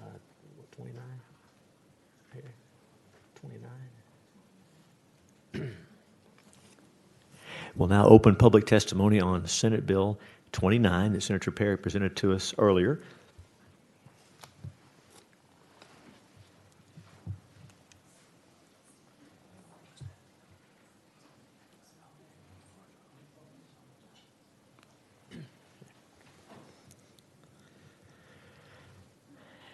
And we will call Abigail Avila. Is Miss Avila, Abigail Avila from Alamo, Texas. Is Ms. Avila here? While we're looking for her, we'll call again Dr. David Albert. Dr. David Albert? Dr. David Albert, how about Steve Atkinson? Did Steve Atkinson make it to testify? We'll call Mary Castle. I think I saw Miss Castle earlier. Miss Castle, there you are.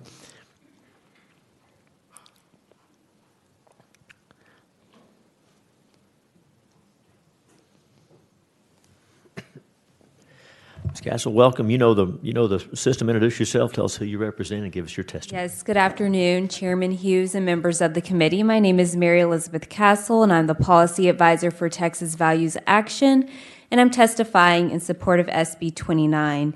And I do have a handout from Dr. Armando Garza. However, I did not see where we hand it to the clerk, but I can give it afterwards. We can receive that from you afterwards or whatever is easier for you. We'll definitely get that in. I appreciate that. I thank Senator Perry for bringing this bill in March when we celebrate Women's History Month and a month after we celebrate the passing of Title IX that ensured that women can have equal opportunity in sporting events. However, across the country, we're seeing an erosion of that opportunity for women to compete in sports. Girls deserve to compete on a level playing field. Allowing males to compete in girls' sports destroys fair competition and women's athletic opportunities. Girls deserve equal opportunities to experience the thrill of victory, and allowing males to compete in girls' sports disadvantages girls by destroying their athletic opportunities. It makes them spectators of their own sports. It even erodes what we fought long and hard for equal athletic opportunities. Now, Title IX, which I mentioned earlier, was designed to stop discrimination and create equal athletic opportunities for women. Allowing males to compete in girls' sports would erode 50 years of advances for women. The message to girls now is, you deserve equal opportunities, except in sports. Every male on the podium displaces a deserving girl. And as you see in the examples with the Connecticut lawsuit, that was exactly the case in the males who actually placed last place in the year before they competed in the girls' competition when they won.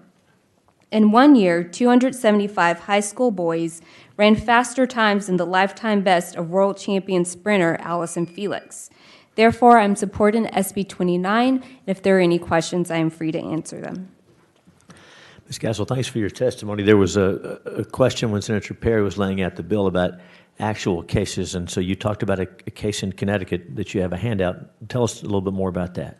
Yes, so the case in Connecticut involves 3 girls actually who were champions, I think, all through freshman and senior year of high school. However, I believe once it became their junior year, these male athletes who were actually competing in male track and field and placed last place in their division changed and competed in the girls' competition, claiming to identify as women. And they actually took those championship spots from those young women. And that Connecticut case is currently ongoing.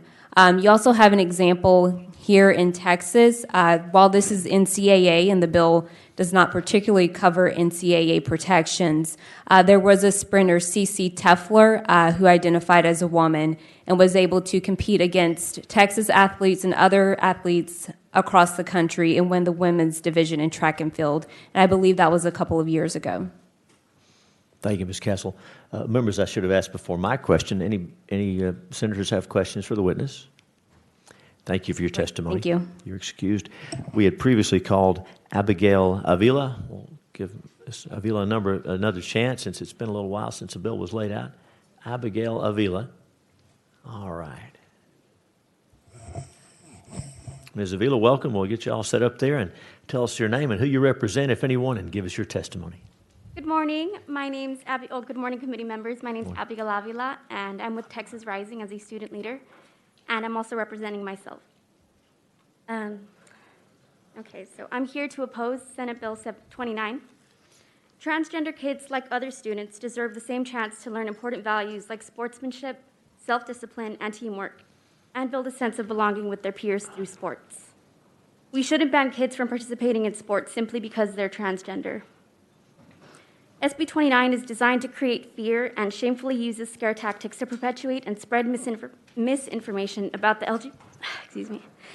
LGBTQ+ community, and a community that already faces discrimination and violence on a regular basis. SB 29 uses erroneous language like biological sex that opens the door for invasive physical exams and other privacy violation tests for both cisgender and transgender girls. SB 29 is an outright transphobic bill that is trying to solve a problem that just does not exist. So I urge you today to oppose Senate Bill 29. Thank you. And I'm happy to answer any questions you may have. Ms. Avila, thank you for your testimony. Senators, any questions? Thank you for being here. Thank you. The chair calls Denise Palacios. Is Ms. Palacios here? Denise Palacios. We'll give her a little time as we look for some more people. How about Ophelia Alonso? Ophelia Alonso. Is Ms. Alonso here? Sometimes it's difficult for us to see through these screens, even though they're transparent, but we're going to keep giving everyone a chance. How about Danae Barsalou? Barsalou. Ms. Barsalou, welcome. Come on down and just tell us who you are and who you represent, if anyone, and give us your testimony. Hello, my name is Danae Barsalou, and I'm here representing myself. I have 2 wonderful children by birth, and I gained 2 bonus daughters when I married my husband, and I am in opposition to this bill. My daughters are amazing, and so is my son. And I'm very concerned about the chilling effect that this bill is going to have on all of our children. I was speaking with my daughter about this bill, and her concern was, so what prevents me from being targeted? Just because I might excel or do well at a sport, what prevents someone from another team or another parent or another coach from deciding that, this might be a way to dissuade me from competing? As gross as I find it that we would be targeting trans children, which I find completely unacceptable, this bill goes well beyond, just the effect that would be terrible and negative on trans children. The other concern that I have is if birth certificates aren't going to be considered acceptable proof if they've been altered, how do you get acceptable proof that doesn't run afoul of Stafford United School District v. Reading, which was a Supreme Court case from 2009? It's already been ruled that strip searching children is illegal and a violation of their constitutional rights. So if their birth certificate is considered insufficient proof, how do you get proof that doesn't run afoul of that SCOTUS ruling? Thank you. Have a good day. Thanks for your testimony. If there's any questions from Sparsalou, thank you for being here. The chair calls Charlie Bonner. Did Mr. Bonner make it? Charlie Bonner from here in Austin. All right. We'll give. And while Mr. Bonner is making his way, we'll ask again for Denise Palacios. Denise Palacios.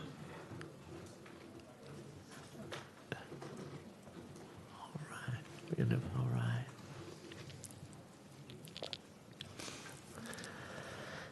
All right. Take your time, get set up, and tell us who you are and who you represent, and if we can probably hear you, but if you don't mind speaking to the microphone and so we can hear you when you get started. You get settled and tell us who you are, who you represent, and you go ahead. Thanks. Alrighty. Hi, good afternoon, good afternoon, y'all. My name is Denise Palacios.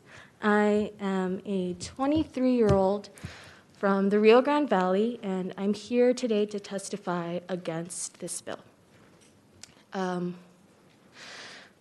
Transgender kids already go through enough.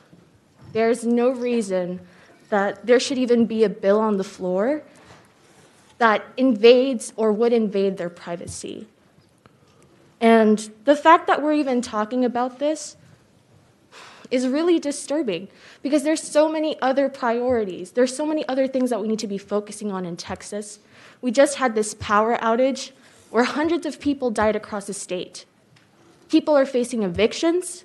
People are facing unemployment. And this is what we're focusing on?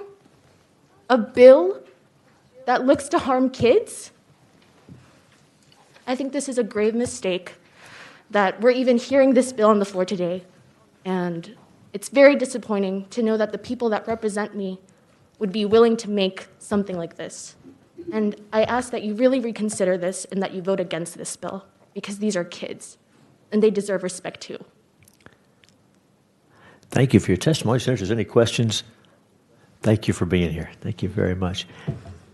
Oh, Senator Zaffarani. Just a comment, while a former witness was talking to us, I looked up my miniature, what I've always considered my miniature birth certificate, which living on the border, I always carry. And it doesn't say my gender. That's right. Wow. It's not there. So if somebody's carrying a mini one like I do, I mean, you can see by the way it's worn and torn that I've carried it for as long as I can remember. It does not say my gender. Wow. Just interesting. That is. Thank you. I don't have one of those. That is interesting. That is. We were looking for any other questions for the witness. Thank you for being here. Thanks for your testimony. Oh, thank you. Wow.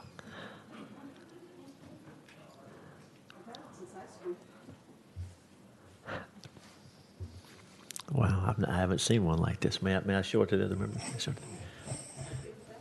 Oh, we'll give it back. You might need it. We'll make it. Thank you. And we were looking for Charlie Bonner, or did Mr. Bonner make it back? All right. Come on in. Take your time. Thank you very much. Good afternoon. My name is Charlie Bonner, and I'm speaking in opposition to this bill on behalf of myself. I'm a seventh-generation Texan. This is a state that I love dearly, and I work every day to make this the best place it can be. And I can't tell you how upsetting it is to watch a hearing like this so rooted in stereotypes and disproven science about trans folks who are just trying to live their lives.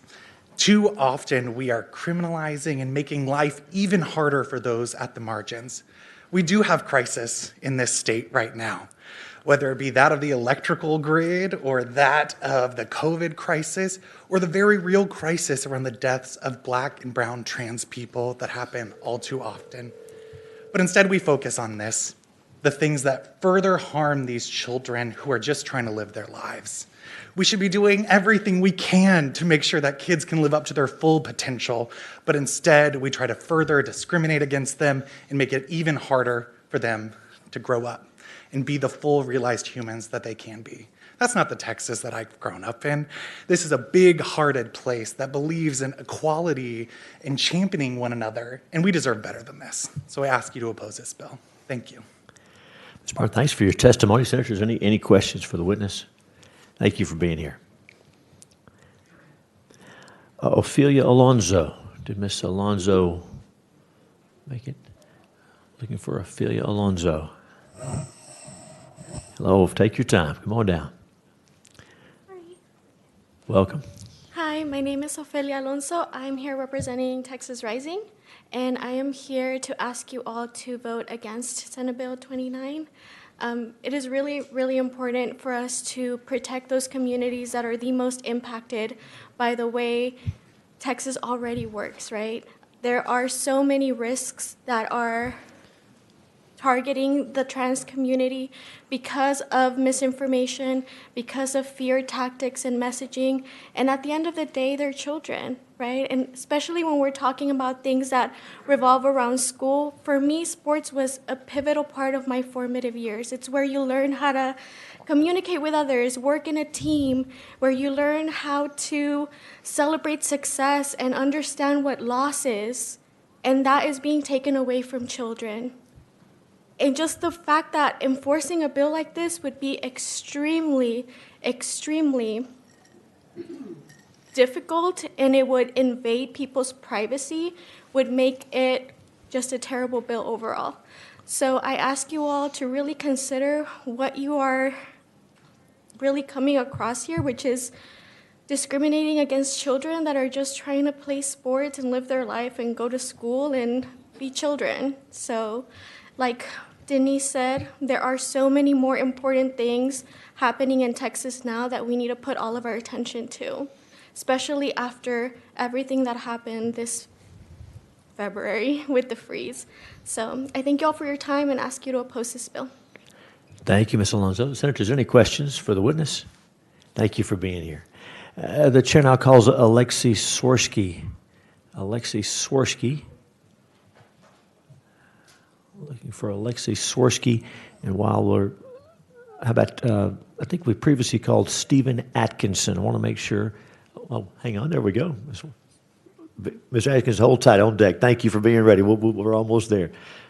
Ms. Swirsky, how are you? Fine. My name is Alexei Swirsky. I am representing myself, and I am for this bill. I have 3 daughters who played sports in junior high and high school, and one even played on a community college basketball team.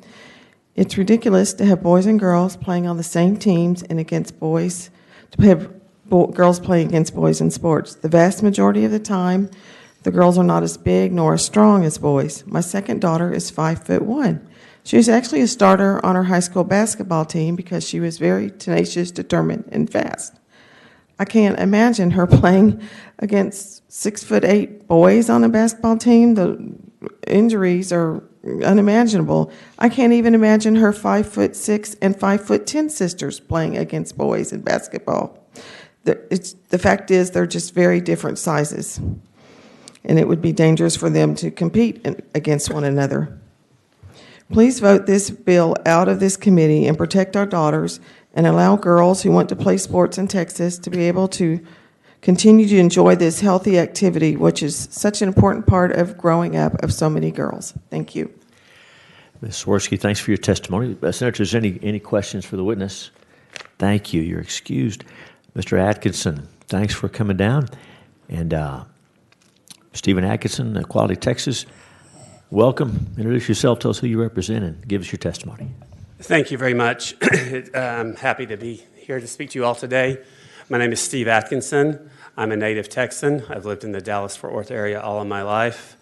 I was only away from there as far as Waco when I went to college at Baylor.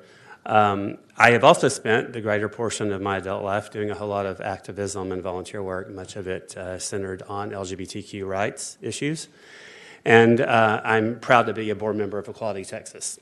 A lot of us from Equality Texas are here today to speak to you. I mentioned what I just said about my background in part so that I can also say that there is sadly a recurring theme that happens in this state legislature and others where session after session, bill after bill gets filed that is aimed at us, at the LGBTQ community, and is a solution to a problem that just flat out does not exist. This is a solution to a problem that does not exist. There are not scores and scores and scores of trans kids or college students who are playing on team sports, causing harm or loss or stripping of championships or anything else to happen to the kids who are not trans. A previous speaker could reference vaguely without details a case in Ohio, and vaguely without details a 2-year-old college case when trying to give examples of this being a problem. If those are the examples you can come up with, This is not a problem in the state of Texas. I think that the citizens of Texas understand sports is a big deal in the South, certainly in this state. It's a big deal to a lot of kids. It's a big deal to a lot of adolescents, high school kids, college kids. Why would we want to hurt that, to harm that, to limit that, to take that away from young people just because they are trans? They go through enough hurt and discrimination and craziness just to get through life. We don't need to take the joy of playing sports away from the few of them who would choose to be on a sports team. It's just not something we need to do. I'm strongly opposed to this bill. I hope that you will oppose it. There is no good reason for it. It's discrimination, pure and simple. Thank you. Mr. Atkinson, thanks for your testimony. Senator Safferini has a question for you. Thank you, Mr. Chairman. Mr. Atkinson, do you know of any evidence that transgender persons change identity to gain an advantage in high school sports? Absolutely none. And I would just add that in our society, with the discrimination and hurt and pain that will be hurled at trans people, I assure you, no one's going to become transgender or change their gender or their gender identity so that they can play on a sports team. It's not going to happen one time, anywhere, ever. Do you have any experience with cisgender girls who have been bullied and have been accused of being transgender girls? I personally do not. People that are affiliated with our organization may be able to answer that question better. I don't know personal examples that I could share with you about that. Thank you, sir. Thank you, Mr. Chairman. Thanks, Senator Safferini. Senators, any other questions for the witness? Senator Powell. Thank you, Mr. Chairman. Mr. Atkinson, can you speak just a moment to some of those things that transgender children go through that make life so difficult for them early on in their school experience? Sure, I would be happy to, and I'm happy to tell you also that I know that there are other speakers here today who are the parents of young trans kids, and they can speak to this in a much more personal level than I can. But because of people I know and my volunteer work and the life that I have, I've had plenty of exposure to all LGBTQ people, all of us under that acronym, and experiencing all kinds of discrimination. And in particular, trans kids often are on the receiving end of the worst kind of bullying. I mean, you can only imagine the horrific things that are said, names that are called, all of that. It's going to vary depending on if it's a trans boy or a trans girl. The names will be different. The name calling will be different. But it's all based in just hate and fear. I can also tell you that maybe this is editorializing, but I just don't know why any of us would want to hurt or harm or limit the rights or the happiness of another person's life if that person is not hurting you, right? And a trans boy or girl playing on a sports team is not going to hurt anybody anywhere.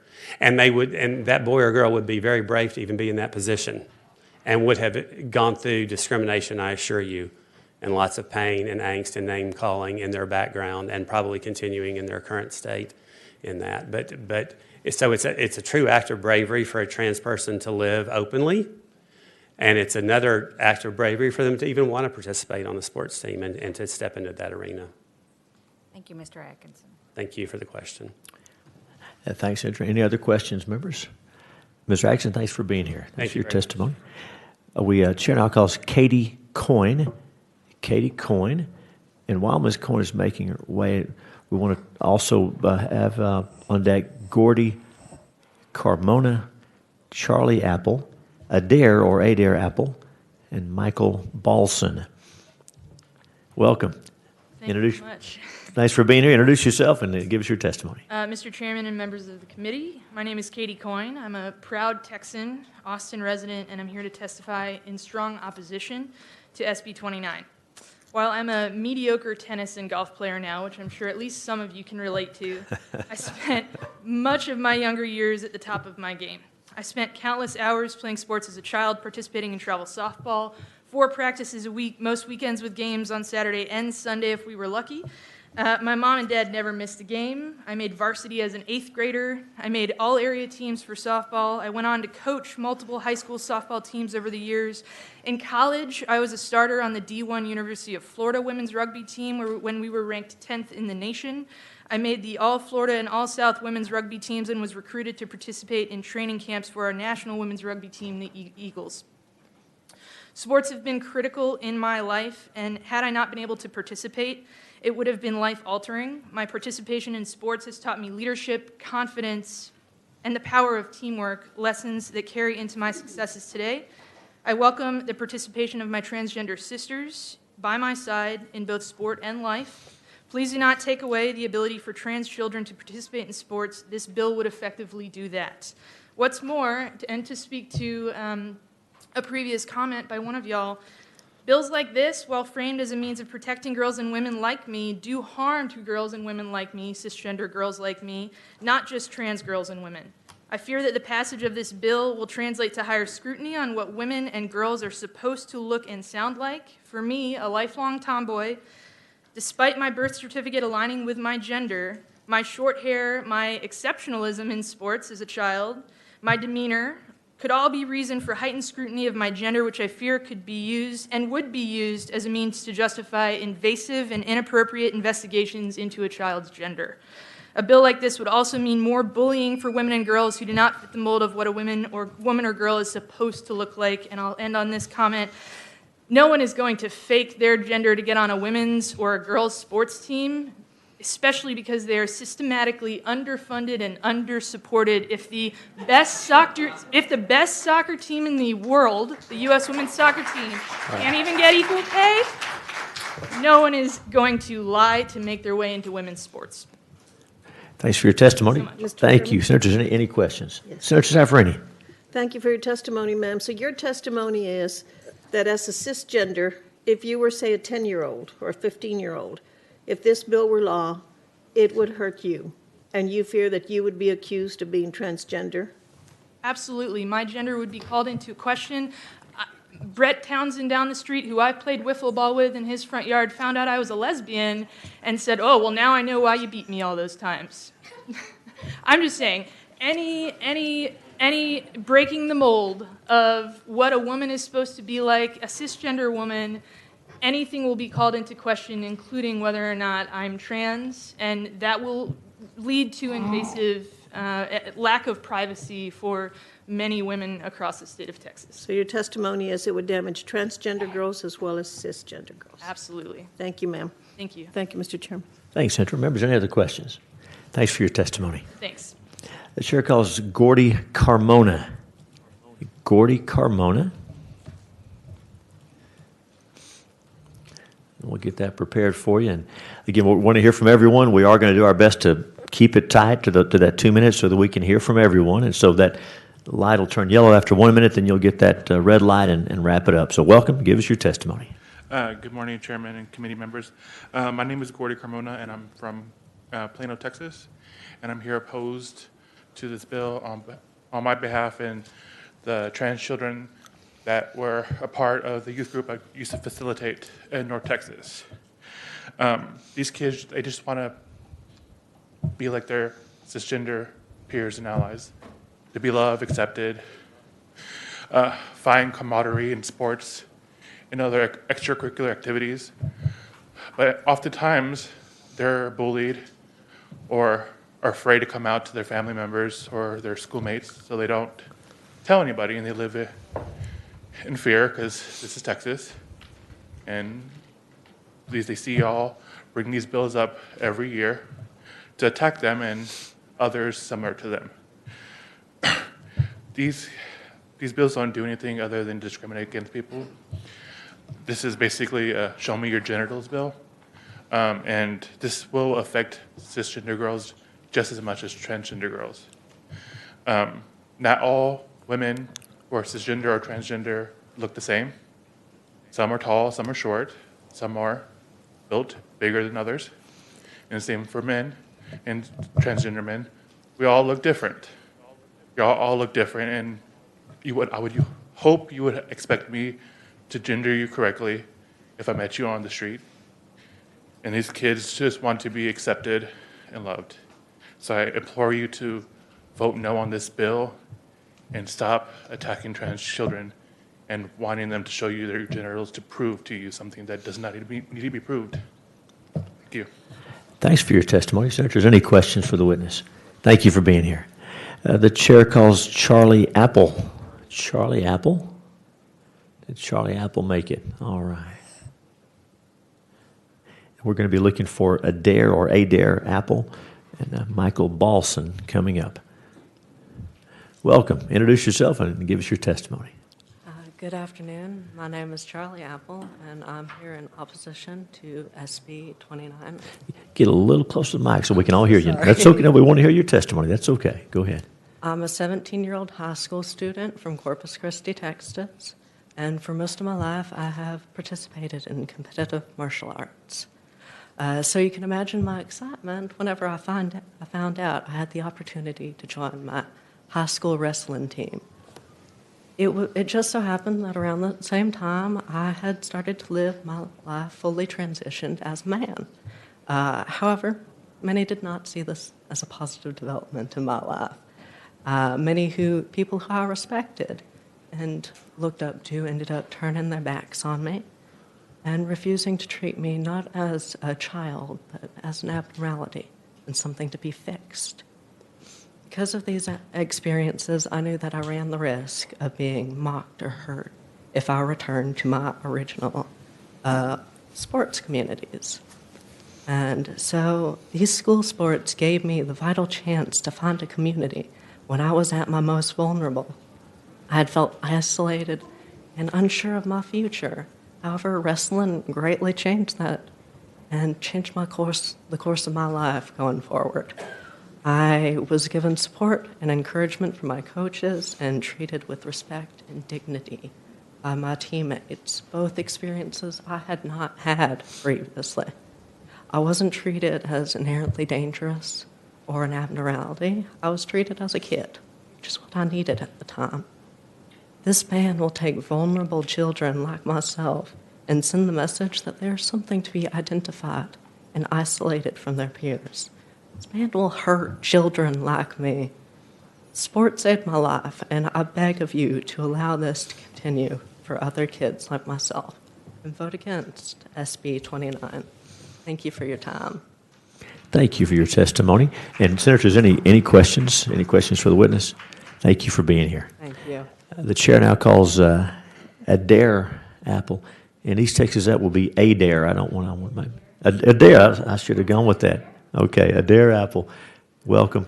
Please come on down and get situated there, introduce yourself, and give us your testimony.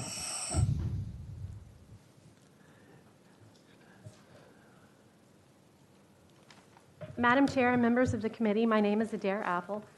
I'm from Corpus Christi, and I'm here to testify in opposition to the transgender athlete ban, SB 29. I'm a lifelong Texan, and I'm also the proud parent of Charlie Apple. I'm here to tell you that my son is like any other teenager. He's focused on school, his friends, and planning for his future. And although a sports injury has prevented him from participating in sports since his freshman year, if he did play sports, he would obviously be in boys' athletics. I can't imagine coaches or elected officials saying otherwise. You don't have to understand my son or any other transgender child in order to guarantee their equal rights. Transgender athletes really are just kids, and they shouldn't be denied the joys of being part of a team. Just last night, I watched my freshman play with the Veterans Memorial Soccer varsity team for by-district playoffs. We all had such a good time. And I just can't imagine denying that experience to anyone. Many athletes will abandon sports rather than be subjected to this type of discrimination. For some students, sports is the one thing they excel at and the one thing that keeps them in school. I've taught for years, and I've witnessed this. Teachers often ask coaches to help when a student athlete's grades are falling. So sports gives athletes friends and adult mentors and motivates them to do better and be their best self. You can't ask schools to discriminate against the very students they are charged with educating and caring for. It's the whole child. Schools have already been working with transgender student athletes, and they will continue to do so. Banning transgender kids from sports is harmful, and it will stigmatize all transgender students for their gender identity. A minor child's gender identity is personal. It's not something that coaches or politicians should concern themselves with. Texas doesn't need another bathroom bill. Transgender athletes really aren't an issue. Getting kids vaccinated before next fall should be the focus. Please vote no so that all athletes can continue to experience the camaraderie and life lessons that come with playing sports. Thank you. Ms. Apple, thanks for your testimony. Senators, any questions? Senator Zaffarini. Ma'am, do you have any experience with any student athletes whose gender has been questioned? Personally, no. And I know that for Charlie, his freshman year, he had made the social transition, but we were at a new school. We'd recently moved to Corpus, and he was participating on the women's wrestling team, but he was accepted by everyone, and he was not the only transgender boy on the team. And we didn't push it because we weren't ready to go there. I mean, when you're the parent of a transgender child, you're always putting out feelers because your main focus is protecting your child. But part of protecting them is helping them live as themselves. And so we were at the beginning of the journey, and we never had any issues with the school, and we still haven't.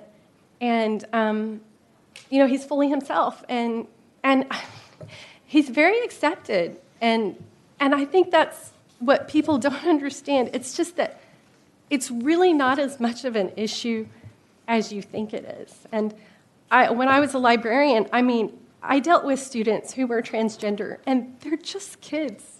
They're just kids, and I think it's really important to let them be kids. They deserve that. What would be the specific impact of this bill on Charlie?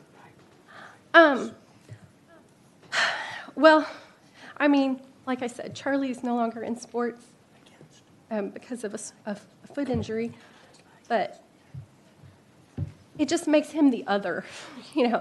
It's already hard enough being transgender without throwing something else out there and putting a spotlight on these kids. And so I just... it's just something else to deal with. I always say that Charlie's the bravest person that I know. Thank you. Thank you, Mr. Chairman. Thank you, Senator. Is there any other questions for the witness? Thank you for being here. I appreciate it. Thank you. We had previously asked Michael Balson. Did Mr. Balson make it? All right, welcome. We'll get the spot ready for you there. And while Mr. Balson's getting ready, we're also going to ask the following folks to be prepared to testify. This is going to be Servando Esparza, Sofia De Loreto Chudi, Jose Colon Uvalles, Eric Day, and Vera Dusek and Otto Dusek. Michael Balson, welcome. Introduce yourself. Tell us who you represent and give us your testimony. Thank you, sir. To the chair and members of the committee, my name is Dr. Michael Balson. I'm a representative of Deep Eddy Psychotherapy here in Austin, as well as representing myself. I'm a mental health provider and a former coach of college women's sport, and I'm here to testify in opposition to SB 29. As a mental health provider, I believe this bill will have adverse consequences for the mental health of trans girls across our state, as well as cis girls. Passing this bill would reinforce discrimination towards these trans youth and will compound an already devastatingly high rate of depression, anxiety, and suicide in these children. If you don't believe that barring a child from participating in sport due to their gender expression is dangerous to their mental health, I would turn you to a paper published in 2019 from UCLA by Herman, Brown, and Haas on suicide among transgender individuals. I have a citation in the written document. A team of researchers found that approximately 13% of trans people who are denied equal treatment or access would attempt to die by suicide within the year. 13%. In short, discrimination against trans folks leads to mental anguish and suicidality. Voting no on this legislation will save lives. Passing it will further contribute to an epidemic of death by suicide in this community for each year this bill is allowed to stand. As a former coach, I can tell you that young athletes are not concerned about having trans teammates or opponents.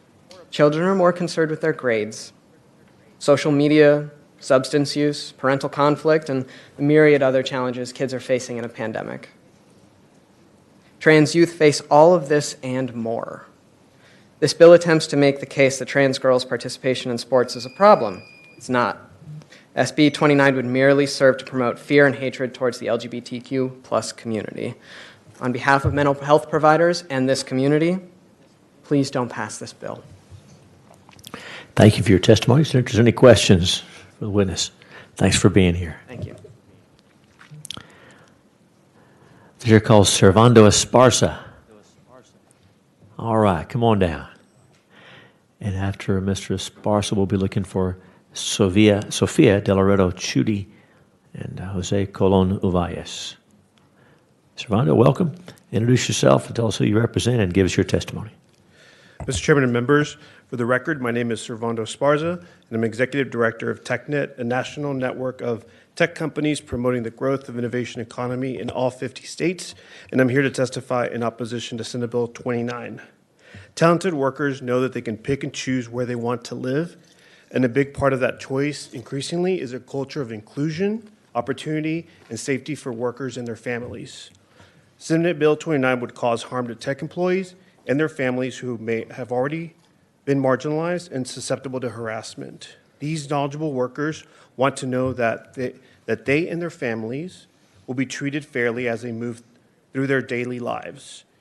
They want to know that their kids will be able to attend school and participate like any other kid, and that they won't have to look to their children in the eyes and explain to them why the state won't let them do something that comes naturally to every child, that the state won't let them play. Businesses and states thrive when they are open to everybody.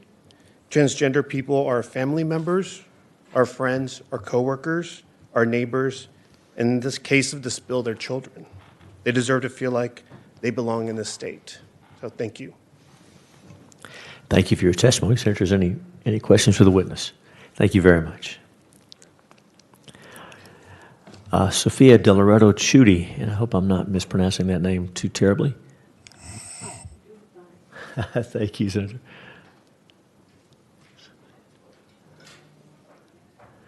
I am just going to correct you because I will be up here again today. Okay. It's Sofia De Loreto Chudi. Chuddy. Okay, got it. Thank you. I think I got it. Go ahead. So, as I said, my name is Sofia De Loreto Chudi. I am 24 years old, and I am in opposition to this bill. In my time in school, I played on 7 or more sports. At one point, I was a 3-sport athlete. I played on a boys' lacrosse team all my middle school years. I played on a girls' soccer team all my elementary school years. And I will let you know that we kicked the boys' butts constantly.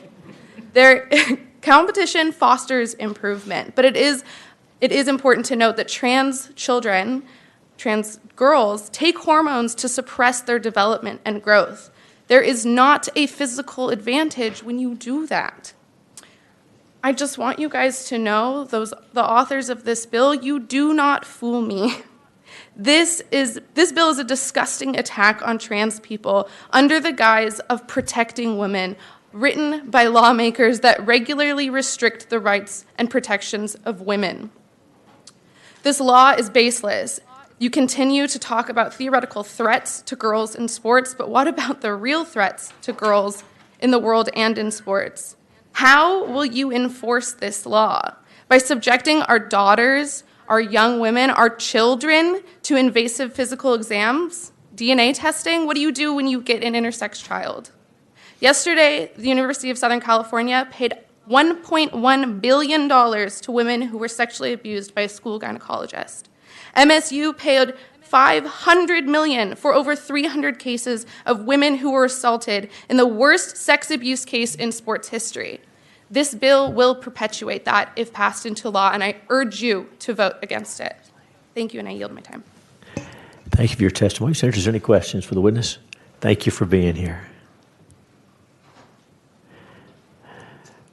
The chair calls Jose Colon Uvalles.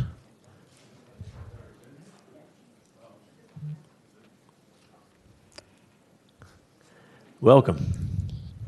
Buenas tardes. Good afternoon, Chairman and committee members. My name is Jose Colon Uvalles. I'm a resident of SD 27 and a proud fronterizo from Brownsville, Texas. I'm here today with Texas Rising. I also happen to have the privilege of serving as co-chair to the very first City of Brownsville LGBTQ task force.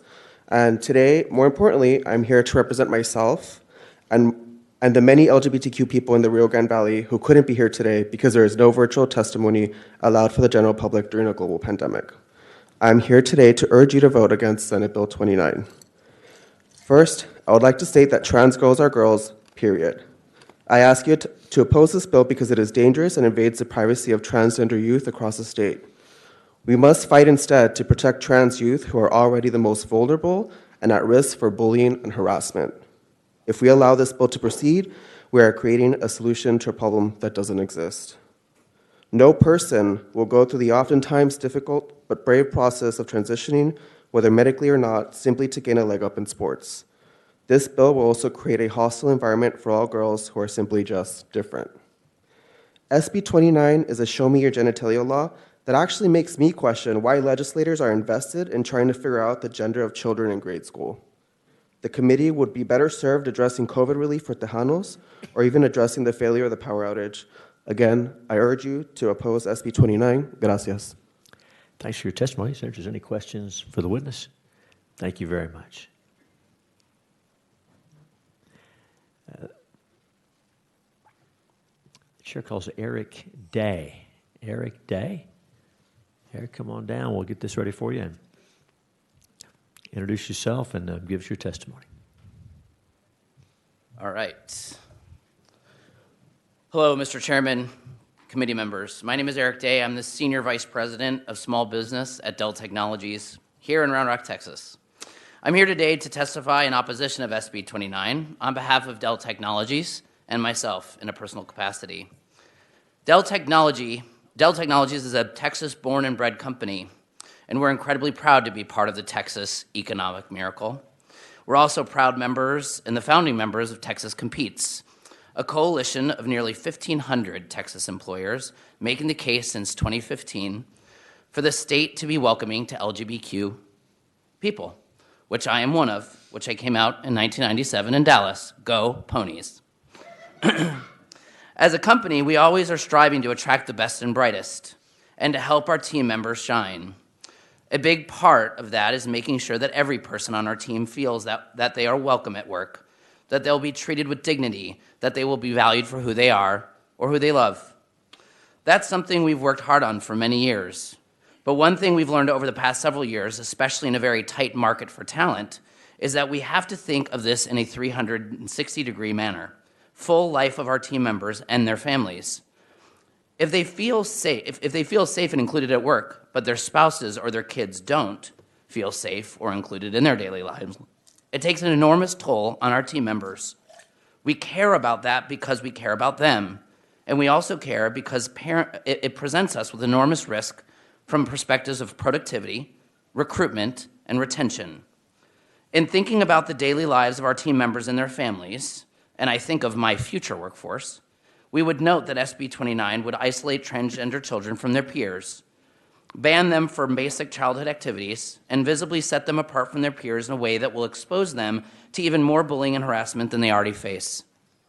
As a business, we don't want these kids of our team members signaled out in this way, and as business with operations across the country, we can attest in the states that make efforts to include these kids in sports, trans kids sports aside their peers, and everyone is better for it. In addition to my role at Dell, and this is my final statement, I'm a strategic advisor to the Gender Cool Project, an organization that works with transgender children. In this role, I've had the chance to meet kids of all kinds, funny, smart, shy, outgoing, kids into sports, kids into science, and kids into politics. You name it. Their characteristic is they want to belong. As Texans, we share the bedrock value that everyone deserves a shot and that everyone can make their way in Texas. I respectfully ask you to not take away from these kids the opportunity to simply belong. It is in a world that so often tells them they don't. Thank you. Ms. Day, thank you. Senator, is there any questions? Thanks for your testimony.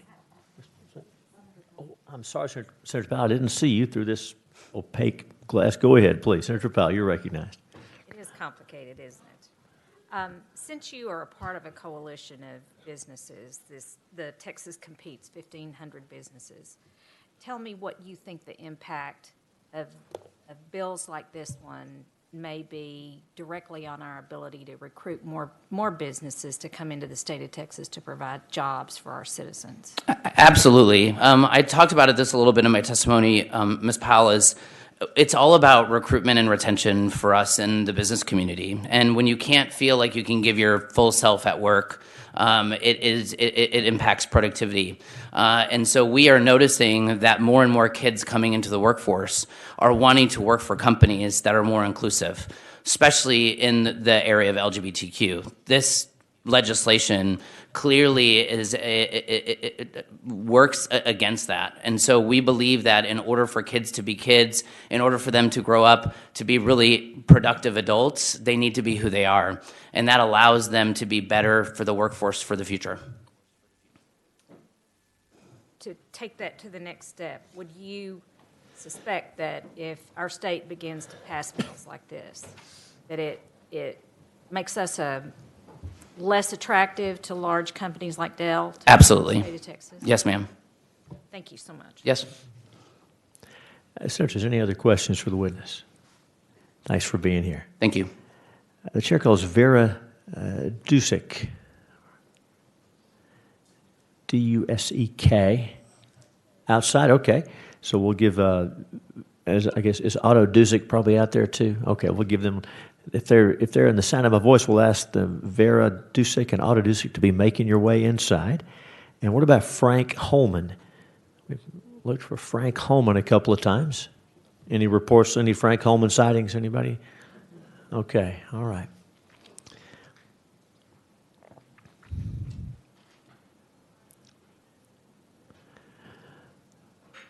Did Bob Green make it back?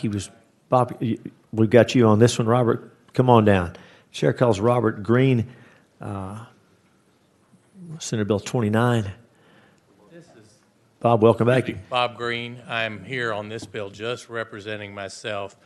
I guess in representing, I have three now adult children, one boy and two girls. The boy and the youngest daughter both were strong participants in sports here in the Austin area. But I'd like to focus on my youngest one, who's now 28. And she started off playing at Weah volleyball early on, through middle school, through high school, and through college. She got a half scholarship to Trinity University in San Antonio and played volleyball for them for 4 years there. I don't want this to sound trivial or specious. I have no fear, no phobia with regard to transgenders, cisgenders, or whatever gender. I tend to follow the science and say, check the chromosomes. You got two different sets. You got one XY, one XX, and that determines your sex. This example may seem a little bit extreme, but I can't imagine my daughter playing on a volleyball team at 5'6", playing libero, actually a defensive specialist, and maybe having to go up to the net and see some 6'8" guy across the net from her. And I definitely don't want to see a guy playing in little spandex shorts. And I don't think they would like it either, plus the restroom situation and the locker room situation. So, I've got to say that if transgender, cisgender people would like to compete, do we create a different division for them? I don't know. I don't think there's any real answer to this. So that's, I'd change my testimony to just on it. Just things to consider. Is that the end, or is that 1 Oh, minute? no, that's right.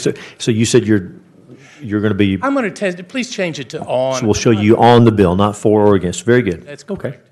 Thanks for your time. Senators, any questions for Mr. Green? Thank you very much. You're welcome. Chair calls Vera Duzick. Did Vera Duzick make it in? All right, here we go.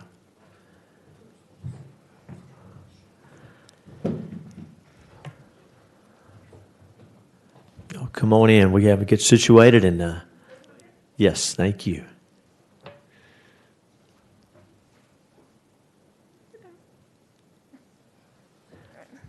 Welcome. Introduce yourself and then give us your testimony. Great, thank you. My name is Vera Dusick. My pronouns are she, her. I was born and raised in Texas, and I'm the proud mom of 2 young Texans, one of whom is behind me, proudly.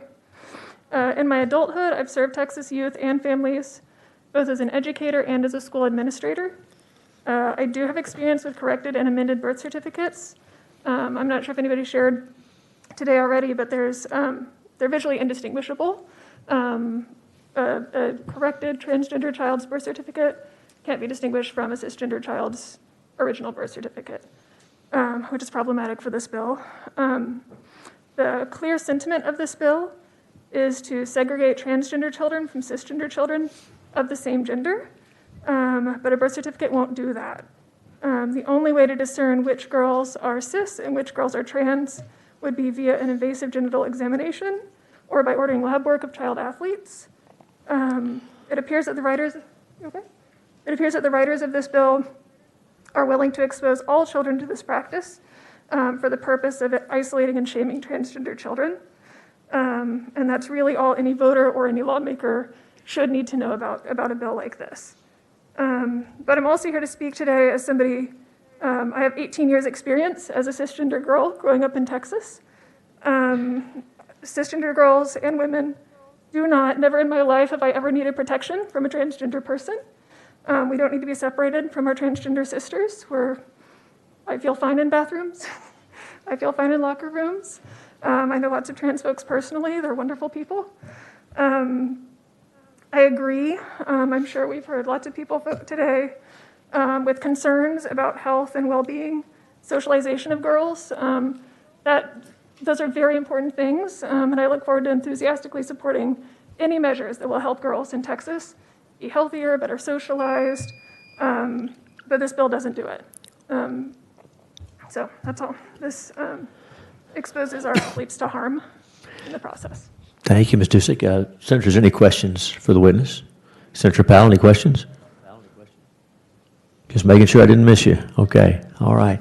And is that Otto? Is Otto going to testify or? Otto's feeling shy. He did make a PowerPoint. It's no problem. Okay, good. I can read his slides if that's okay. Of course. Are you okay with that, Otto? Okay. It says, Why Trans Citizens Should Have the Right to Play Sports with Their Transition Gender by Otto Dusick. The main reason I'm here is because one of my family members is transgender, and my problem with this bill is people like her won't be able to play with their own gender in sports teams. Another reason is because nobody should be deprived of playing with their friends. Passing this bill would do just that. In my opinion, you should let people of all genders play together. Thank you for your time.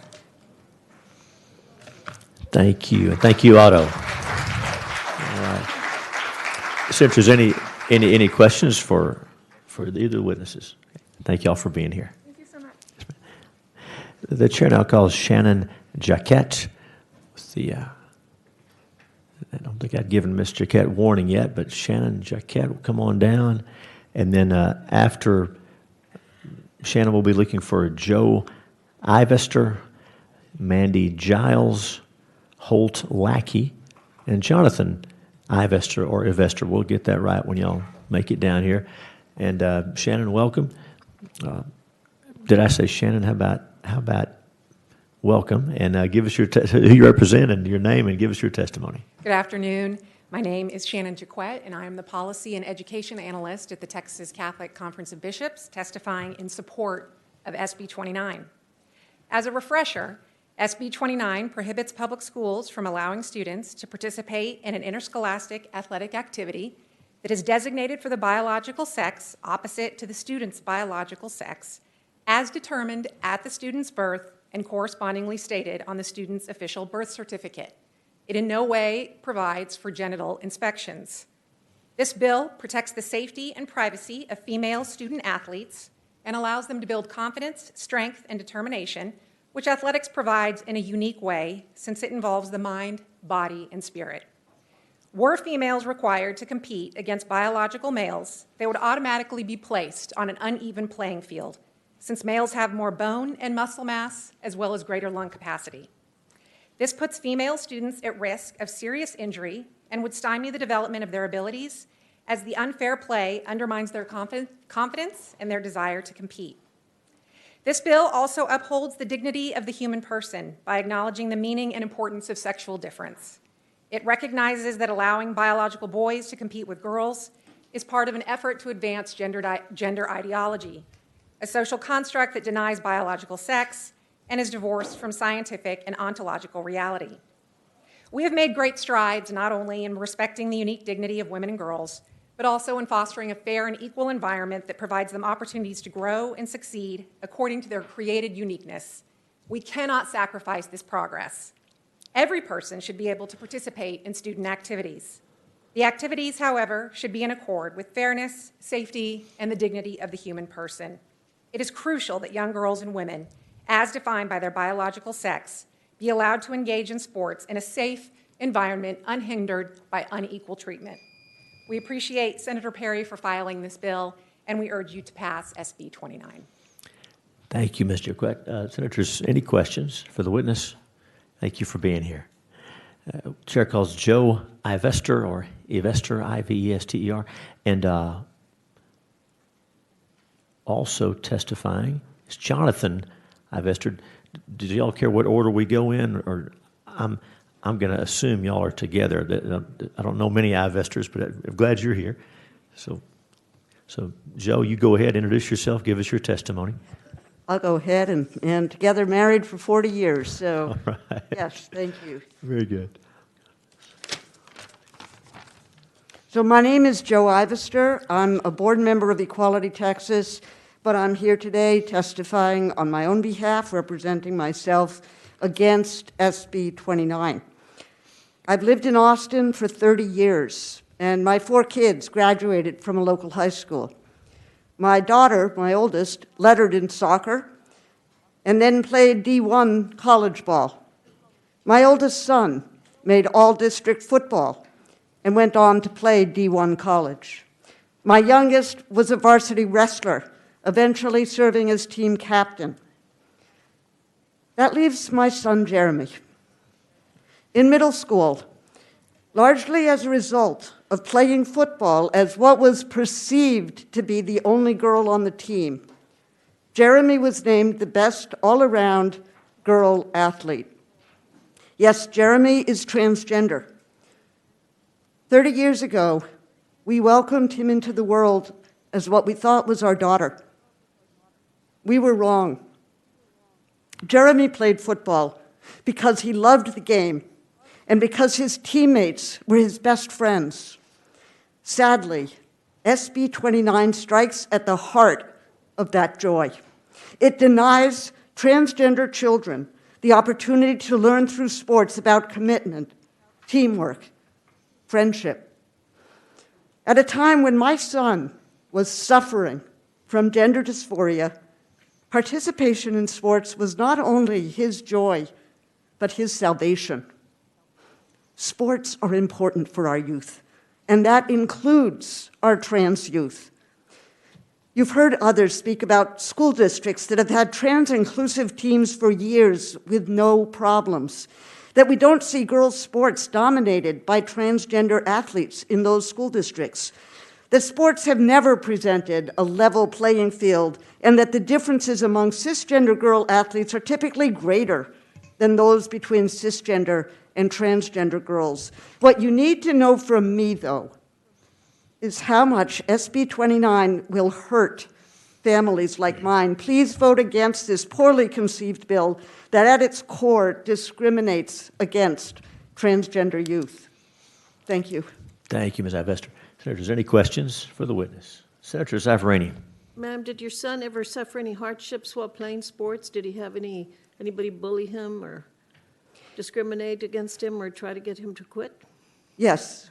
As what was perceived as a girl playing football, he was discriminated against by coaches at a younger age, not in the school district, but in earlier tackle football, where his teammates were instructed to tackle him as hard as possible so that he would give up and leave. Because that coach didn't believe that what he thought of as a girl should be allowed to play football. So if he were 16 today and this bill were law, he would be prevented from playing sports in UIL? It would, as a trans boy, a trans man now, the bill wouldn't affect him as directly, but as an advocate in the community, I see the impact on trans girls and trans women. And yes, they would be discriminated against. They would not be allowed to play. They would not receive the benefit, the joy of being on a team with their best friends. It would hurt them. I understand that, but I was under the impression it would work against him, too. If he were He of would the age of not this be allowed to, if he had wanted to play on the boys' basketball team, for example, he would not have been allowed to do so. That's what I meant. Yes, Correct. he was allowed to play football because there was no girls' team. Thank you. Thank you, Mr. Chairman. Thank you. Senators, any other questions? Thanks, Ms. Ivester. The chair calls Jonathan Ivester.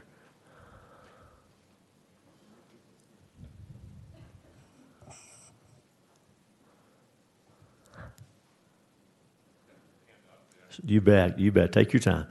Mr. Ivester, welcome. Get all set up there and introduce yourself and give us your testimony. Thank you very much. My name is John Ivester. I'm representing myself, speaking in opposition to SB 29. My wife just spoke about our son. I'm going to talk about his sister, our daughter Elizabeth, who played soccer, was her sport. She played recreational, middle and high school, club soccer, and eventually Division I soccer for the University of Pennsylvania. Elizabeth even met her husband while playing in a co-ed adult team in Houston.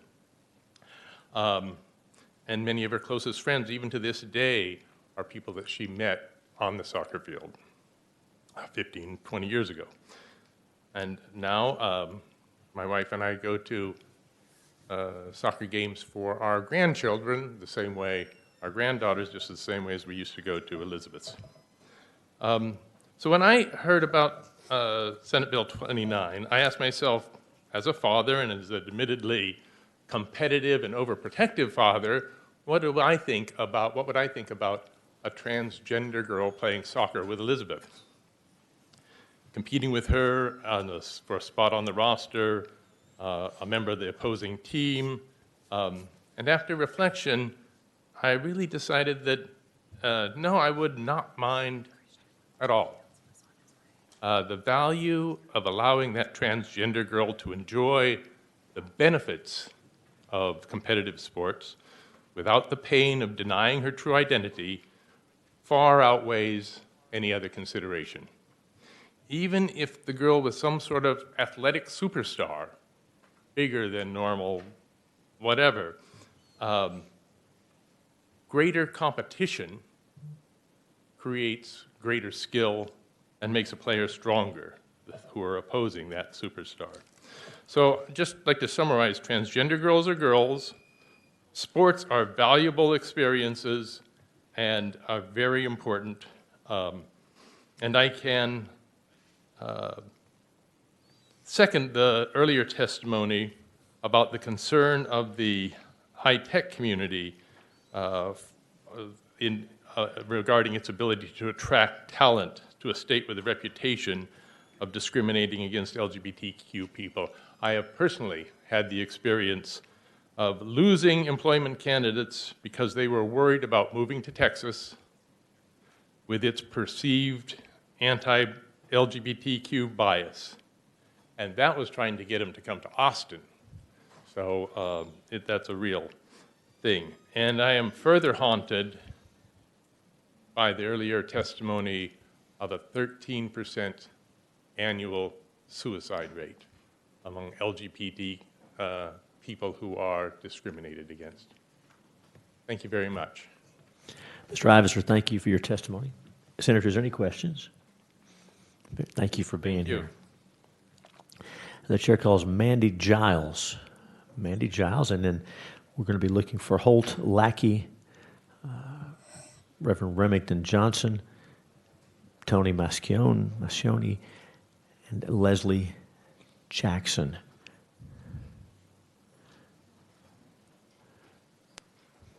Did Mandy Giles make it? There we go. I'm sorry, you're at that perfect angle, and I'm not your fault. I got you now. You're great. Let's give it a try. Introduce yourself and let's see. Good morning. We got you. Good afternoon. Good afternoon. Hi. Thank you for coming. Thank you. Introduce yourself, give us your testimony. And All right. My name is Mandy Giles. I'm here today representing the Houston chapter of PFLAG. I'm also the mother of 3 children, 2 of whom are transgender. PFLAG provides support, education, and advocacy to LGBTQ individuals, their family members, and allies. We believe that all children should be valued by society and deserve to be safe. This transgender sports ban is in direct opposition to everything that PFLAG stands for.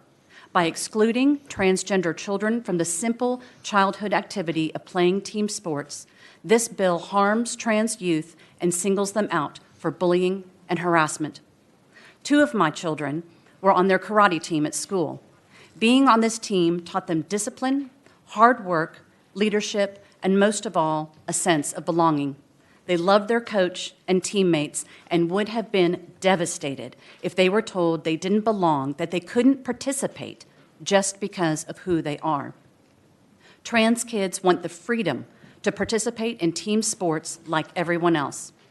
I have seen firsthand the pain and distress in my transgender children when they are not treated equally. I have seen the anguish of parents coming to PFLAG after their child attempted suicide because their true gender was not recognized. Trans children are killing themselves because they're told they don't belong, because they're excluded. This bill would make trans kids feel more excluded than ever. They're just kids. They just want to play. Please vote no to Senate Bill 29. Thank you. thank you for your testimony. Senators, any questions for the witness? Thank you for being here.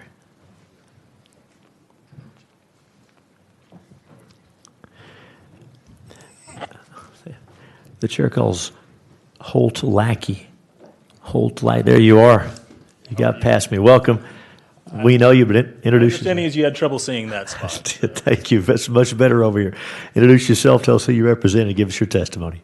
Chairman Hughes and committee members, my name is Holt Lackey. I'm an attorney in Austin and chair of Equality Texas. I'm testifying in opposition to SB 29 because it addresses a problem that does not exist, needlessly targets transgender school children, and likely violates Title IX's prohibition of sex discrimination in education. The problem this bill allegedly seeks to address does not exist. Under existing UIL rules, there has been no phenomenon of transgender girls dominating girls' sports. The NCAA and International Olympic Committee have long had policies that allow transgender athletes to compete without any noticeable impact on competitive balance. And there are no cases and no reason to worry about bad faith schemes of cisgender boys falsely claiming to be transgender. No cisgender boys in Texas or anywhere else want to play girls' sports that badly. This is not a substantive bill addressing any actual problem. It is a messaging bill, and the message is cruelty. The only effect this bill will have is to attack and harm transgender Texas school children. Transgender children are more likely to experience bullying, harassment, violence, depression, and suicide attempts than cisgender children, and these risks are decreased when transgender youth encounter accepting policies and increased and exacerbated when they face official discrimination. At a minimum, we owe a duty not to attack and discriminate against any children in Texas schools. Because it discriminates against transgender children in schools, the bill likely violates Title IX. In Bostock v. Clayton County, the Supreme Court held that Title VII's prohibition on discrimination because of sex covers discrimination on the basis of gender identity. The 4th and 11th Circuit Courts of Appeals have since followed Bostock's reasoning and held that Title IX's prohibition of discrimination based on sex bars discrimination against transgender students. Executive Order 13988, issued by President Biden on January 20th, 2021, affirms that Title IX prohibits discrimination on the basis of gender identity and means that if we were to adopt this bill, we would be facing protracted and divisive litigation that ultimately would put Texas school funding at risk. Thanks, Mr. Lackey. Senators, any questions for the witness? Thanks for your testimony. Thank you. The chair calls Remington Johnson. Remington Johnson. All right, come on down. That was great. I'm sorry I missed the dear lady before. That's perfect spot. Introduce yourself. Give us your testimony. Whew. Got the nerves. My name is Reverend Remington Johnson, and I am here testifying against this bill. I'm a mom. I'm a chaplain. I'm an athlete. I'm a trans woman. I'm an emissary of God and a humble Texan. So, Chairman Hughes, just side note, you are crushing it with your feeding the kids bills, so keep doing that good work. We got to pass out the attaboys when they happen. Thank you. Look, I love movement. I love it. I mean, movement with friends, with a dash of competition, even better. Sports has always given me a place where I get to take the body that I have, and however I feel about that body, whether it's good or bad or in between, and I get to do something with it. I get to be with a team and do something hard, and we get to celebrate one another. We get a high five. Sometimes we get to dominate. Sometimes we get dominated. But it is the doing with that lets us touch that sacred liminal space and really feel like we belong and that all of us are good and sacred. Sports gave me a path back when I had a self-harm event. It was something where, how do I make sense of myself? And I have this place. Sports makes sense. We do that. And we're reminded that we are a delightful, adorable, loved child of God. And we do that. The endorphins go, and it is wonderful. And it is good. Sports also gave me this banging physique that you're looking at right now. So I weight trained for 16 years. Then I took my testosterone from 500 to south of 10. So I watched as 16 years of gains. Now, mind you, I know you're looking at me and you're like, I bet she could outwork me. The answer is probably yes. But I was a beast before this. And it took 1 year with testosterone south of 10, and all of that has washed away. And so I wanted you guys to be able to see and ask questions of somebody who has done these things, and especially a huge outlier, where someone who's packed on 16 years of muscle, and what happens, because kids are not having 16 years of intense weight training to then, to compete with. So I wanted you to have a moment to have somebody who was adorable and charming to talk with and ask those questions to. Hey, thank you for your testimony. Senators, any questions for the witness? Thank you for being here. All right, thank you all. The chair calls Tony Mascioni, and I bet I'm getting that wrong. I'm sorry. Help me with that.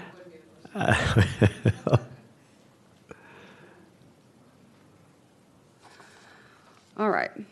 Good morning, Senators and respected members of the community. My name is Tony Mascioni, she, her, hers, and I am in opposition of Senate Bill 29. I am here representing myself. I am a mother. I am a lesbian woman. I reside in Houston, Texas, and for the past 12 years, I have faithfully and honorably served the citizens of Harris County, Texas, as a law enforcement officer. I serve as one of the board members for the Houston GLBT Political Caucus. I am currently pursuing my Bachelor's of Science in Public Service Leadership from the University of Houston, and I am also a former and current athlete. Senate Bill 29 aims to limit our trans youth and their ability to have the same positive experience I will speak on today. I am here only to express the importance of all of our youth having the same opportunities.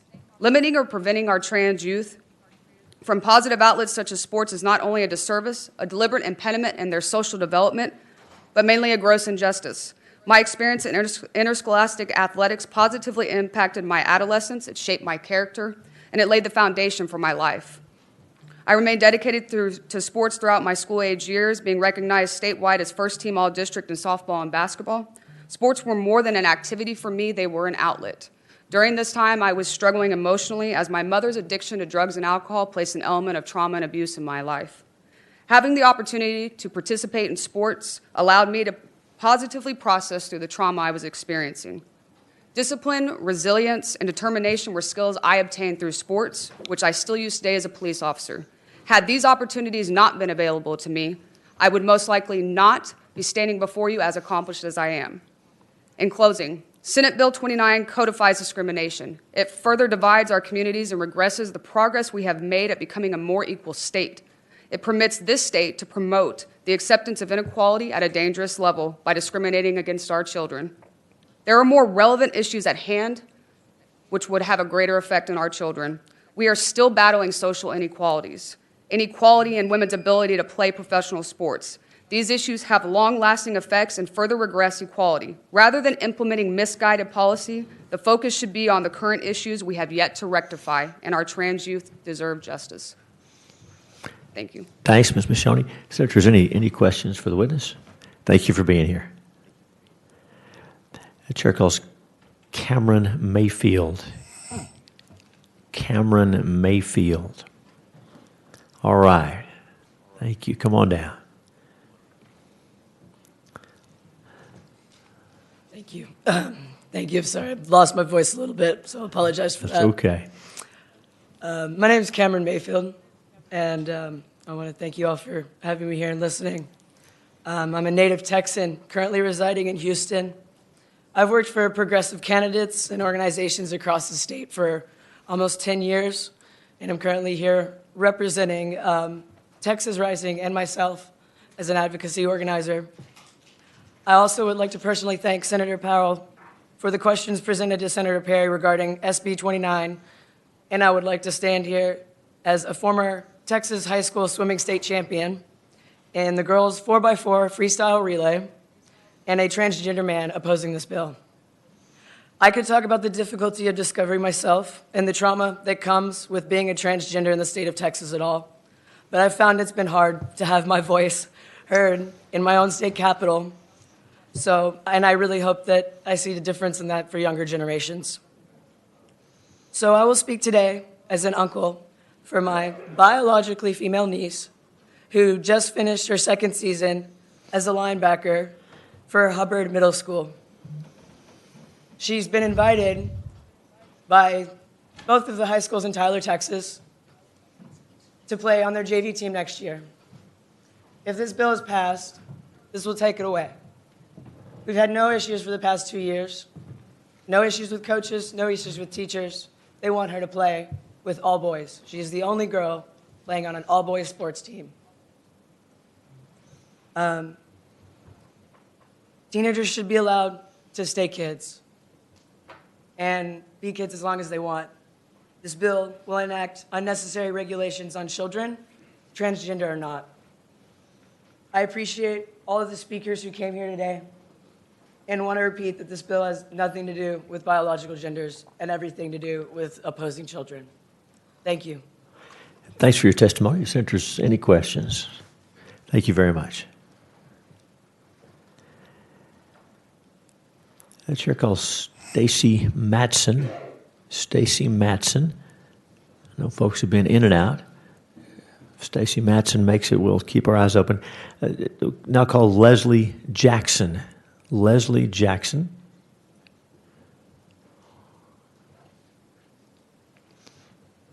All right. Either one is fine. There you go. All right. Thank you.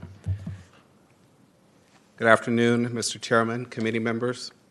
I'm the Reverend Leslie Jackson, Senior Pastor of St. Peter United Church of Christ in Houston, Texas. It is Houston's third oldest church.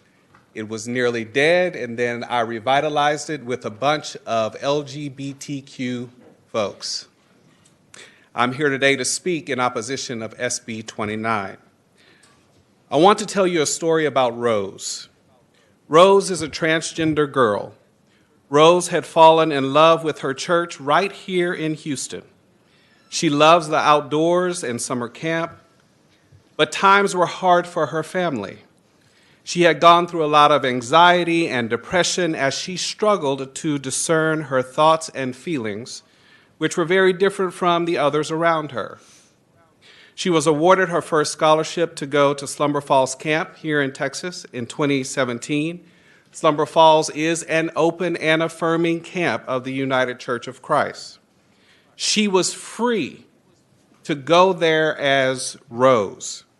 At first, she was a little apprehensive about camp, but she quickly learned the power and importance of inclusive and safe places.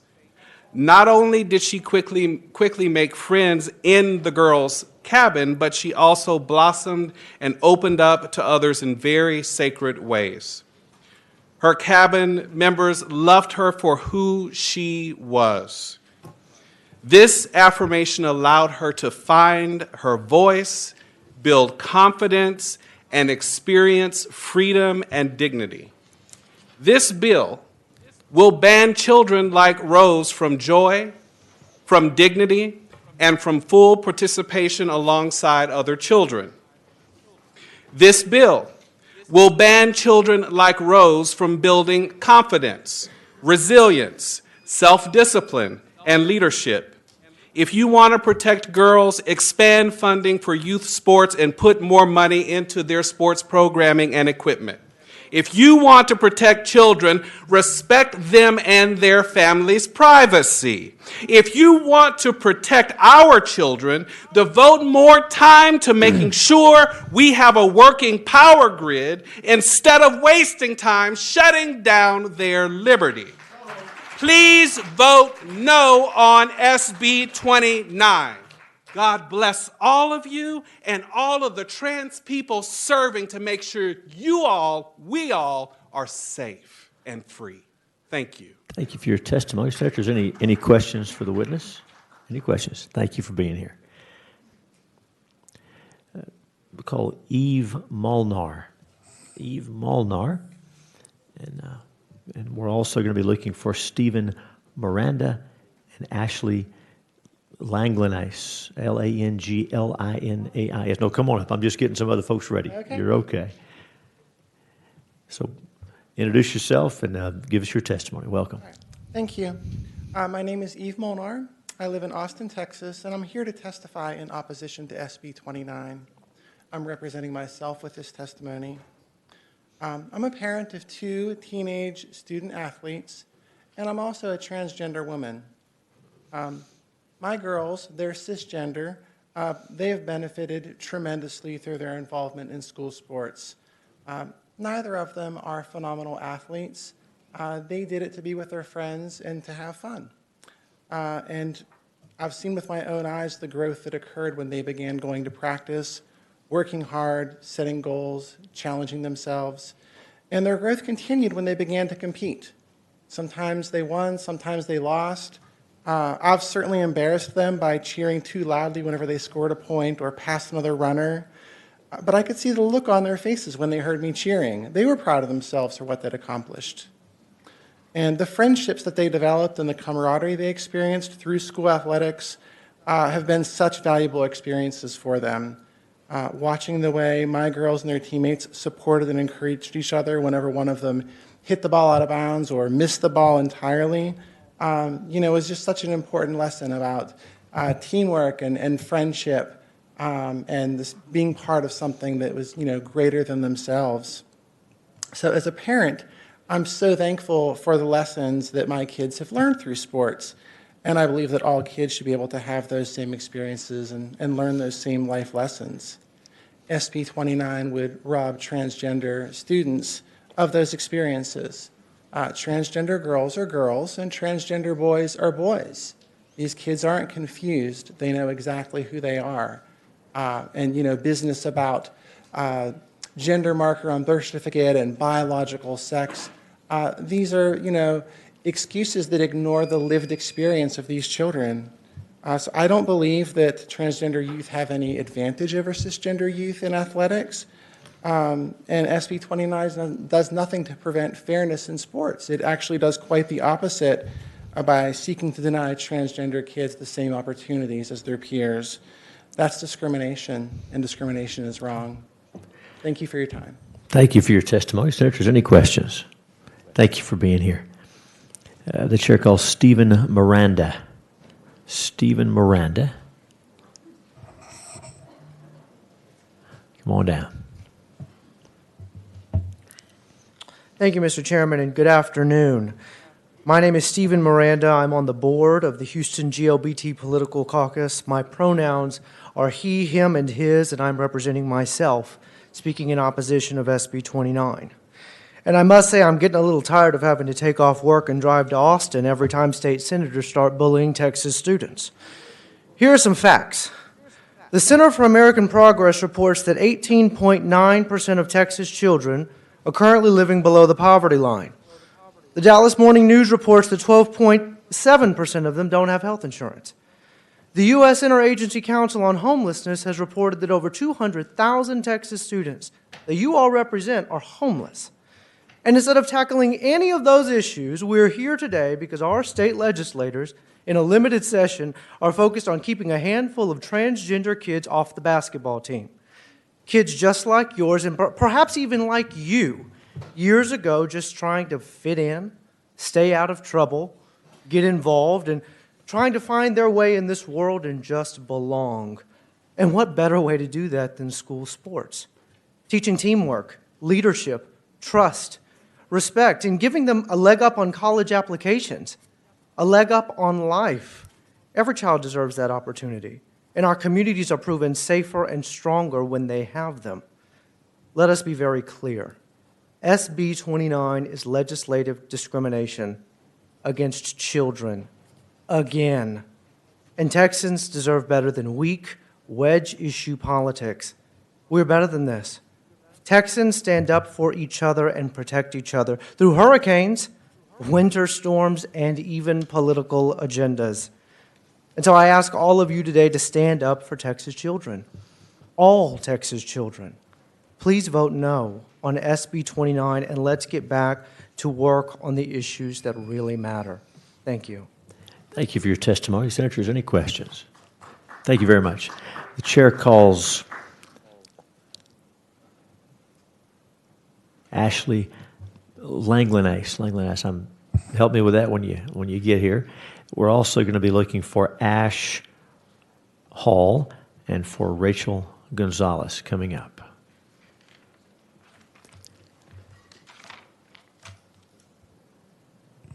Hi, good afternoon, Mr. Chair and Welcome. members of the committee.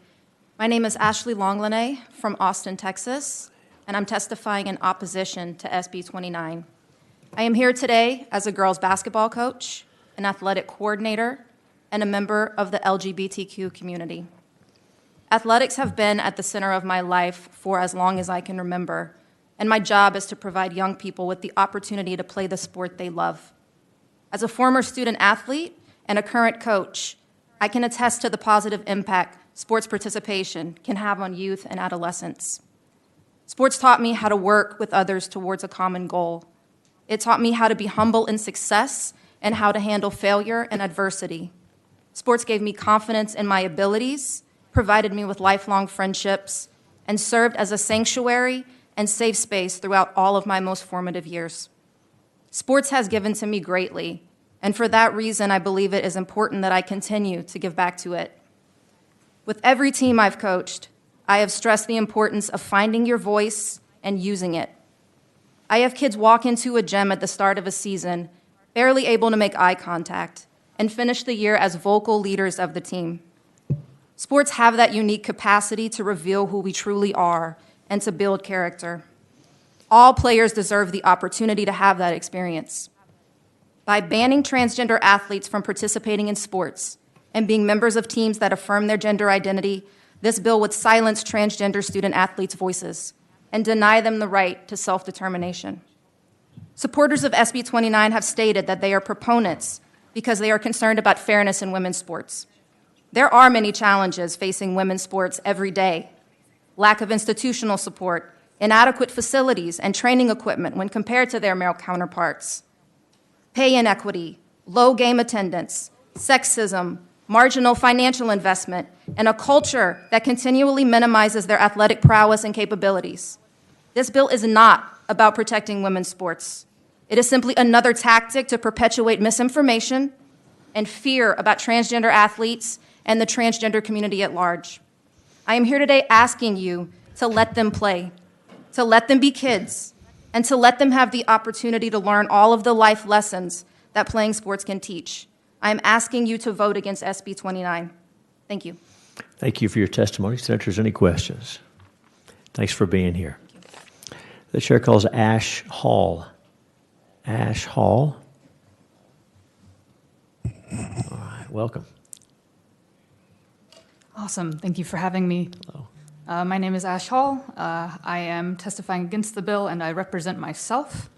I am a non-binary transgender Texan that uses they, them pronouns. I am familiar with many of your faces because I come up here all the time talking about things that my community needs to thrive instead of just survive. This bill is the opposite of what we need right now.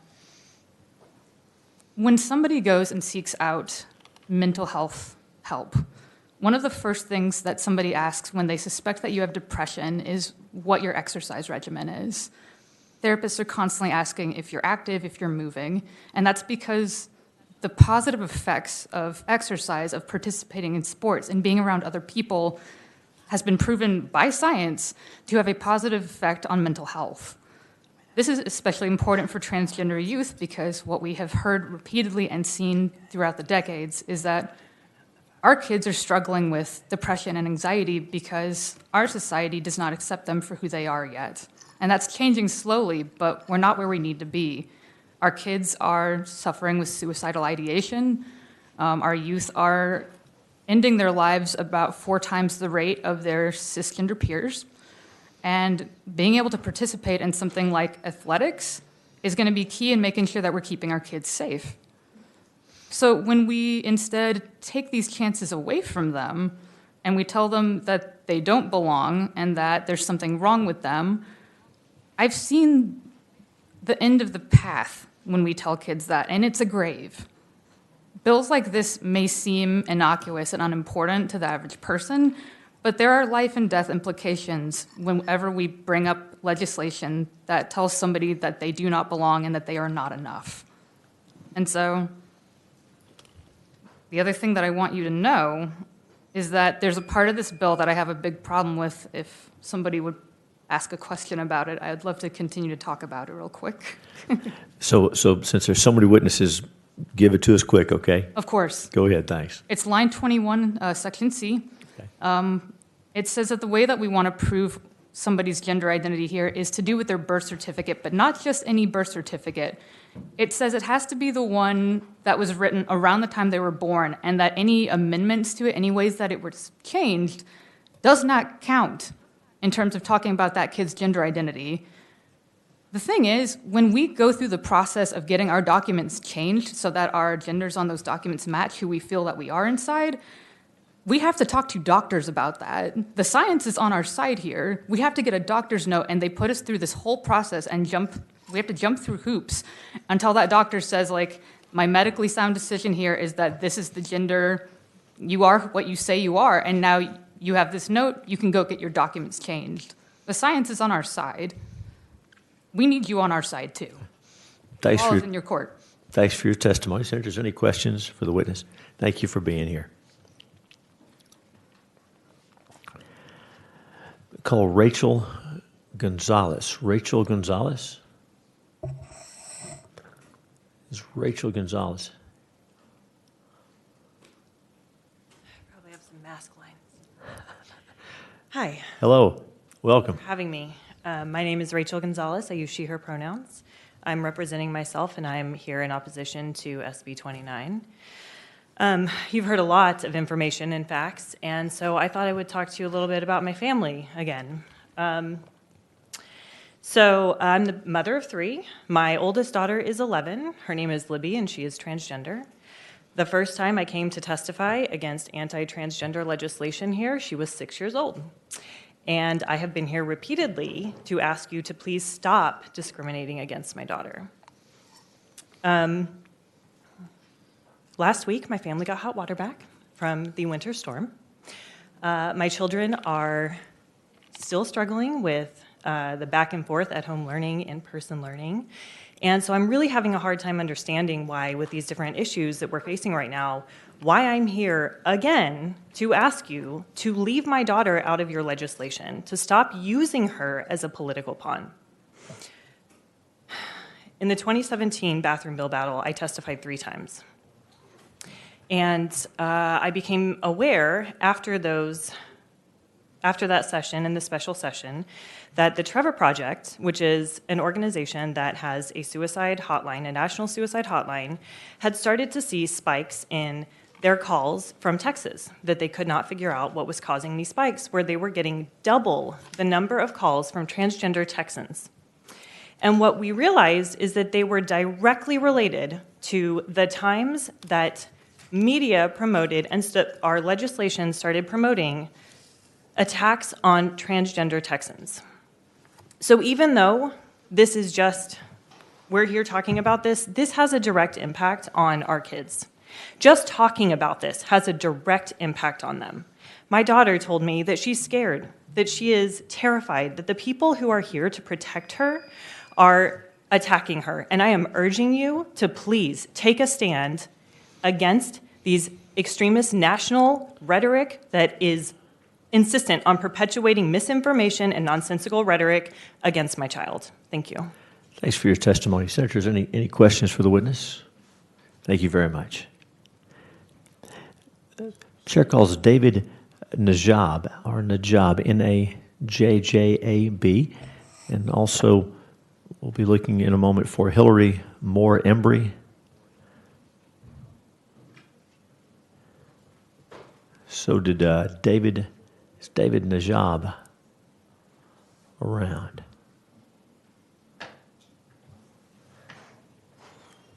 How about Hillary Moore Embry?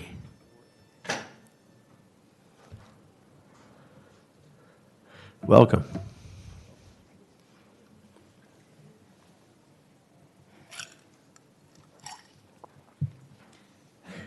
Chairman and members of the committee, my name is Hillary Moore Embry. I'm here today to testify in opposition to Senate Bill 29. I drove here today from Houston, Spring actually, right outside of Houston, through some of my favorite towns. As a fourth-generation Texan, it's an honor to testify before you today, but I wish I wasn't here. I want my own children to love this state like I do, but I'm failing. It's hard to tell my son how great the state of Texas is when every legislative session brings repeated attacks against him and kids like him. Adults he's never met want to block him from using the right bathroom, from accessing medical care, and now from playing sports with his friends. Being the parent of a transgender child means that when I see things like this go through the news, through the legislature, I have to wonder if while I'm sleeping, my son will attempt to hurt himself. I have to wonder if he's safe today when I left him at home at 16 years old. At 16, he likes to stay in touch with the world around him. He reads the news. He reads the Austin American-Statesman. He reads the New York Times. I'm proud of him for his community spirit. I'm proud of him for his awareness of the world around him, but it also scares me because he reads your words and they hurt him. It causes him stress, anxiety, and depression. As a former public school teacher, I know that one of the ways to alleviate stress, anxiety, and depression is being involved in things like sports, being a part of a team, to feel like he's part of something, to feel like he has friends who care about him. I'll have to skip ahead. There's one thing that I did want to address as well, and that is the use of the word biological sex. That's not a scientific term. That's not a term that's used by doctors. That's kind of a made-up word. If we're going to talk about biological sex, the variety of biology means that there's more than two options. And I don't hear anyone talking about that. I only hear people disturbingly talking about what's in my child's pants, which I feel like is incredibly inappropriate and rather horrifying. I have another son, and he is 9 years old. And when I told him last night that Mom wouldn't be up there in the morning to wake him up and to mind his brother, he said, "Don't worry, Mom. They'll do the right thing." And I hope he will. Mr. Chairman. Thank you for your testimony. Senator Saffarini. I was interested in your comment, ma'am, about the wrong term that was being used. And the reason is when we first dealt with the restroom bill in 2017, I wanted to use the correct vocabulary. And so I had my staff research it and make a list of the vocabulary for the issue. 17 pages. 17 pages. And so you are telling our committee we should not use the term biological sex. What should we use? Or what words should we use? If you mean assigned sex at birth, that would be the terminology that most people use. I can direct you to the Transgender Education Network of Texas, who probably has more to say about that than I do. But I do know that the term biological sex, there's more than two options. And if we're only talking about boys' teams and girls' teams, that's not a word that really applies. So I need another 17 pages. Thank you. Thank you, Mr. Chairman. Thank you, Senator. If there's any other questions, thank you very much. The chair calls Ivy Lee, or Ivy Lay, I'm sorry, it's L-E. Ivy with the PTA. There we go. Thank you. Welcome. When you get set up there, introduce yourself and give us your testimony. Okay, all right. I've never done this before. Okay, I'm Ivy Lee, and I'm just an Asian mom about town, here to speak for myself, because honestly, I'm a really mediocre PTA member, and I'm barely hanging on with work and virtual schooling. But I wanted to point out how SB 9 conflicts with the Texas PTA policy priorities that pretty much everyone here had said they agree with back on PTA Rally Day at the Capitol. Again, I didn't go this year because my hair is dirty, my clothes are wrinkled. I didn't make it. I didn't think we would need to. I didn't think we'd have to fight something like this. So let me just talk about the priorities. We asked for attention to cyberbullying. This bill was already being used as a platform for adults to bully kids live on the internet when it was called the bathroom bill. We asked for attention on health issues like PE, vaping, and childhood obesity, and we got this bill against athletes. My kids got a lot of heart, okay, but they're scrawny. No matter how this bill goes, they're going to compete against people who are taller and stronger than them. K-12 athletics is not about who's standing on the podium in Connecticut. It's about teamwork and post-game pizza parties and getting up when you get knocked down. If you want sports to be a level playing field, which some people who have testified for this bill have said they want, then demand that the legislature pay its half of education funding instead of keeping our Robin Hood property taxes that are supposed to be going to poor school districts on top of the state revenue half. State revenue hasn't been half for the last more than 20 years. Texas PTA prioritized mental illness, and y'all are going to love the slogan this year. Mental wellness? Student safety starts within. Affirming gender, as you've heard, is proven suicide prevention. We would need funeral money to fund this campus mandate because it's not an education bill, it's a campus mandate. I am on some away games motel money. I can't bake enough cupcakes to cover a burial. I can't bake. The PTA asked you to prevent youth trafficking and give clemency for youth who have been trafficked. There is an isolation and grooming process that traffickers use to peel kids off from their communities. SB 9 is a bill written by bigots who don't even have kids in Texas public schools. Every athlete who testified today is against the bill, but even though the bill is here now, it is not too late to make better choices. It is never too late, and that's, kill this bill, fund our schools. Ms. Lee, thanks for your testimony. Senators, any questions for the witness? Thank you for being here. The chair calls Ricardo Martinez. Ricardo Martinez also looking for Pat Fry. So Ricardo Martinez, come on over, and Pat Fry, if you'll be getting ready to testify. We'll have you up next, Ms. Fry.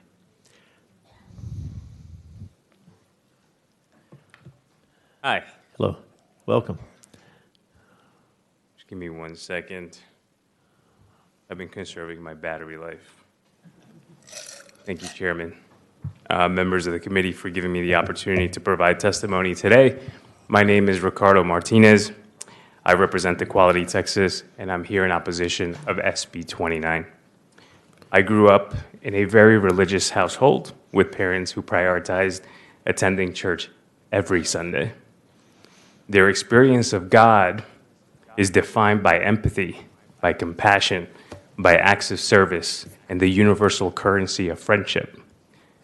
And when my siblings and I were 14, 12, 11, my parents sat us all down for our one and only family meeting ever. They told us they loved us and that if we ever identified as LGBTQ, it was totally okay. Shortly after that meeting, both of my siblings came out, and my parents honored that acceptance. They preached during our one and only family meeting.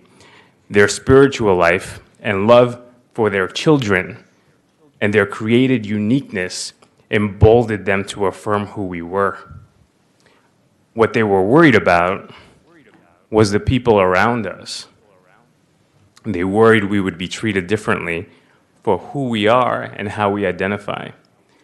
And 30 years later, I understand why. There are so many parents, families, and kids that are scared about SB 29 and what it would mean for their transgender children. As the CEO of Equality Texas, I'm privileged to hear many of these stories.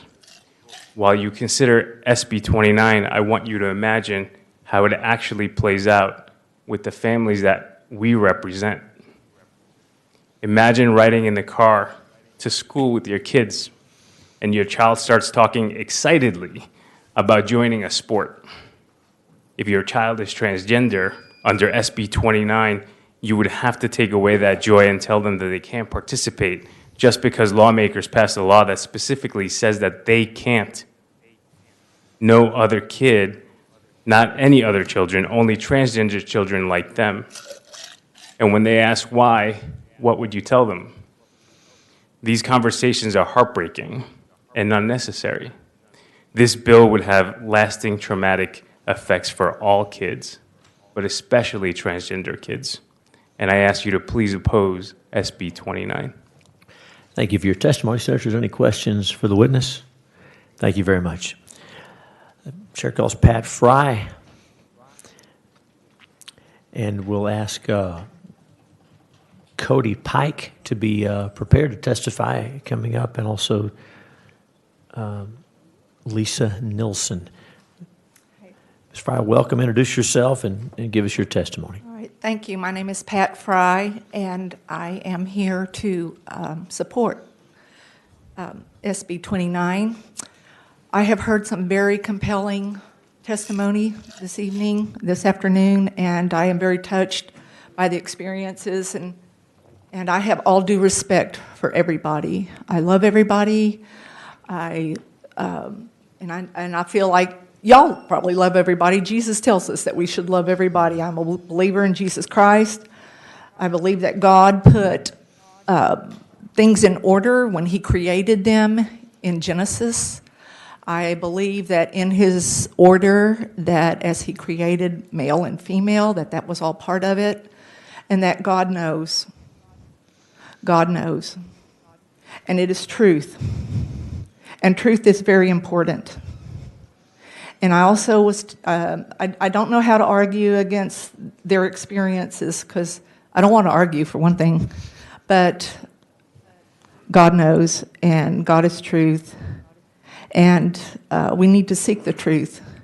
And just as a little reminder, Easter is next week. Easter is our traditional commemoration of Jesus being crucified and being raised from the dead, and that is truth. And not everybody believes that, but it is truth.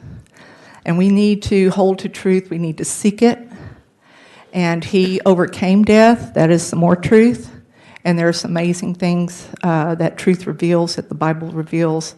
And I pray that folks will just seek that to find answers.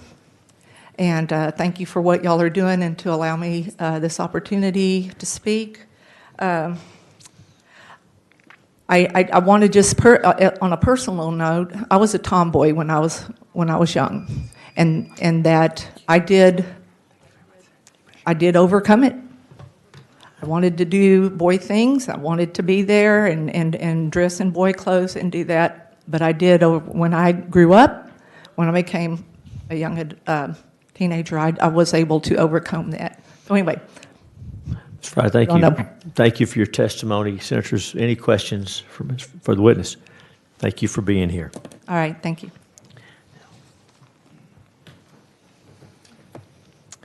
The chair calls Lynn Foster. Lynn Foster. And while we're looking for Lynn Foster, give a little time. We also, how about Cody Pike? Thank you for being ready. I called you, gave you that warning. You probably thought I forgot about you. Welcome. Introduce yourself. Give us your testimony. Chairman, I've been ready since 5:45 this morning. Thank you.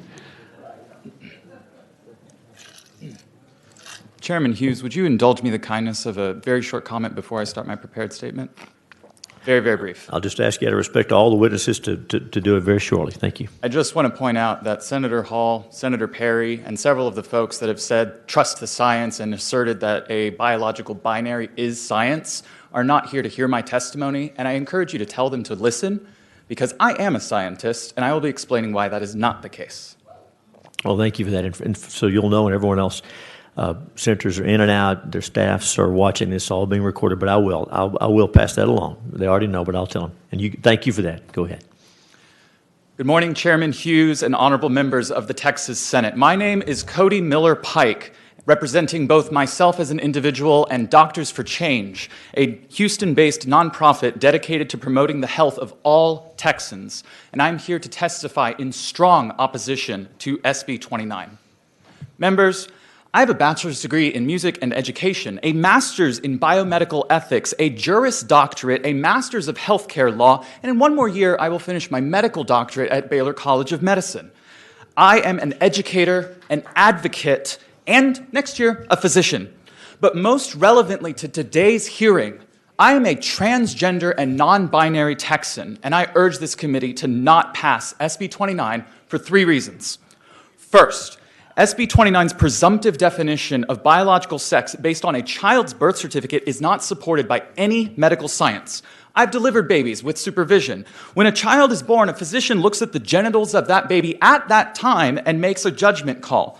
This bill therefore erases the existence of intersex children and children with congenital insensitivity to sex hormones. For example, as with the case of the Olympic athlete Caster Semenya, she was born with XY chromosomes but a congenital insensitivity and deficiency to 5-alpha reductase, leading her to have a vagina but also high levels of testosterone. So this bill would say she's a woman, but then she has high levels of testosterone, and the Olympics ultimately banned her because of that high level of testosterone. Science has also conclusively shown that how humans perceive their own gender identity is neither strictly nor intrinsically tied to whatever is in between our legs. Second, transgender student athletes do not adversely affect interscholastic sports. 9 years of CDC data show that trans-inclusive policies have no negative effect on girls' sports. We want to talk about advantage at any time in transition? Okay. The Journal of Sports Medicine did a systematic review of the evidence and found at no point in a child or adult's transition do they have a benefit in athletics. And finally, my last point, SB 29, and this has been talked by some of my colleagues, it threatens the lives of transgender children who could be your kids and your grandkids. 1 in 6 of Generation Z are LGBTQ. There's zero evidence that children who are trans put other children at risk, and in fact, the research shows that they are the ones harmed in gendered spaces. When I was a teenager in a San Antonio public school, before I came out as trans, I was just a boy. I was beaten and bullied for being queer. I was raped by a male classmate. This bill would not have protected me then, and it does not protect a single child now. So in conclusion, all this bill does is send a message to transgender, intersex, non-binary, and gender non-conforming children. We don't want you. You don't belong here. And they are already at a higher risk of committing suicide. Do not alienate them further. So please, honorable senators, as the body that claims to be the most deliberative in the nation and claims to care about Texan youth and preventing youth suicide, I'll steal a line from another friend. Kill this bill, fund our schools. And please, ask me all the questions. I could talk about the science for days. Thank you so much. Thank you for your testimony. Senators, any questions for the witness? Senator Saffarini has a question. You're recognized. Sir, what is the peer-reviewed medical evidence regarding transgender persons in sports? So, as I mentioned, the Journal of Sports Medicine looked at all age groups and found that there is no competitive advantage. I am not aware of a competitive advantage study specifically in pediatrics. I can find out if there is one, but I'm not aware of one. But in all ages, there is no competitive advantage. Also, going back to that example of Caster Semenya, when the Olympics basically, they told her, even though she was born a woman, that if she did not take drugs to lower her testosterone level, she could never run again. And so she stopped running because of that invasion into her body. And the evidence of advantages in sports, number one, not all sports require the same thing. If you're 6'8", you're going to be great at basketball, but terrible at gymnastics. And testosterone itself has only been connected to a 10 to 12% increase in ability in very specific things like sprinting. And that's it. And that is only in very isolated situations. Thank you, sir. Thank you, Mr. Chairman. Thank you, Senator. Senator Powell. So, Doctor, could you speak just a little bit more to that genetics piece that you mentioned earlier? I would love to, because I'm also completing the genetics and genomics track at Baylor College of Medicine.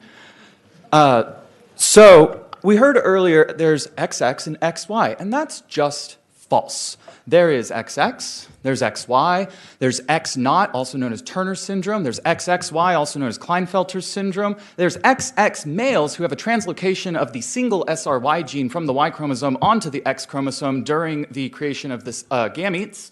There is no such thing as Y nothing because a Y chromosome by itself is too fragile to survive. And I'm sure there are others I'm forgetting off the top of my head, but, you know, the person who testified before me talked about God made us. I don't know anything about God. I don't claim to know anything about the divine. But if God made us genetically diverse, and God made trans people too.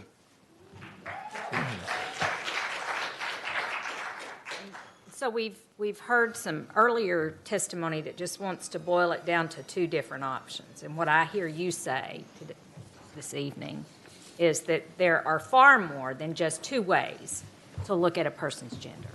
Yes, ma'am. And even outside of the sex chromosomes, there can be congenital deficiencies or lacks of particular enzymes, like I mentioned with Caster Semenya. That is not an X-linked issue. That is a genetic condition that is not linked with the sex chromosomes that caused her deficiency of the 5-alpha reductase enzyme, which is necessary to convert testosterone into dihydrotestosterone. And without dihydrotestosterone in utero, the default is a vagina and ovaries, and dihydrotestosterone is what changes that into a penis and testicles. So even though Semenya was XY, because she lacked one enzyme genetically, she was born with a vagina and ovaries. So what would this bill say? This bill would say that she's a woman. But then the Olympics said she's too masculine. Also, Senator Zaffarini, I wanted to call back to a question you asked earlier about different communities being disproportionately questioned about whether or not they're actually girls. And yes, there is evidence in the peer-reviewed literature that women of color are routinely accused of being transgender or too masculine, and this bill threatens to disproportionately invade their privacy. Thank you. Thank you, Senator. Any other questions for the witness? Thank you for being here. Thank you so much. And if you have any other questions, I'm available. Doctors for Change will also be submitting written testimony signed by over 175 physicians across Texas. Thank you for your testimony. Now, we're going to ask the following folks to be prepared to testify. Sandeep Parikh, Laura Presley, Jonathan Parker, Ian Pittman, Stephanie Perdue, Don Garner, Beto O'Rourke, Lynn Foster. So those folks be prepared. And welcome. Thanks for being here. Introduce yourself. Give us your testimony. Awesome. Thank you. Mr. Chair, members of the committee, my name is Sandeep Parikh. I'm from Austin. I'm here representing myself, and I'm here to testify in opposition to SB 29. Team sports teach kids of all ages about inclusivity, fairness, and teamwork. When kids play team sports together, they get to have fun with their friends and their peers.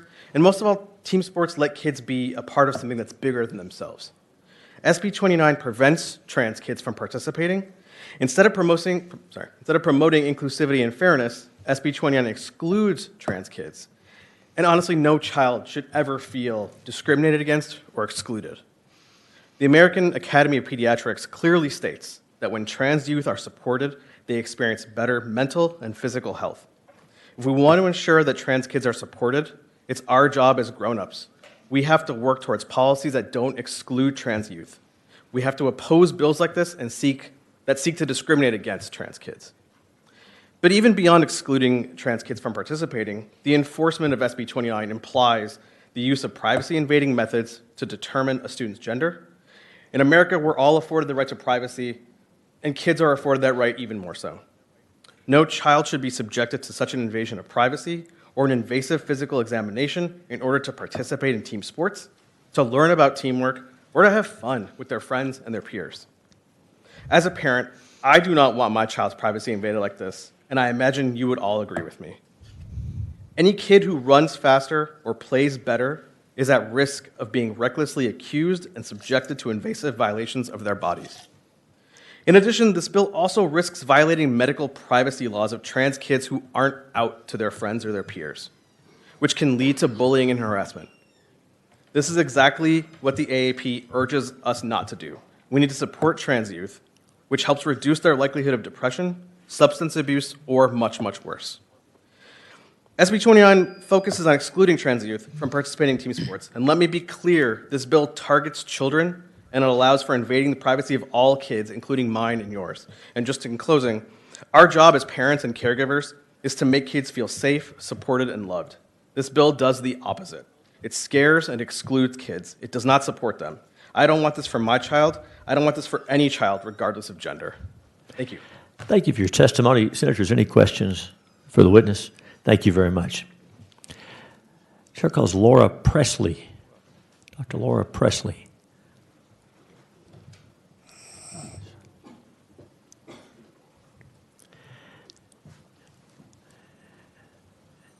And while we're looking for Laura Presley, we will call Ian Pittman. Ian Pittman. Did Ian make it in?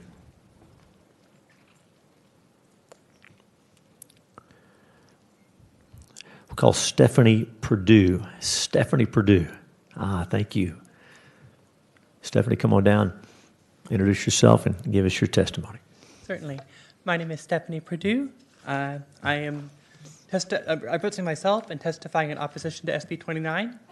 And it's an honor to be here again. I certainly hope that the committee members are listening this year, because the first time I ever had to provide testimony was in 2017, when hundreds of us came here to testify in opposition to the bathroom bill and were promptly ignored. So I really hope that you are listening.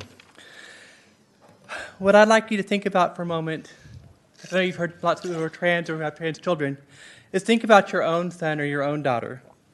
They don't have to be transgender for this bad discriminatory legislation to affect them. What are you going to do if you pass this legislation and someday they decide to play sports? Maybe somebody doesn't like them, or maybe they're too successful, and somebody decides to say that they are a transgender person. Never mind here that biological sex which is really not a very good term for being male or female, because there's so many other variations you've been testified to. But now they're subject to an invasive examination. What if you don't approve of them doing so? Or what if they don't want to have one? Imagine what's going to happen when they get back to school and people start whispering about that girl that didn't get to play the sport that she was trying to play, and that, is she really a guy? We already know that we have a bullying problem in schools. Imagine your daughter being accused of being bullied by her teammates because now they think she's a boy. Imagine her trying to use the restroom or to sit with friends when all she really wants to do is be part of a team, to study and be successful in school. These attacks on the transgender community need to stop. We simply want to live our lives just as we've done since the dawn of time, and there has never been a problem until you have decided to make this one. The problems come when you attempt to demonize us through legislation such as this, and that you've been trying to pass for the last several years. The problem is not with us. The problem is with the people that your promotion of this hateful discriminating legislation caused to make our life harder. Or, as was the case in 2017, during the special session, the day before I testified, make us victims of hate crimes, because you have to make this an issue for people to talk about. Thank you. Thank you for your testimony. Senators, any questions for the witness? Mr. Chairman? Senator Savarini. Ma'am, don't you feel some degree of hope because you really weren't ignored by everybody? You were heard. Hundreds came. The bill didn't pass. It didn't pass in the House. And you educated so many people about the issue and gained so many new friends. So don't you feel some kind of hope for the future? Times change, people change, situations change. Senator Zaffirini, thank you so much for asking that question, and you definitely gave me hope that night. But the bill did pass this committee. The bill did pass the Senate. Thank God that the House had some people to listen to us there and stop the bill there. I don't trust that you're going to listen to us today. I mean, when we testified before the evening was gone, you passed the bill on. I know there were some of you who did have the right thing to do, and I appreciate you listening that day. Well, be careful how you say you. I voted against it. Thank you. Thank you, Mr. Chairman. Yes, Senator. Any other questions? Thanks for your testimony. Laura Presley. Dr. Presley, make it in. Ian Pittman. Call Ian Pittman.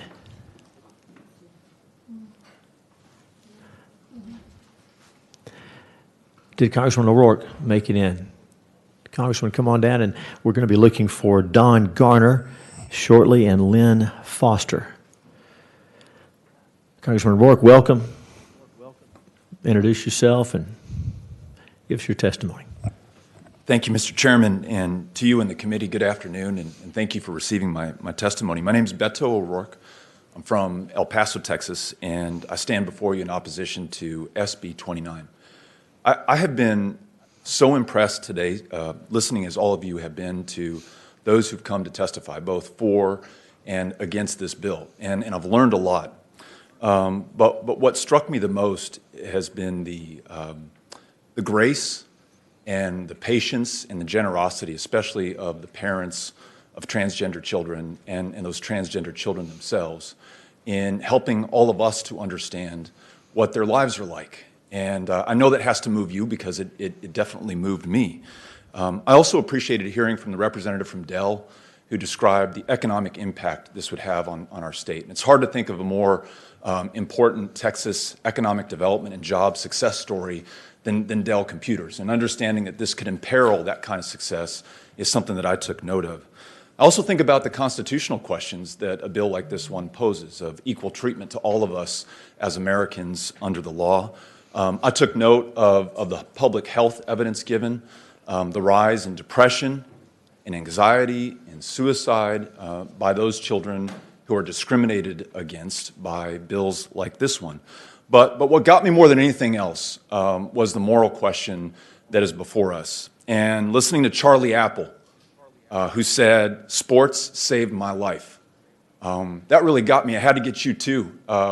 Those of you who are parents, Amy and I are raising a 14-year-old, a 12-year-old, and a 10-year-old, and I was thinking about my kids when I was listening to Charlie Apple. And so let me conclude with this. You're good people. You're public servants. You ran for office, and you're sitting and serving here because you want to help people. You don't want to hurt people. And it could not have been your intent, including the author of this bill, to hurt anybody. But now that you know it will hurt people, I hope that you will withdraw this bill, and if it should move forward, that those of you who are on this committee and are listening to those who've testified today will oppose it. Thank you very much. Congressman, thank you for your testimony. Senators, any questions for Congressman O'Rourke? Thank you for being here. Oh, I'm sorry, Senator Powell. There you go. I got you this time. Go ahead.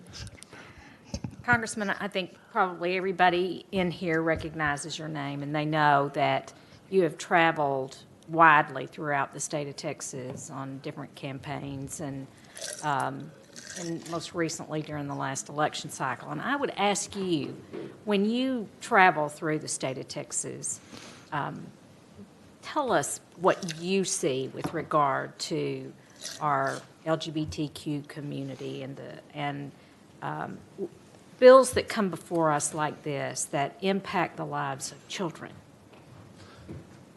I hear a basic desire for fairness and for equal treatment, one that I think all of us respond to. I mean, we want this country to work for everyone. We want everybody to be okay.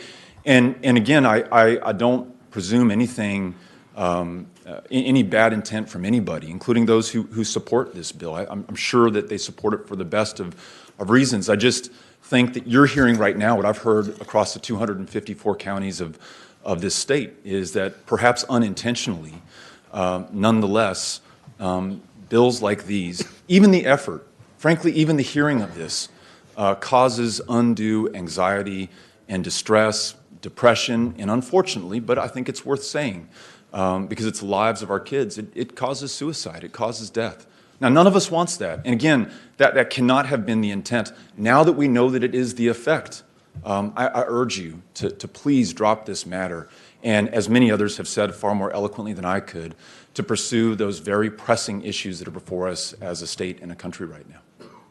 I appreciate those remarks, and in particular, I'd like to say here that with the 30 colleagues that I serve with on the entire Senate, I always find that each one of us has very altruistic motives and intent with regard to our legislation. But you are so right here that when you hear witness after witness after witness with the kinds of heart-wrenching testimony that we've heard here today, it has to move your thought process about what we're doing with regard to our children in the state of Texas. And thank you so much for being here today to testify. I want to thank you, and I want to thank the committee members. And Mr. Chair, I want to thank you for the way you've conducted this hearing. The fact that you're listening to everybody is just so powerful and so important. And so anyhow, as a Texas citizen, thank you all very much. Appreciate it. Thank you. Thank you, Congressman. The chair calls Don Garner. And while Mr. Garner is making his way down, we're still looking. We'll be hearing from Dr. Laura Presley, from Jonathan Parker, from Ian Pittman, and from Lynn Foster coming up. Mr. Garner, introduce yourself and give us your testimony. Welcome. Thank you, Mr. Chairman and members of the committee. My name is Don Garner. I'm Executive Director of Texas Faith and Freedom Coalition, whose mission is to give people of faith a voice in government. Towards that end, I have the privilege of speaking in support of bills like Senate Bill 29. In the most recent election cycle, Faith and Freedom Coalition distributed voter guides through volunteer canvassers to 5.9 million voters across the nation, over 300,000 of those here in the great state of Texas. And those we represent are alarmed by the unfairness of biological males competing against females in UIL sports and believe passage of this bill to be vital to protect the integrity of girls' sports. NBC News, and may I point out, not a beacon of conservative ideology, NBC News carried a report in January citing a new study published in the British Journal of Sports Medicine. The study suggests transgender women maintain an athletic advantage over their cisgender peers even after a year on hormone therapy. Citing such evidence must seem unnecessary to the average person. In a casual discussion on this subject recently, the woman with whom I was speaking recalled how she found it virtually impossible for her to ever beat her younger brother in thumb wrestling. I'm a father of 4 boys, 3 girls, of whom all but one, participated in competitive sports, three of them at the college level, and I assure you not one of them would entertain any of the arguments that we've heard today that put forth that girls can compete fairly and safely with biological males. The injustice done to female athletes seems plain to most conservatives and liberals alike. It's demoralizing to female athletes who have demonstrated inspiring levels of dedication to compete in their respective sports at the highest level. It also tends to render championships and record-setting performances meaningless. Add to this the obvious danger posed to girls competing with biological males in contact sports like wrestling, or as we heard earlier referenced, women's rugby. Senate Bill 29 will restore safety and fairness to girls' sports. Please vote for the passage of Senate Bill 29. Thank you, Mr. Garner. Senators, any questions for the witness? Thank you for being here. Thank you. The chair calls Laura Presley. Looking for Laura Presley, see if she's in the hearing room. Chair calls Jonathan Parker. Jonathan Parker. Chair now calls Ian Pittman. Did Ian Pittman make it in? We're also going to be looking for Lynn Foster.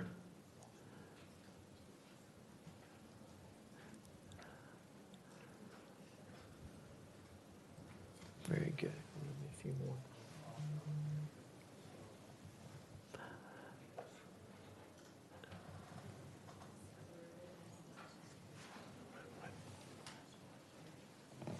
What? We're down to 16. We haven't called anymore yet. What's that? No, I don't think so. Oh, here we go.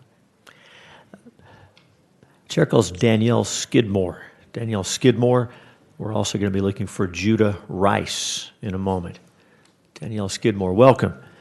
Introduce yourself, give us your testimony. Good afternoon, Chair Hughes, members of the State Affairs Committee. Thank you for this opportunity to provide public comment. My name is Danielle Skidmore. I'm here on behalf of myself to speak in opposition to Senate Bill 29. I'm a civil engineer, a special needs parent, a member of the Board of Equality Texas, and a proud transgender woman. Senate Bill 29 seeks to solve the imaginary problem of transgender girls dominating youth athletics.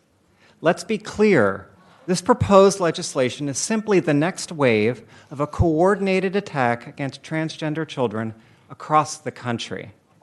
I'll defer to the experts to explain in detail why there is no factual basis to the assertion that transgender girls somehow possess unique advantages in youth sports. I will, however, use my brief time before you today to share my observations as a transgender person. The idea that a child would identify themselves as transgender just so they could be more competitive in a sport is both ridiculous and, quite frankly, insulting. I didn't choose to be transgender any more than I chose to have hazel eyes. What we choose is to live our authentic lives in spite of a world that sadly is often too hostile to our existence. Transgender girls are girls. They deserve to participate on the team with their peers. I still grieve the fact that I didn't have those opportunities as a child in the 70s and 80s. Participation in youth sports is so important to the social and emotional development of children everywhere. Segregating transgender children from playing with their peers is both unnecessary and cruel. We hear these continued discussions about transgender people described as a culture war. Yes, there are far too many days, like today, where we feel like we are fighting simply to exist fully in society. However, this is not a culture war. It is our human rights struggle. At their core, these bills seek to dehumanize and ostracize transgender people, and most insidiously, transgender children, because the authors don't see us as legitimate and worthy of equality. I urge you to vote no on Senate Bill 29. Thank you for your testimony. Senators, any questions for the witness? Thank you for being here. The chair calls Judah Rice. Judah Rice.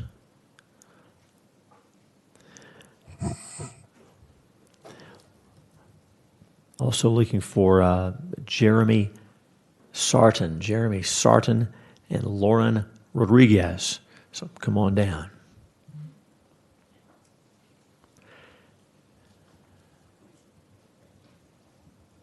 Welcome. Introduce yourself. Give us your testimony. My name is, one second. Oh, you bet. No, we'll let you get ready. That's fine. Not trying to rush you.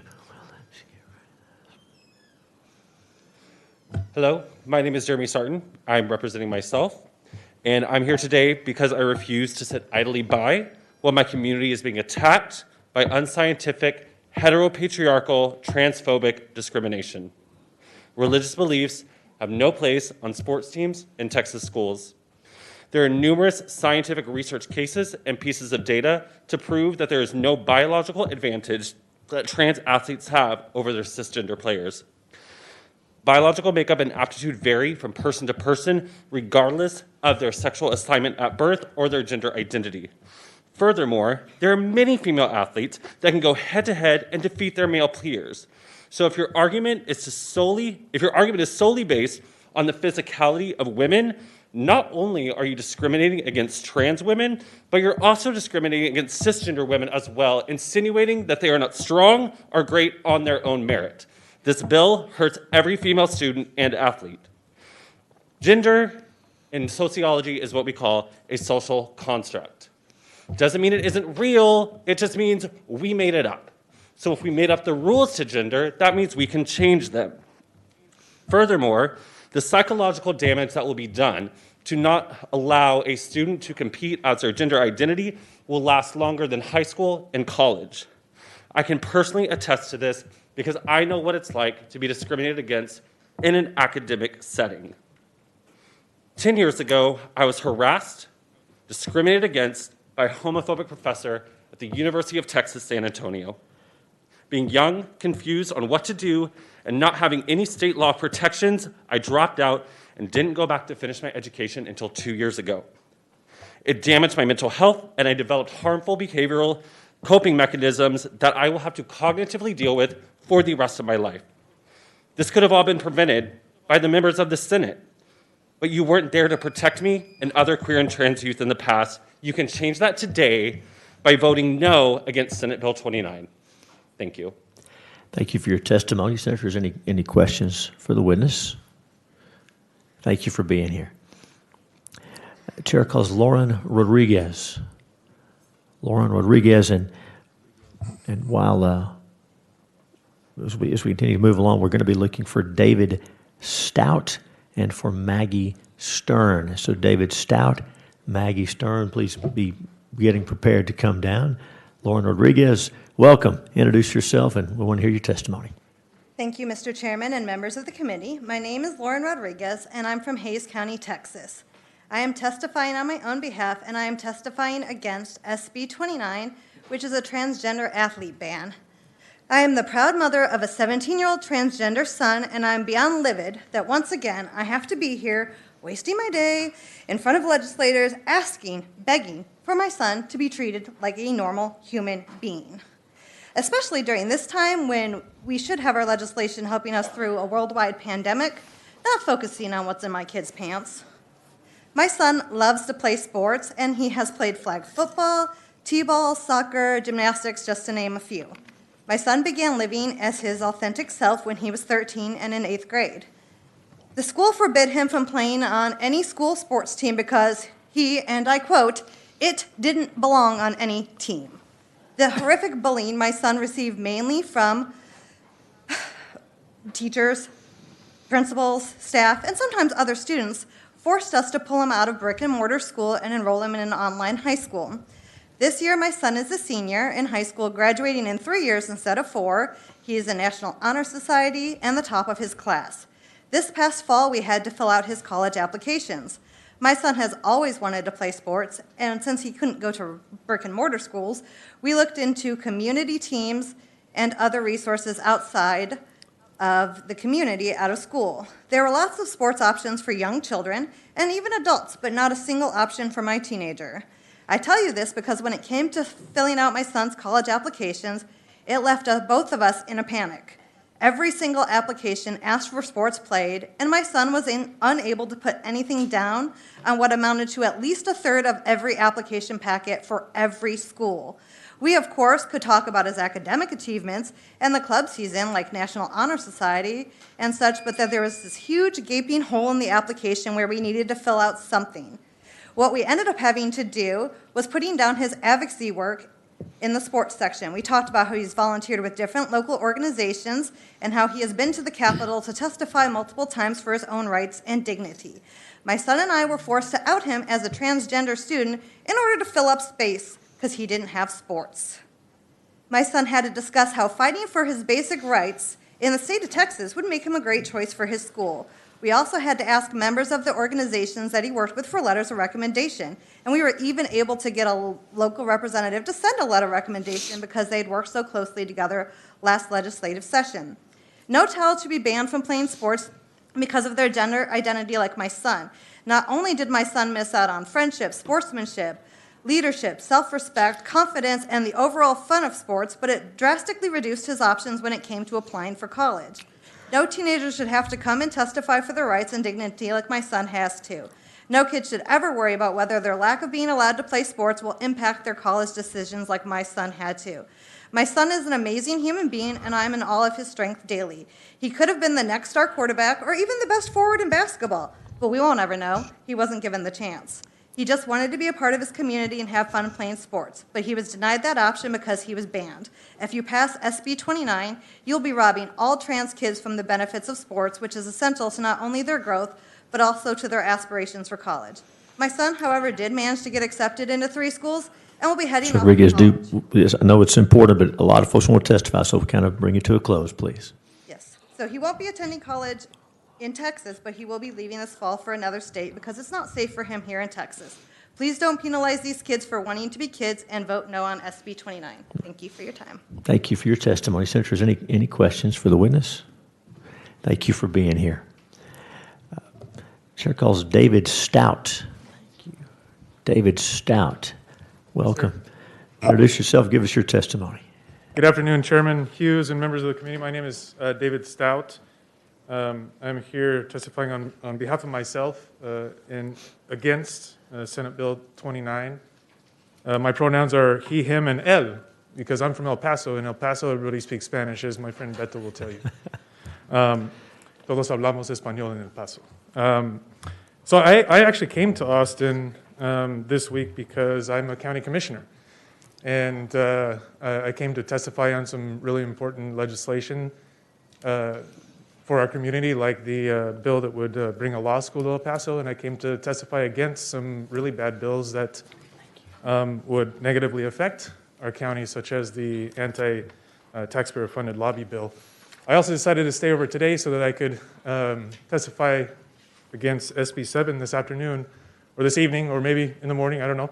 But I thought, man, I wouldn't be able to sleep tonight if I didn't come in and tell you just how ridiculous, ugly, disgusting, and terrible this bill is, and ask you to vote against it. El Paso, like the communities that you represent, is not immune to the hate and discrimination that the LGBTQIA+ community faces. Much of that hate and discrimination is specifically aimed at transgender constituents. And I believe no constituent of any of us should suffer from acts of violence driven by fear and intolerance.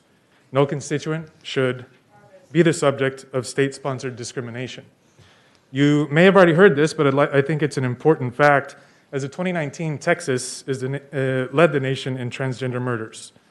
Let me repeat that. Texas is number 1 in the country for transgender murders. Where are the bills that address that issue? Where is the bill that addresses accurate science-based public education that is essential to understanding sexuality and gender and biology? Why, for that matter, is this bill being heard in state affairs instead of education? Why are we spending this precious legislative time on this, really? I mean, let's be real. I think this bill only furthers the discrimination already felt by transgender youth. It's hard enough to get through adolescence as it is without putting a target on a young person's back. It's just hard for me to comprehend. This bill furthers that discrimination, that framework, one of intolerance, discrimination instead of love and acceptance, This community needs our support, not our hate. This community deserves dignity and respect, not this intent to marginalize and discriminate. So I respectfully ask that you vote against this bill. Thank you very much for your time. Commissioner, thank you. I didn't recognize you, and I should have recognized your name. Thank you for being here. And thank you. Members, any questions? Commissioner Stout. Thank you for being here. Your time. Thank you. Thank you. The chair calls Maggie Stern. Maggie Stern.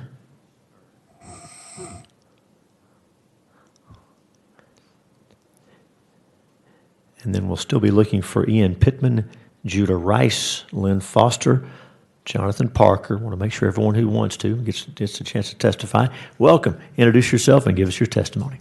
Good afternoon, Mr. Chairman and members of the committee. My name is Maggie Stern. I'm here representing myself as well as the Children's Defense Fund of Texas, a policy and advocacy organization that uplifts the voices of young Texans. And I'm here today to testify against SB 29. I urge this committee to stop attacking and demonizing children in this and in other bills. In my work, I regularly speak with young Texans across the state, including young trans and non-binary Texans.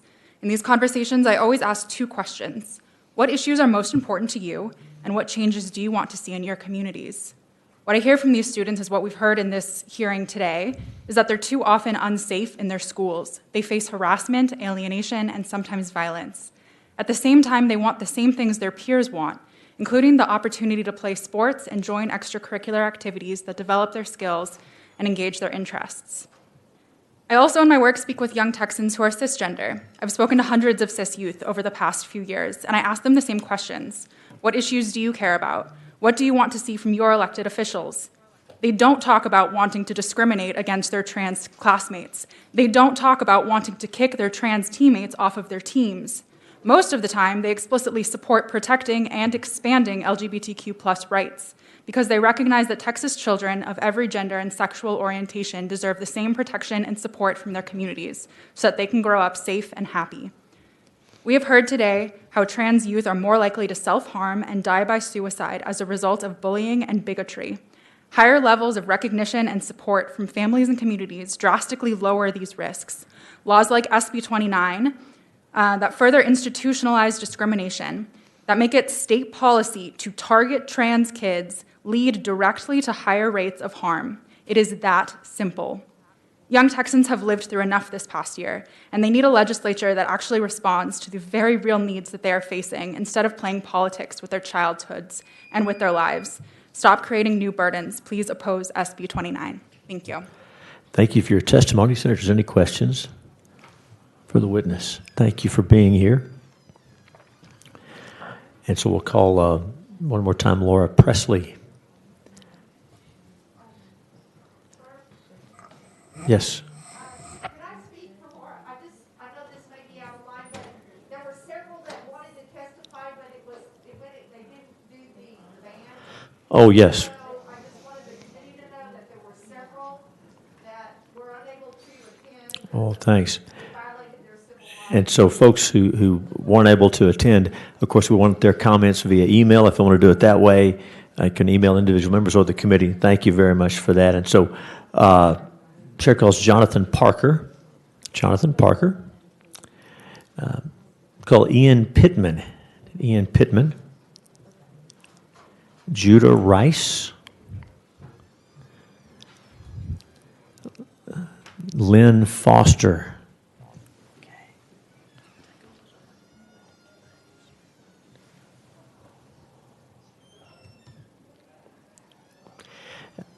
The chair calls Kathy Jaster. Kathy Jaster.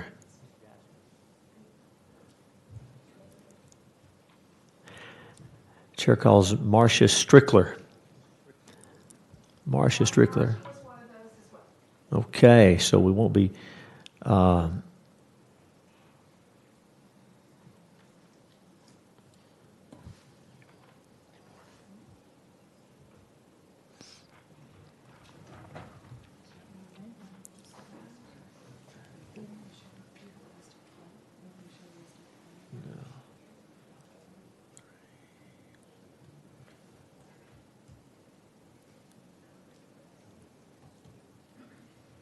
We don't have 12 on there. 12 on there. Take Laura Presley off. She's not coming.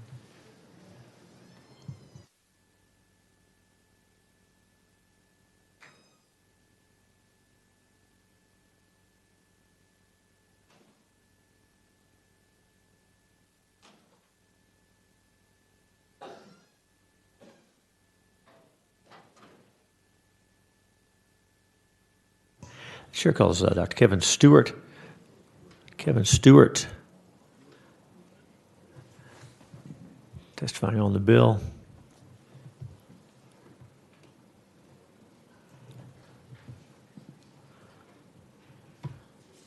Stewart, come on down.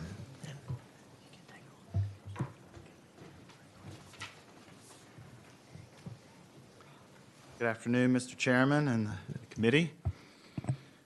This is a very charged issue, and the stories we've heard today have been very moving. It would be tough not to be moved by them, and you all are to be applauded for being here deep into the day with few breaks and listening to each of us. I really thank you for that. As you may have noted, I am speaking on, so neither for nor against. I'm not here to tell you how to vote, but simply to convey and clarify what the science says. I'm here on behalf of the Austin Institute for the Study of Family and Culture, where I'm the executive director. The bottom line up front, as my military friends like to say, is that sex is real. Biological males have certain features of their sex that give them advantages in athletic competition. Biological males are on average 5 inches taller. They are faster, stronger, with bigger bones, greater muscle mass, larger hearts, larger lungs, greater lung capacity. In early childhood, the differences are fairly minimal to the notice, but in puberty, male testosterone surges to 20 times that in females, and the results from that are permanent physical advantages. 40% more muscle mass, 40% less body fat on average. And those physical, really importantly for this bill, those physical differences remain even after transition. So transgender females, for example, there's a study I have here. Males as young as 12 were treated with puberty blockers, followed by hormone treatment at 16, with some opting for gonadectomy at 18. Attained weight was male typical. Body fat was female typical. Lean body mass and grip strength was lower than in reference males and in males transitioning as adults, but still, despite the early intervention, remained far higher than in age-matched referenced females. The performance gap is 10 to 50%, depending on the sport. The same study found that biological advantage is only minimally reduced when testosterone is suppressed.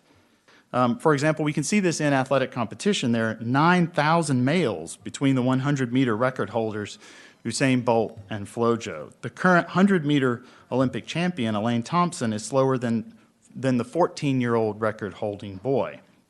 At 400 meters, Allison Felix is a world champion, but in 2018, there were 275 male high school boys who ran faster, and on 783 occasions.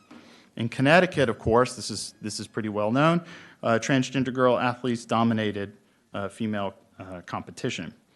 Mind you, these are not earned advantages. Biology has gifted males with unfair advantages in physical competitions, and on the whole, the studies in this area confirm that repeatedly. The science suggests that the convention of separating the sexes in athletic competition has very robust data support.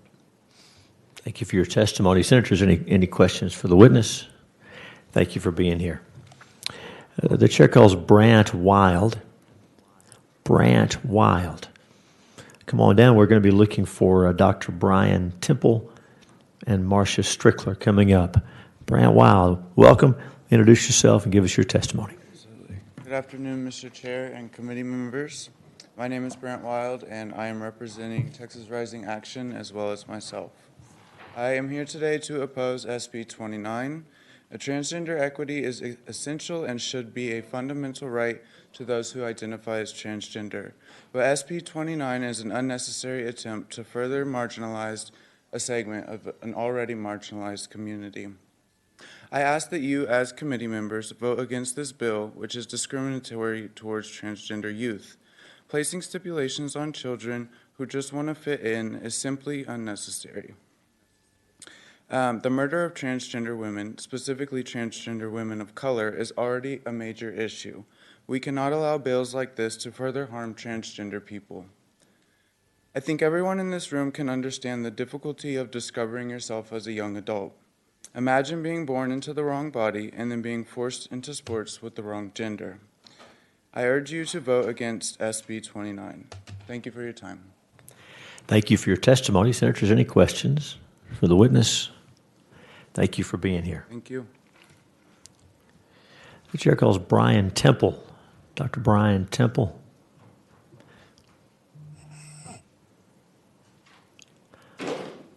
And after Dr. Temple, we'll be looking for Marcia Strickler, Jonathan Covey, Judah Rice, Kathy Jaster, Gerald Welty, Jr. Doctor, welcome. Introduce yourself and give us your testimony. Thank you, Chair Hughes, Vice Chair, and committee members. I appreciate the opportunity to be here. My name is Dr. Brian Temple. I'm a pediatrician in the Lake Travis area. And I'm here today on behalf of myself and over 4,500 pediatricians, subspecialists, and students of the Texas Pediatric Society. It's a branch of the American Academy of Pediatrics, the Texas chapter. Several people have said this way better than I can, and I understand the emotions are super high because it is a very difficult topic. But it's easy for us at the Texas Pediatric Society to strongly urge you to vote against this measure, as it would cause unnecessary harm to the health and well-being of transgender youth in Texas and their families. As a pediatrician, I'm fortunate and oftentimes unfortunate to run into some families and some of the issues that befall them. There are about 1.8% of youth that identify as transgender, another 1.6% that are transgender or questioning, gender diverse. In the end, though, these are still children. These are the kids I take care of. These are my own 3 children, and they're your children as well, and they have to be treated with the same respect, dignity. They need a community. They need parents, they need friends, and they need leaders to show them the way. This is the only way they're going to be able to feel safe to live, play, and go to school as the normal children they are. Many people have pointed out that a trans girl is a girl, trans boy is a boy. It is true. The scientist that was before me left. I'm hoping he left written statements because I would love to see his citing of documents, because I have some for you, Ms. Chair Saffarini. You were asking earlier for citations, and I have several that I've given as written testimony as well. The science is actually pretty clear here. Even the NBC study, those Olympic athletes are actually allowed to participate. It just maybe was shedding some light on how long this testosterone lasts in their system. Generally, it's thought to be a year after treatment, and there's not a significant 10 to 50-fold increase between their male counterparts. If it needs to be 2 years, fine. Let them play, though. Let them have fun. As it's been stated over and over again today, and I've had to see in my clinic kids that come in abused, bullied, homeless, on drugs, or in the worst case scenario, suicide. I don't want to see it again. And when I hear these stories, it breaks my heart, just like it does every time when I'm in clinic. We have to do something about this. We can't prioritize one group of children over another. We have to continue to treat all children equally. And by supporting this bill, we'll be doing the opposite. So I strongly urge you to take what you've heard today to heart and listen to it, because we are going to be hurting Texas children now and in the future. I really don't want to see that personally and professionally. I really appreciate the time, and I also would like to thank you, Chairman Hughes. You have been great. You've listened, and you've really let everyone speak their mind for or against, so I'm happy with that. I appreciate everyone, and if there are any questions, I'm happy to answer, and I've also provided a written statement with ample citations as well. Thank you, Doctor. Thanks for your testimony. And Senators, any questions? And we'll look at the written materials. Thank you very much. Chair calls Marcia Strickler. Got it. Thank you very much. Chair calls Kathy Jaster. Chair calls Gerald Welty Jr. Gerald Welty Jr. Very good. Take your time. Thank you.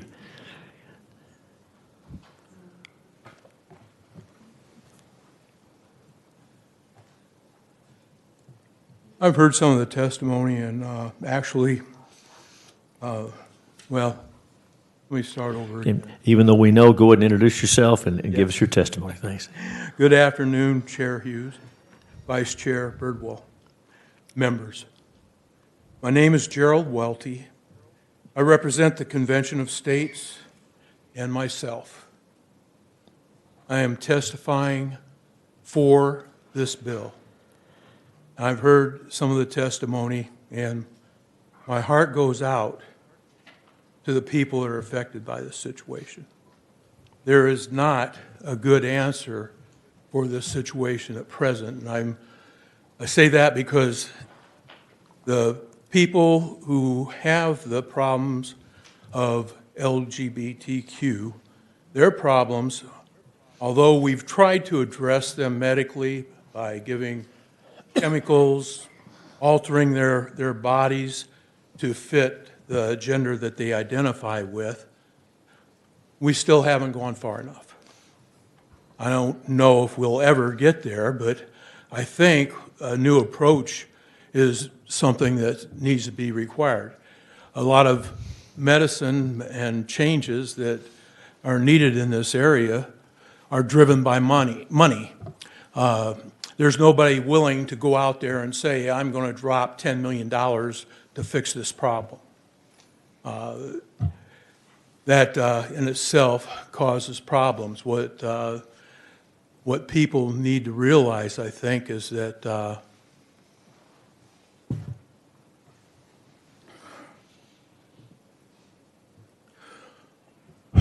we're all God's children. And it's excuse me, it's up to all of us to be there for our sisters, our brothers, our fathers, our sons, for our entire family, the human race. And we should step up to that plate and take on the hard challenges to do what is necessary.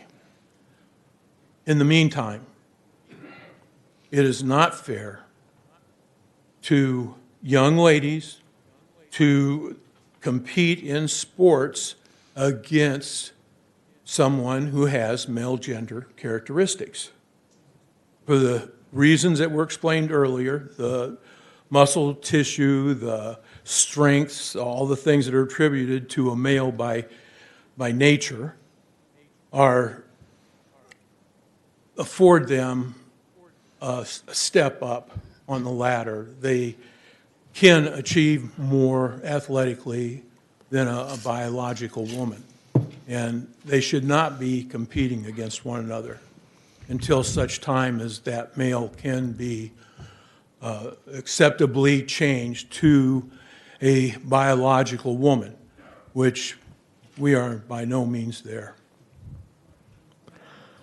Mr. Welty, thank you for your support. Thank you. Thank you for your testimony. Senators, any questions for Mr. Welty? Thank you. Thank you for being here. Chair calls Stephen Rudner. Stephen Rudner. Mr. Rudner, make it. Stephen Rudner.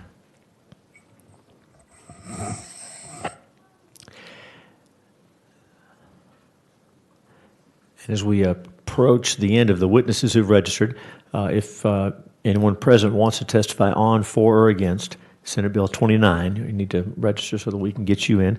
The chair now calls Jonathan Covey. Jonathan Covey.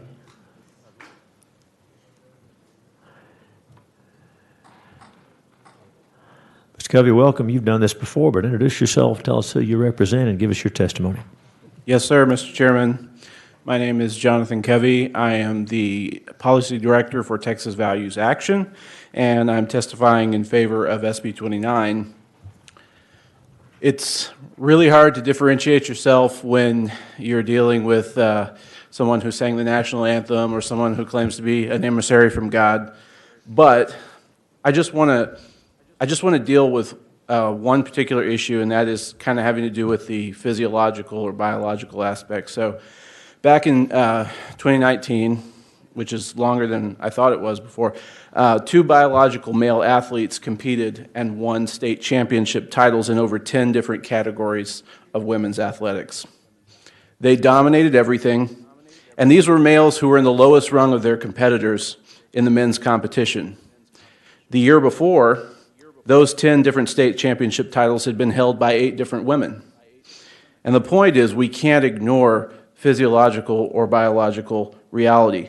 So from 2005 to 2015, a athlete named Allison Felix competed and dominated the women's track sprinting competition. She won 6 different Olympic gold medals. She set the world record for the 150-meter dash in 16.3 seconds. What I'm trying to say to you is, this girl was freaky fast. She could run 150 meters faster than you or I could probably take our socks off. But guess what?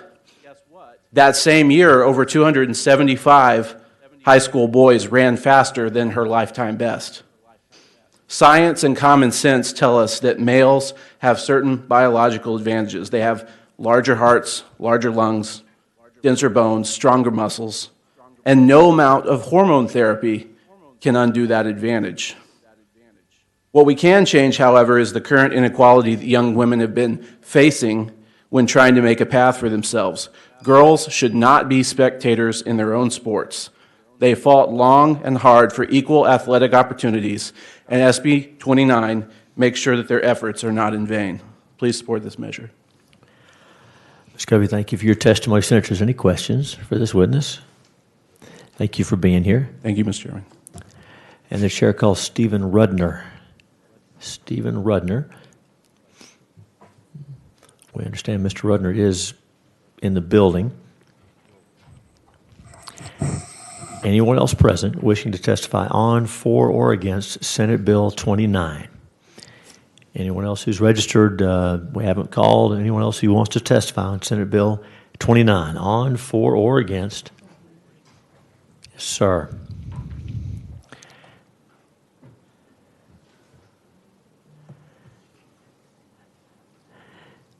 So do you know if you did the register online outside at the kiosk? I didn't. I did for another bill, but I just thought I'd speak out on the bill. Very good. So we're going to need to, we'll do that, but you just have to promise me that you'll go out there and give us your information, okay? Sounds good. After you testify. So go ahead, tell us who you are and give us your testimony. All right. My name's Christopher De La Torre, and I'm representing myself. And just after hearing all these really just, heartbreaking stories and of everyone, I just thought I'd give my 2 cents. My little brother and I pretty much used to do sports, and I took him into track and field, and he didn't really get the same experience I got, so he decided to do something else. And I don't think sports are the solution here, and I think purpose is, and my little brother found purpose not in solidarity, but in solitude, to doing his own thing. And what he did was a video editing group, and he found much happiness in that, and a lot of happiness in that. So I think the solution to that regard could just be to not change anything through bills, but this kind of starts through in the House. And I think my little brother, thankfully, is very happy with the decision he made to choose video editing and just choose something he knew he loved. And that is pretty much it. Thank you for your testimony. Senators, any questions for the witness? Thank you. And if you'll see the lady in the red jacket, she'll, if you don't mind going out there, she'll get you in the system, so we have everything right on the bill. Thank you for testifying. Did Mr. Rudner? All right. Welcome.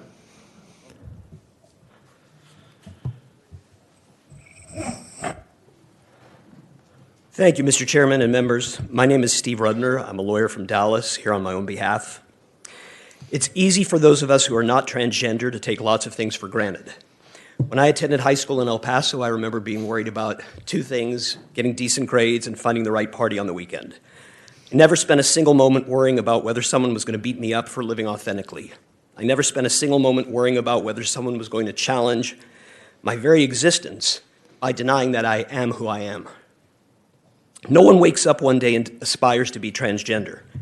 No one wants their child to live a life that will be difficult because of prejudice and hatred spewed by so many. I don't know how many of you know transgender children or adults. I've had the honor of meeting hundreds of these remarkable people. They are among the most brave people you could ever meet.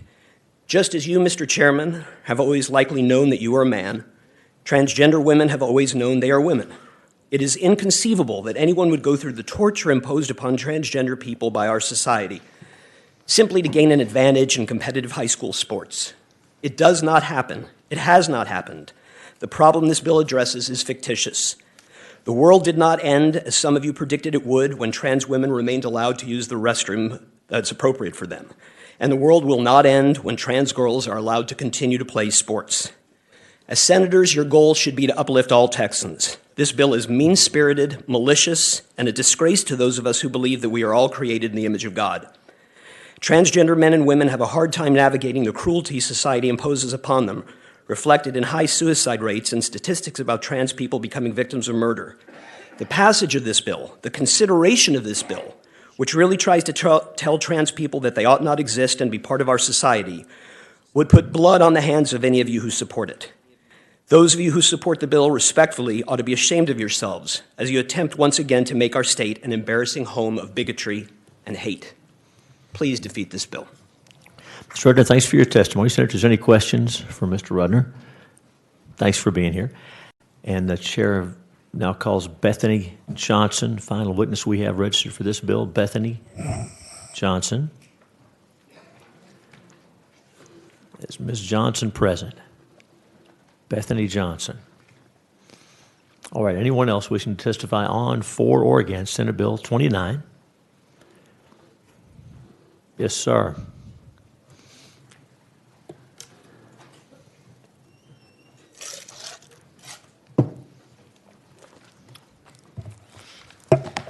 Now, I know we've had some others. We got some coming up. Are you registered on this bill currently? I'm pretty sure I am.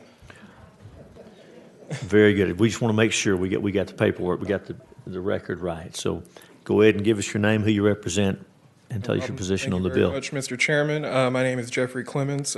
Here once again, representing Texas Rising and the Austin College Student Commission. Along with myself, I am against this bill. I think that at a time when the state of Texas is every year getting more diverse, we should be getting more inclusive rather than becoming more exclusive and discriminatory towards any member of our society. Last year, there was a list put out that 350 transgender people had actually been murdered or suffocated in some way. In the state of Texas, at least 15 people, transgender people, lost their lives.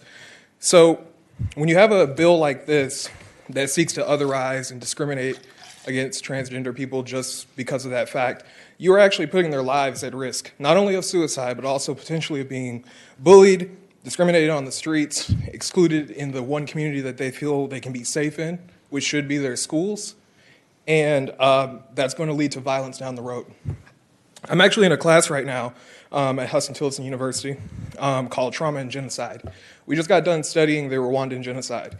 We went through the 10 stages of genocide, and one of those stages was this open discrimination against people, no matter what their classification was. But by classifying transgender people as somehow being potentially a threat either to young girls, you're not only putting their lives at risk, but you're also invalidating women, really. And so I think that this bill is quite transphobic in that it's basing some of its assumptions about transgender women in the same kind of assumptions that, mass media has made in films like Silence of the Lamb, that transgender people dress up They're just cross-dressers who want to get an advantage and potentially do harm to innocent people. But I think that as we've heard from many stories today, that that's not truly the case. And so I hope that this committee will pass on this bill to prevent further violence against transgender people of color and across the state of Texas. Thank you. Ms. Clemens, thank you for your testimony. Senators, any questions for the witness? Thank you very much. Is there anyone else wishing to testify on, for, or against Senate Bill 29? Yes, sir.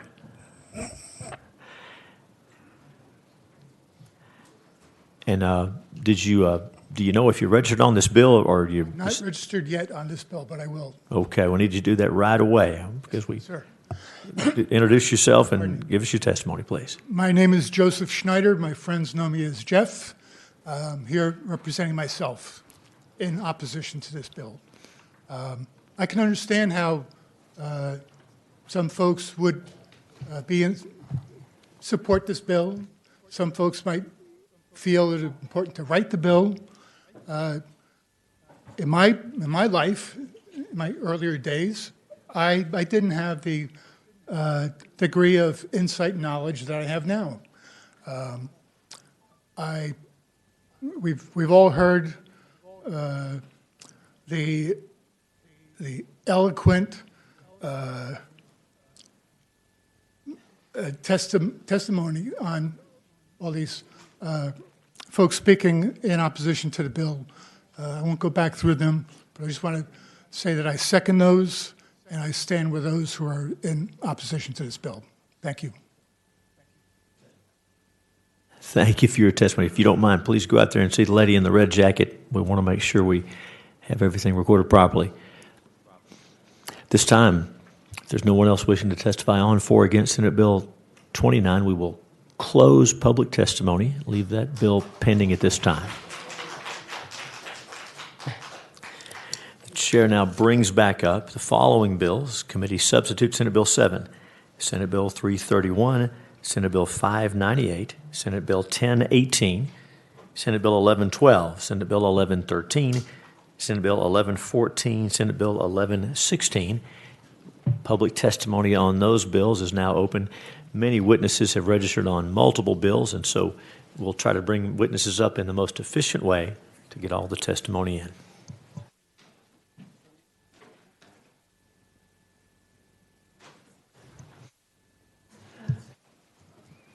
In addition to those bills, we are also bringing back up Senate Bill 1234, Senate Bill 1235, Senate Bill 1340, and Senate Bill 1387. Public testimony is now open on those bills as well. Mr. Chairman, Senator Zaffarini. just for matter of procedure, do you know how many witnesses we have registered? Senator, we're compiling that information now. You know, with this electronic system, you have to tell it which bills they're on. So we're going to have those numbers very quickly. All right. How many witnesses we have total. And again, many are testifying on multiple bills. And so we'll try to get folks through as conveniently for them and for us. Each witness will testify one time. Senator Zaffarini, that's important. Each witness will have 2 minutes to testify total. And so if you're on multiple bills, we'll make that clear at the beginning. But that's right. Each witness will testify one time. As a courtesy to the many people who want to be heard and deserve to be heard, I would hope that we would enforce the 2 minutes strictly so that we could hear from as many, because if not, people will start leaving. Senator Zaffarini, thank you for reminding me about that. And remember, it's her fault if I cut you off at 2 minutes. Senator Zaffarini told me to do it. So we'll try to remember to do that. Thank you for that. We do want to hear from everyone, and we want to respect everyone's, so everyone gets to have something to say.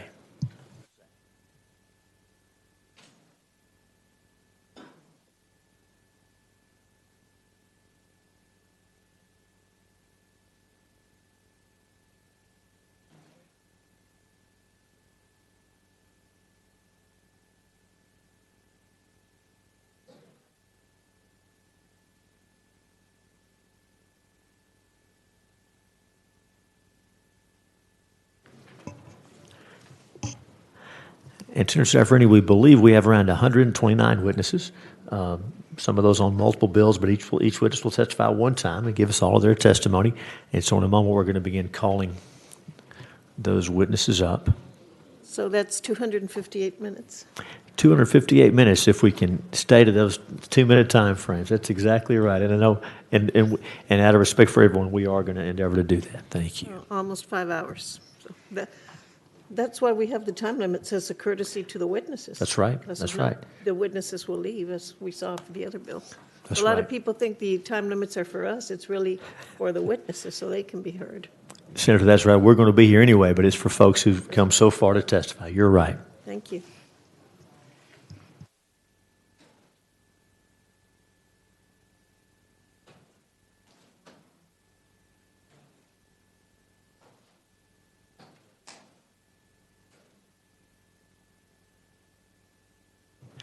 The chair now calls Chuck DeVore, testifying for Senate Bill 7, Senate Bill 1112, Senate Bill 1114, and Senate Bill 1116. We heard from him previously on other legislation. Assemblyman, welcome back. And again, to make sure we're right, we have you here for SB 7, 1112, 1114, 1116. Did we get that right? Yes, sir, although the latter three I was invited testimony on, so we don't need to be redundant on that. So let's just plunge into your bill, Mr. Chairman. Very good. 7. Thank you.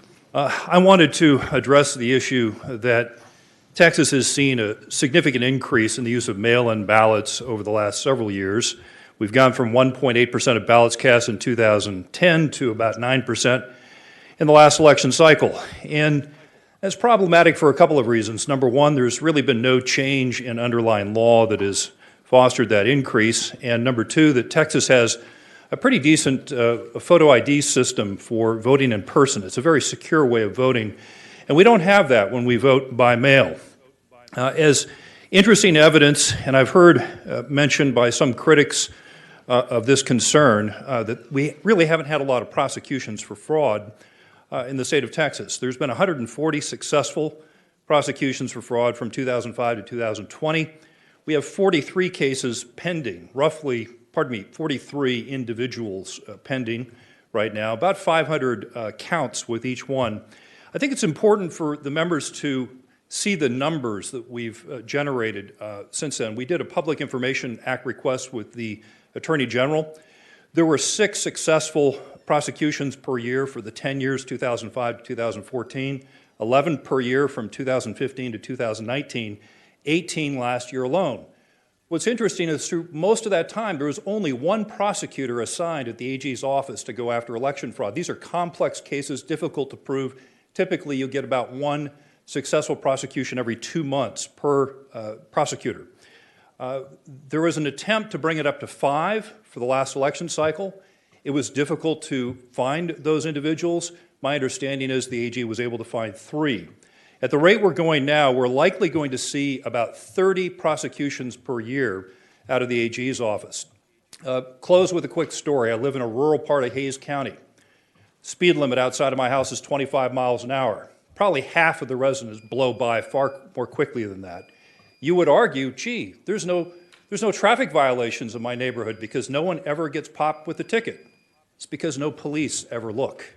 So you don't find what you don't look for. And members of the committee, I would respectfully support or encourage your support for SB 7. It tightens up some very important aspects of our code when it comes to vote by mail. Thank you, Mr. Chairman and members of the committee. Thank you for your testimony. Senators, any questions for the witness? Thank you for being here. Chair calls Eric Opiella. Mr. Opiella is still here. He's in the building, but he's in a conference room. He should come back. Okay, thank you very much. While Mr. Opiella is making his way here, Chair calls Michael Coleman. Michael Coleman.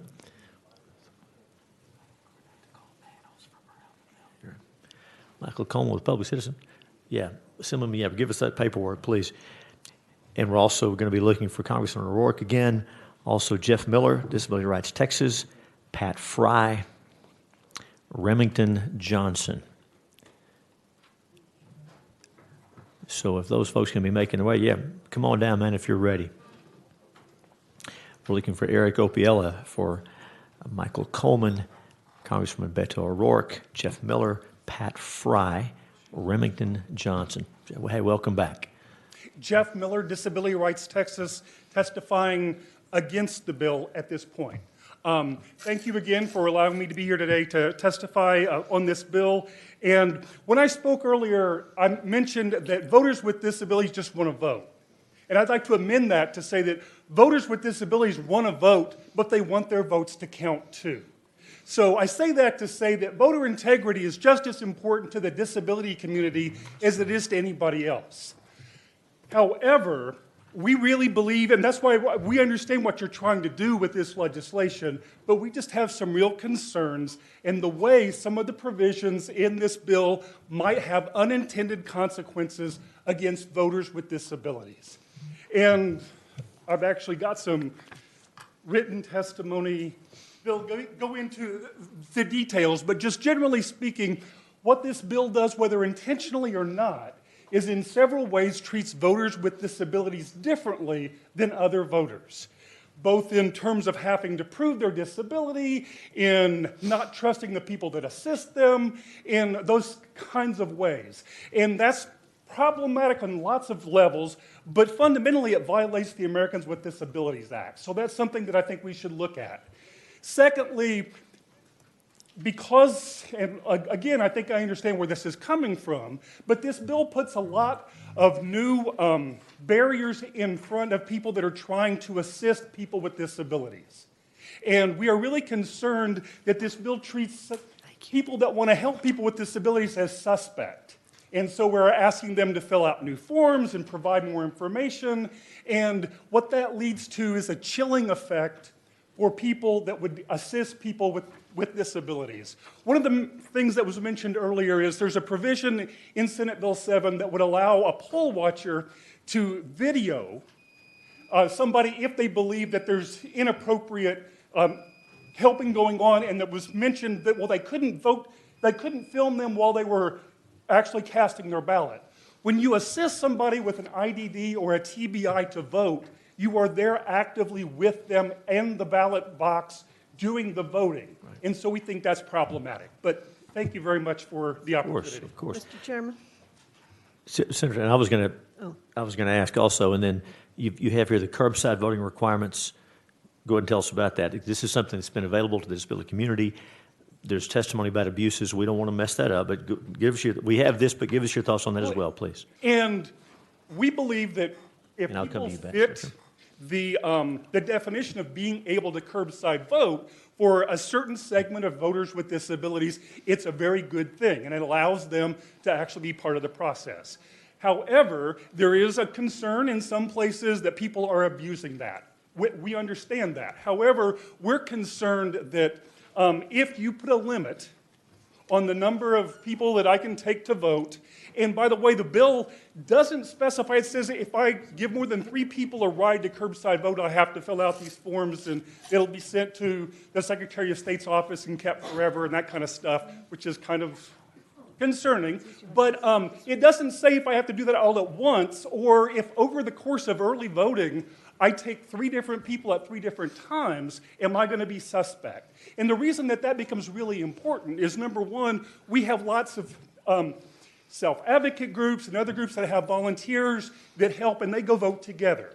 We also have people that have paid attendants that work in community group homes or assisted living facilities or that sort of thing. And this would really put a limit on those people be feeling comfortable in providing that service to a voter with a disability. And then finally, what about the Uber driver that gets called multiple times? Is that going to put them in a weird position? Well, thank you for that. Senator Zaffarini. Thank you, Mr. Chairman.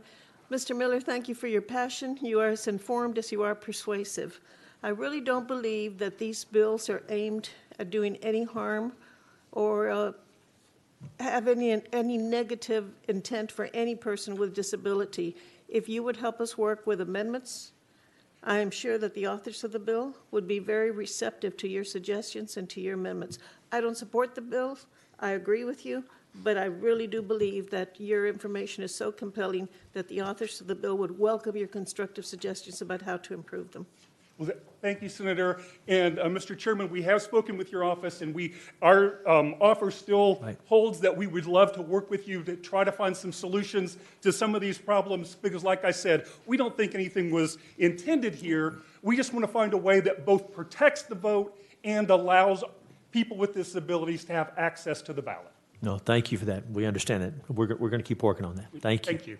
Thank you, Mr. Chairman. Thank you, Senator. Any other questions, members? Jeff, thanks for being here.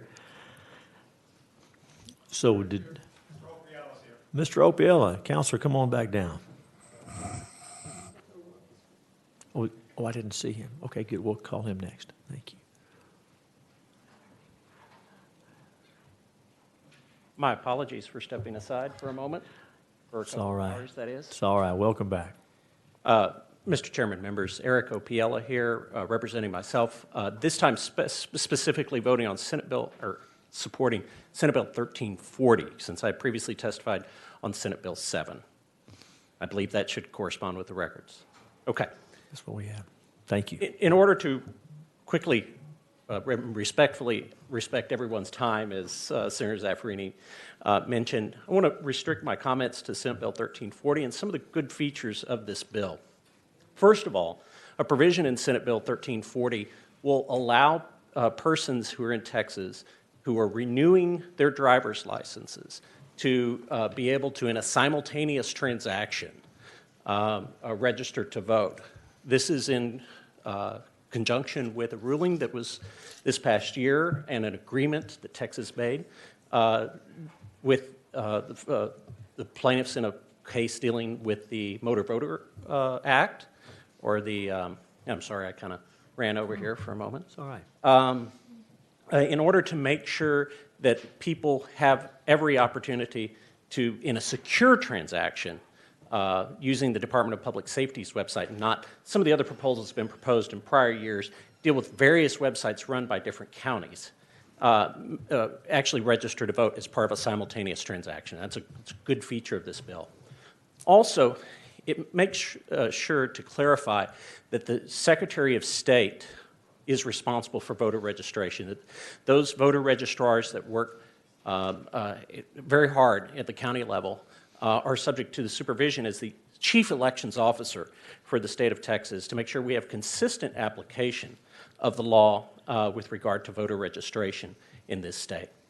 And then finally, the first section of this bill deals with a case, some of you might know, the Crystal Mason case, where the defendant, and I'll finish up my comments, claimed that the judge never told her that she was having her voting rights taken away as part of her felony conviction. Just make sure that all judges, upon a felony conviction, make sure to tell the defendant that their voting rights are implicated by the felony conviction. Open for any questions. Mr. Opiella, thanks for your testimony. Senators, any questions? And what you mentioned is an important provision. We addressed that in Senate Bill 7 as well, so that when a judge imposes a sentence, the person it's clearly expressed to them how this affects their voting rights. That's very important, and thank you. Thank you. you. Any questions? Thanks, Mr. Opiella. Congressman O'Rourke, welcome back. Chair calls Honorable Beto O'Rourke, testifying against Senate Bill 7.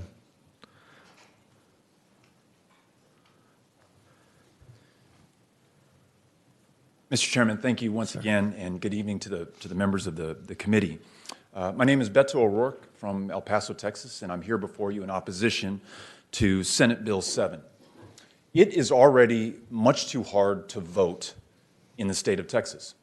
As you may know, we are 46th in the nation in voter turnout, and that is not for any lack of love of democracy. We love it no less than the people of Massachusetts or Idaho or California. It's just that we were drawn this way, literally in a racial gerrymander, not my words, but the words of a 3-judge federal panel in 2017. It's because of the 750 polling place closures in this state, more than twice the amount of the closest state. And most of those polling place closures concentrated in the fastest growing Black and Latino neighborhoods in this state. It's because there's no online voter registration in Texas, and it's because of the most onerous voter ID laws that exist in the country that are here in the state of Texas. In fact, the Election Law Journal ranks Texas 50th in ease of voting. This bill before us, Senate Bill 7, would make it even harder for people in Texas to vote, but not just anyone. As we've heard from other witnesses, those in the disability community especially would be impacted. Veterans who would now have to prove their disability because we won't take their word for it. Imagine someone coming back from having served this country, all of us putting their lives on the line in Iraq or Afghanistan, who comes back with traumatic brain injury or post-traumatic stress disorder or one of the signature wounds of combat and service, now having to prove to you, to all of us, that they should be able to vote by mail. Shouldn't we be able to take their word for it?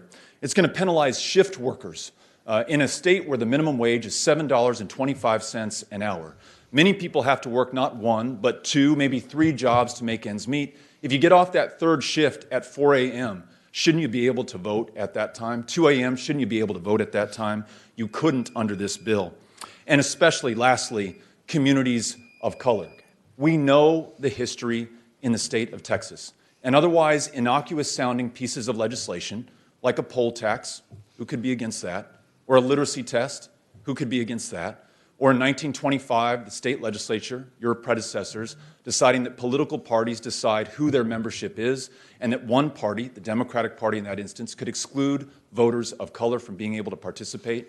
We know that this bill and its enforcement will affect communities of color more than any other, because when we look at what the Attorney General has done with his Voter Integrity Task Force, 72% plus of the prosecutions have been against black Texans, Mexican-American Texans, and Texans in communities of color, disproportionate to their representation in the population.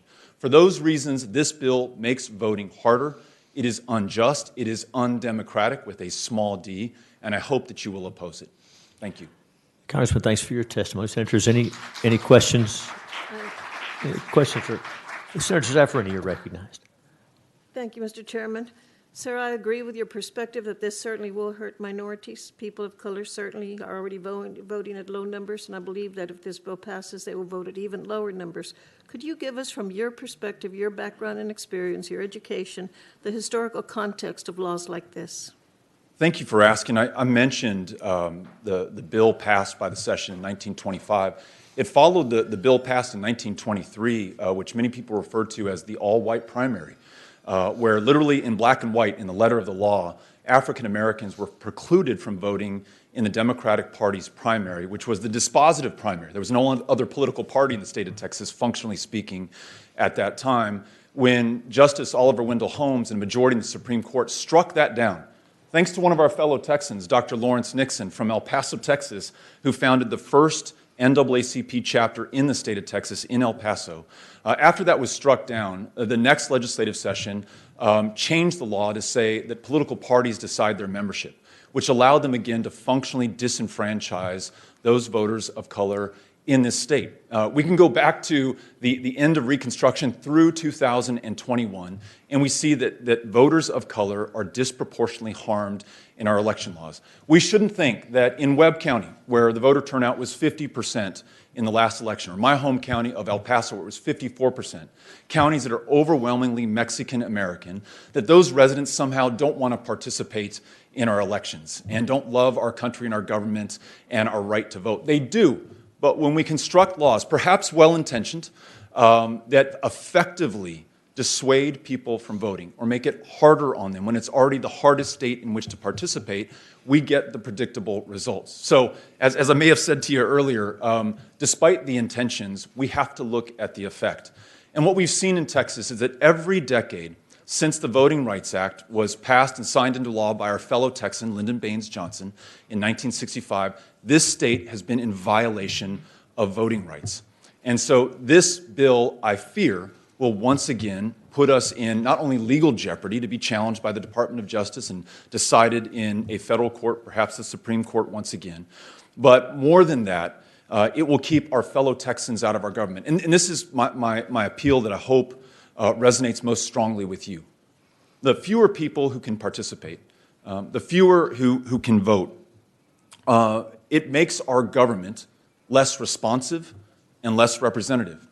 And I know whether you're a Republican or a Democrat, you want everyone to have a seat at the table. That only makes our laws stronger. It only brings more minds into the decisions that we make together, whether the challenge is an economic or a healthcare or a climate one or what have you. So those are the consequences of these kinds of voter suppression bills that unfortunately Texas is so well known for.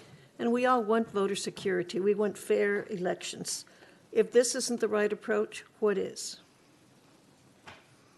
In my opinion, and the opinion of many other Texans from both sides of the aisle that I've listened to across this state, we need to not constrict democracy, but expand it. And so I would urge this committee, if you are sincerely interested in improving our elections, and I know that you are, and strengthening our democracy, which I know that you are, I'd ask you to consider automatic voter registration so that everyone who turns 18 in the state of Texas is automatically registered to vote and ready to participate in our elections.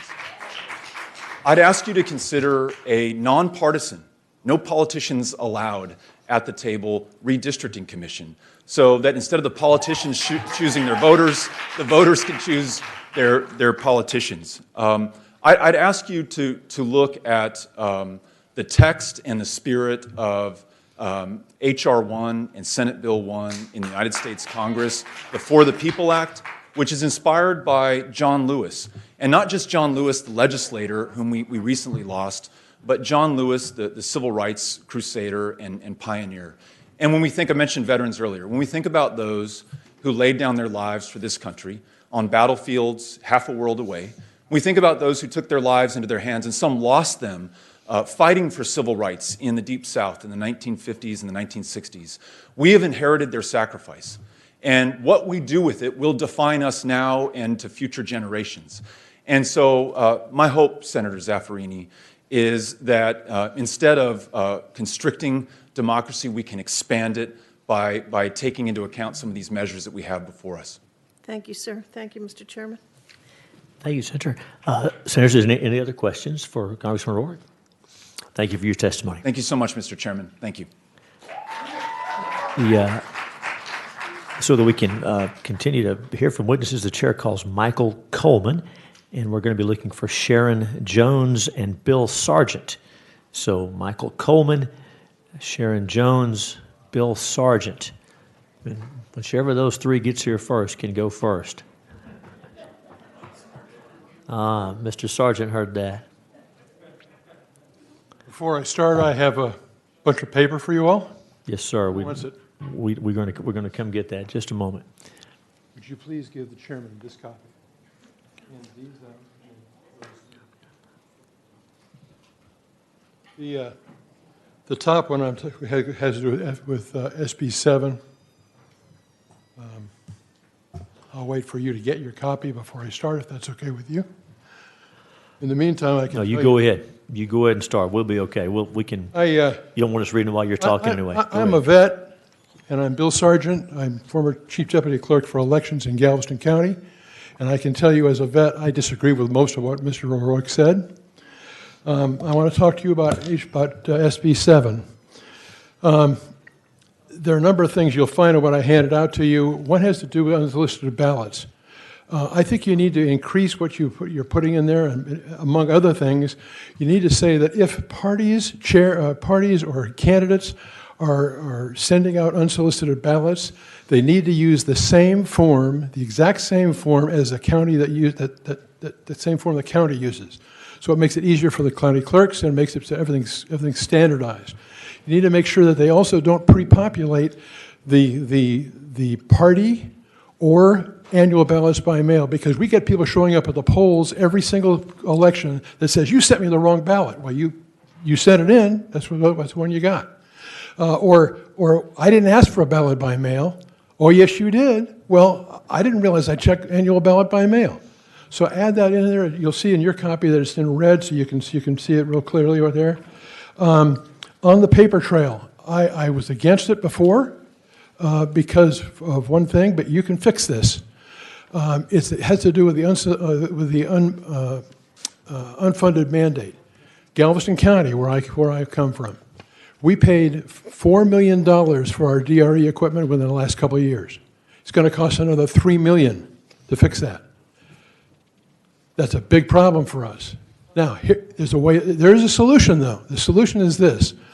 So as you'll see in what I've given you, you write in there that if the federal funds are not available, then what you do is you have the Secretary of State pay for it. Now, that's going to create a fiscal note for you, but it means that you don't have each county having to take it upon themselves. And the Secretary of State did that with HAVA money in the early 2000s. They can do it.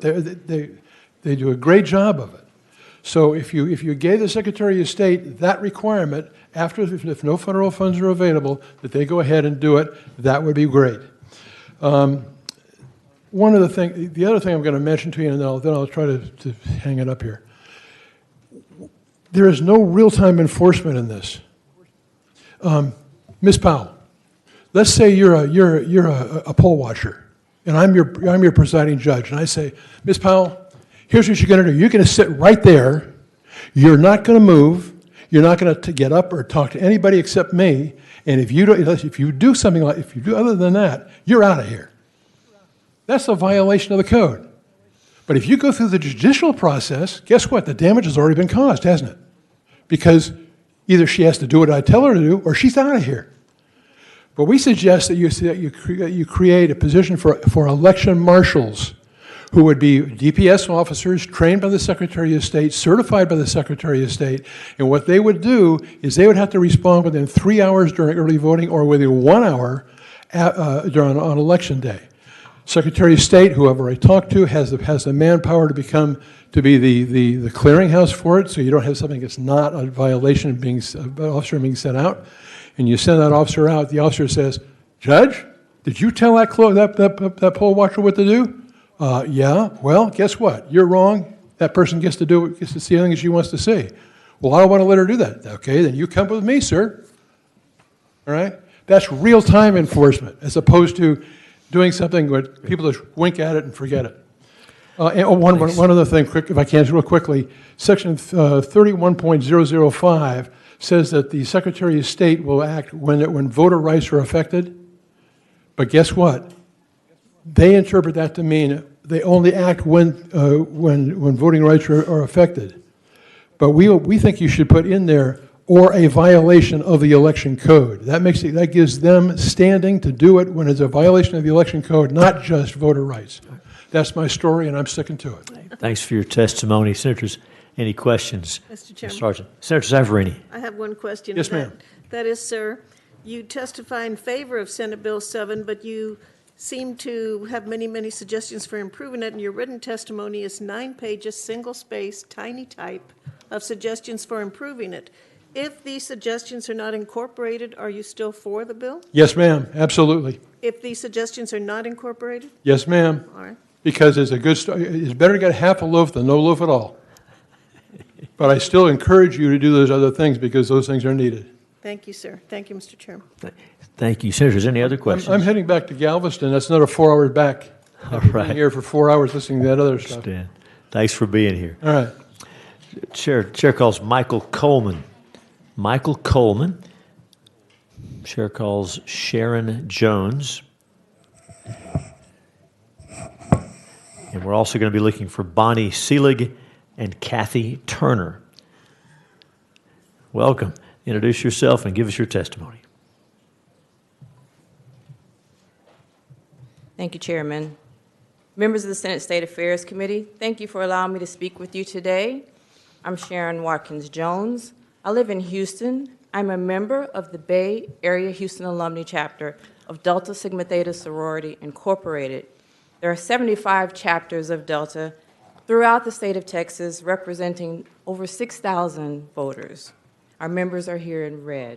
We've been here since 7:30 a.m. Since 1913, members of Delta Sigma Theta have been voting rights advocates, voter education proponents, and voter participation champions. We understand the importance and the power of the vote. Texas voters have shown that we want to be engaged in the electoral process, and it is for that reason that we are here before you. Today, we oppose Senate Bill 7, an anti-democratic, anti-voting bill that has been proposed to further suppress legal votes in the state of Texas. We believe this bill meets the classic definition of voter suppression, and as it would not only discourage, but in some cases prevent specific groups of people from voting. The following tactics of this blatantly racist bill marginalizes our communities. Senate Bill 7 strips voter rights, financially burdens local government, discourages poll workers, elevates partisan poll watcher power above election official authority, bans drive-through and outdoor voting, restricts voters from dropping off completed absentee ballots, shrinks early voting periods, creates new costs for disabled voters, increases burdens on voters with disabilities to access assistance at the poll. Delta Sigma Theta's membership in the state of Texas and the communities we serve would face insurmountable barriers to voter registration and voter participation should this measure pass.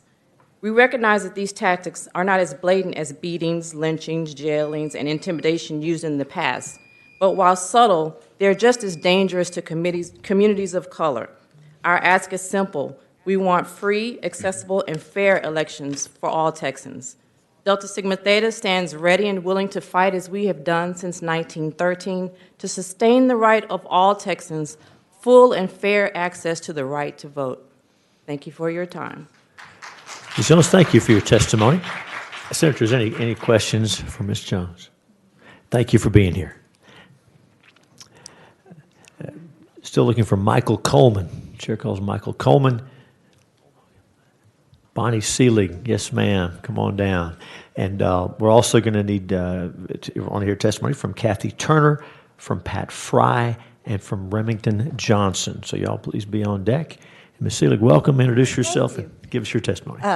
Chairman Hughes and members of the State Affairs Committee, my name is Bonnie Seelig. I'm supporting Senate Bill 7, and I'm representing myself. In January 2019, I renewed my driver's license and asked the clerk at the DPS if he could check the computer to see if I were a citizen or not. He said that I was. I asked to see the screen where that was noted. He said no, it was the property of the DPS. I became curious about who checks whether a person is or is not a citizen when the voter registration application information is sent from the DPS database at the time an individual applies for a license. I called the office of Keith Ingram, who was here, and I asked him, he's the Director of Elections, Secretary of State, I asked if the SOS checks the citizenship on the voter registration application. I was told the county clerks check citizenship. I called Travis County. The county clerk said I was told that the Secretary of State verifies citizenship of the voter application. I called the office of Keith Ingram again, and he said again that the SOS does not check citizenship. The county clerks check citizenship. I called other counties in the area, and they all said they did not check citizenship. They said that it was the SOS responsibility. On my third call to Mr. Ingram's office, he spoke to me directly. He said, Ms. Seelig, I'm sorry, but nobody checks citizenship. I told him that I assumed that to be the case, and thanked him for his information. So in 2020, I decided to check again. I spoke to one of Mr. Ingram's attorneys, who told me that they started checking in February of 2019. That was I called him in March, I think, the 1st of March. I said, that was great. How far back have you gotten? She said that the problem was that the Western District Court of Appeals said that they could check forward, but not prior to 2019. So what does that mean? Those who cheated in the past could keep on cheating? No one intended to prosecute them for their past actions. However, they were given the freedom to continue cheating while others were expected to obey the law. Another election issue concerns signature verification. I worked at the Travis County Ballot Board early in November 2020 for 3 weeks. My signature verification training consisted of being told to follow the lead of my partner After weeks of numerous partners, I determined the verification was at the whim of the most dominant personality in the partnership. Other states have signature verification machines, or some are even thinking of fingerprinting. But no, it is true the setting can be adjusted at very low standards on those machines, but Travis County would rank at the bottom of anything. So needless to say, I believe in one citizen, one vote. I don't want my vote deleted by an illegal vote. That is why I am testifying here today. I have lots of suggestions about ballot harvesting, of which I observed at that time. So thank you. Seelig, thank you for your testimony. And Senators, any questions for the witness? Thank you for being here and keep sharing information with us. Thank you. Okay, thank you. Chairman, I'll call Kathy Turner. Kathy Turner. Ms. Turner, make it. We're also going to be looking for Pat Fry and Remington Johnson.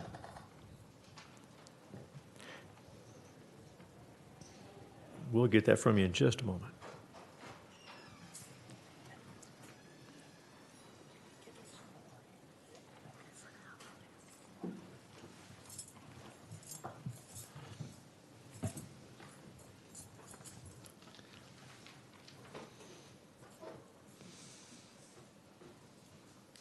I'm going to try to do this way. All right. This is wet. That's great. Welcome back. Thank you. My name is Kathy Kahn Turner, and I am testifying for Senate Bill 1235.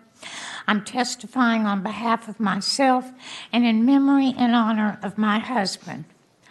I'm not an expert, haven't served as an election official or a poll watcher. I'm just a concerned voter, but I'm a voter with a claim to fame. I was the first 18-year-old to vote in the state of Texas. All right. That's a big deal. That's all right. And that makes me a legend in my own mind. But that being said, I want to talk about something that is insight from my situation.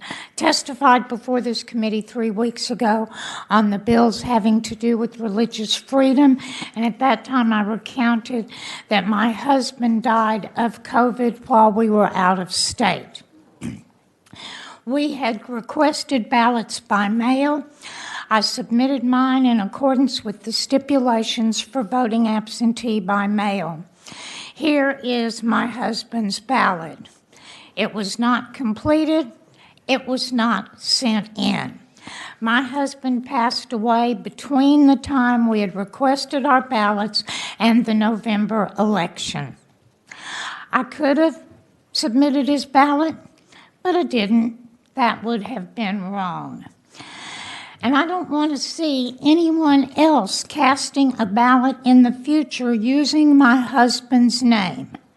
So my concern is when DPS records are used and people renew their driver's licenses in 6-year periods of time, for the next 5 years, my husband could be used as a voter.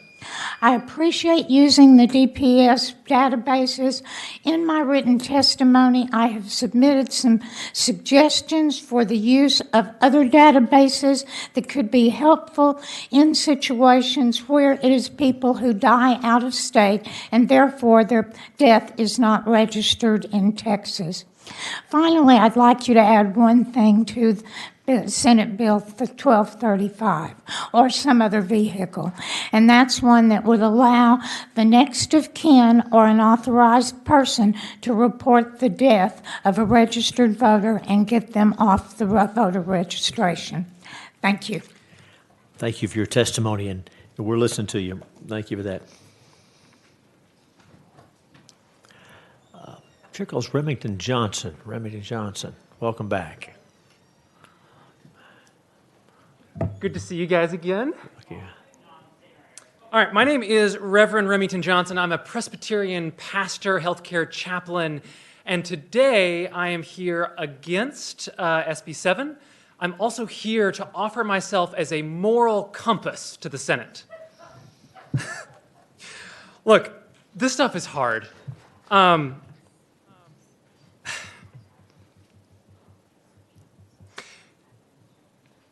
you've heard a lot of things today about when we were doing the trans stuff.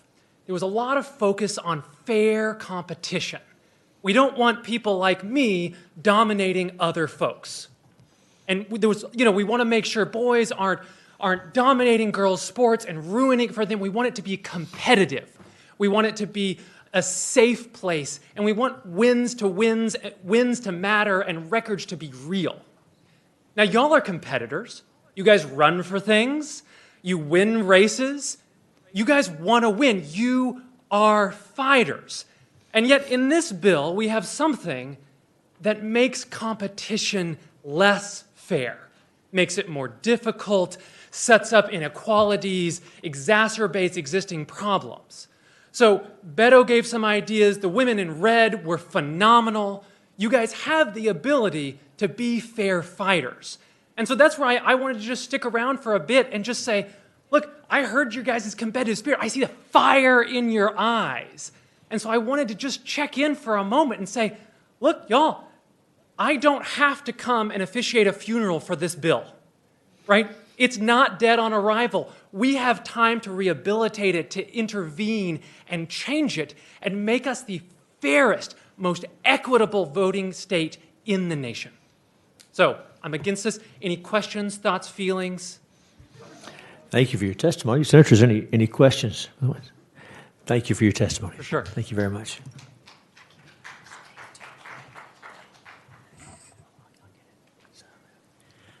Chair calls Alan Vera. Alan Vera, we're also going to be looking for Susan Carranza, Catherine McGovern, and then please be on the lookout, Harold Huff, Karen Collins, Chris Davis, Dorothy Ann Compton, Pat Fry. But for now, Alan Vera, welcome back. Thank you, Mr. Chairman. Alan Vera, Chairman, Harris County Republican Party Ballot Security Committee. I'm going to testify only on HB 1234 because I won't forget the numbers. If we're going down this path of a paper trail everywhere, listen to me, we better fix things first. Number one, right now in Texas, throughout 40 states, we have a paper trail hybrid voting machine that will count the same ballot over and over and over. I've done it on video. I've talked to the company. They can't fix it, and it's out there. And you can feed the ballot through it as many times as you want. It will not catch it. Secondly, we all watched with horror the security video from the Central Counting Station in Fulton County, Georgia, in the early morning of November 4th when they pulled out ballots in suitcases and fed them to the machines. That same thing's going to happen here if we go to total paper. What I passed out for you is an idea that will solve that, and a lot of the problems have been raised by Senator Powell and others. In 3 years, the country of India moved 1.3 billion residents to a biometric identification system. 1.3 billion people in 3 years. The biometric system would allow us to apply a unique biometric identifier to every mail ballot, so you don't have to worry about signature verification, to every paper ballot fed through a machine, so no bogus ballots could be fed. If we're serious about preserving election integrity while moving forward with paper-based voting, we should waste no time in initiating an aggressive timeline for a proper way to develop a biometric voter ID system. We should do it in the quickest manner possible and as quickly as possible. If we're going to move down this paper trail of 1, 2, 3, 4, let's get it done right. So unless Senator Saffarini has questions about 1018, I'll close. Thank you. Thank you, Mr. Vera. Members, questions of the witness? Thank you for joining us today, sir. Thank you. Okay, I'm going to...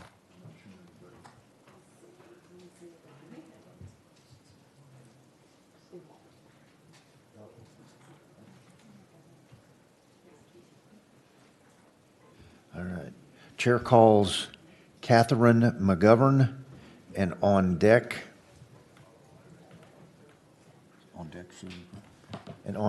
Susanna Carranza.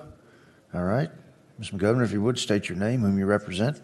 Catherine McGovern. Today, this time I am before you as the Voter Protection Director for Dallas County Democratic Party during the calendar year or election year 2020. Prior to that time, I've had about 20 years experience working at every level in the elections, such as poll watcher, clerk, judge, alternate judge, you name it. But my concern today is going to be focused on the watchers provisions that you have, which are Article 3, which you call election security. That section presents a whole lot of problems because you are not allowing or even requiring the watchers to take the training of election workers, and thus they come in and they don't have any real understanding of when there is a problem and when there's not. And I have all of last year to support that. I worked collegially with my counterpart in the Republican Party Integrity Unit. And we went out to almost every poll site in Dallas County at one time or another, dealing with issues because of poll watchers, not because they were evil as such, but because they didn't have the training. Don't send them in to be poll watchers if you're not going to require them to become trained like an election worker. The other thing is this language assumes that there's a lot of room and space in these election poll sites. There's not, but they're consistently set up so that you have your workers, you have the voters come in, and the first people they're going to meet are the people who are verifying that they are registered to vote and they have a voter ID. No question that a poll watcher can watch that, but the problem is that they cannot get, so they're interfering with what the voter has an absolute right to do, which is to get cleared and be able to go and cast his or her vote. They also don't seem to understand that the area where the ballots are cast or voted upon is prohibited to them. You look at the statute, look at 33057 and 33058, and you're going to see that it's very, very clear that the poll watcher, if an election worker is assisting a voter, may do one or two things, but that's it. They do not have a right to speak to the voter. They don't have a right to say something that tries to influence the voter, and that can be done by just videotaping what's going on. That's an intimidation. Ms. McGovern, thank you. Okay. Members, questions for Ms. McGovern? All right. Thank you for joining us today, ma'am. Thank you. I want to express my appreciation for your letting me catch my flight. Thank you so very much. Thank you, ma'am. Chair calls Susanna Carranza, and then on deck, Harold Huff. So Susanna, please, if you would, state your name, whom you represent. I have two bills. Do I have 2 minutes per bill, or do I have to consolidate? It's 2 minutes in totality. So. Okay. Yes, ma'am. So my name is Susanna Carranza, testifying on my own behalf in opposition to Senate Bill 7 first. And thank you very much for letting me speak today. I oppose Senate Bill number 7 because I believe we have to make voting easier to all eligible voters. And Senate Bill 7 has many provisions that walked back things that helped voting during the pandemic. That doesn't help anything. It just serves as voter suppression. So some examples are specifically the drive-through, the expanded voting hours, and the ability to have outside facilities to minimize exposure to disease. Another one that is very difficult to understand is the need for a certificate for people with disability to have to prove they have disability. That's a major hurdle that you heard from advocates before. Since I have to speak on 2 bills, I'm going to end on this one and move to my other bill. I assume I don't have to repeat. I'm opposed Senate Bill 1340. I am a volunteer deputy registrar, which means, or a VDR, which means I help register voters. Voter registration in Texas is difficult, And that's one of the first barriers that prevent people from voting. My main concern is that Senate Bill 1340 puts a lot of additional barriers in the process. And one that is particularly concerned from a volunteer deputy registrar perspective is the change in the effective date. As we learn in our training as VDRs, you have 30 days, the voter has 30 days, has to be registered 30 days before the deadline. And in current law, the effective date of your registration is 30 days after you get your application.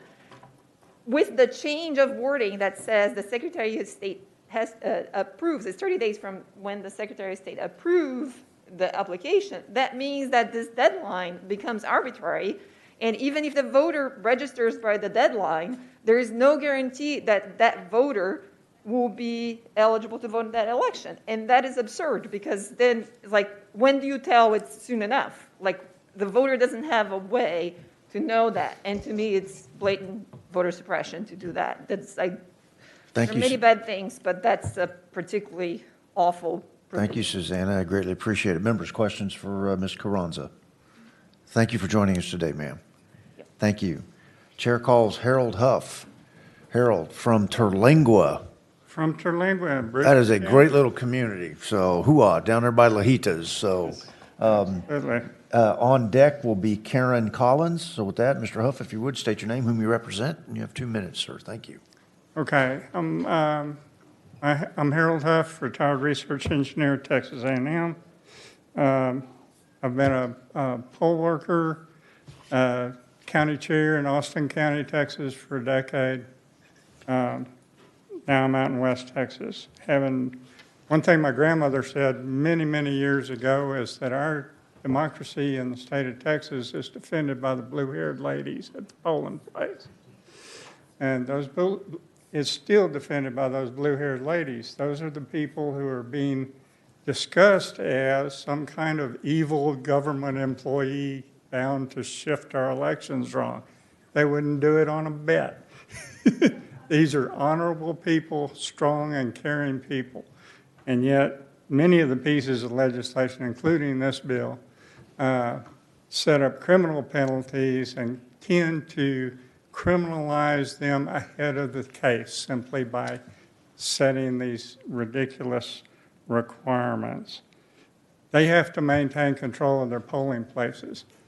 The poll watchers are not educated, they're not taught, they're not trained, they don't take oaths that are meaningful in any way. There's none of this legislation addresses penalties for poll watchers misbehaving.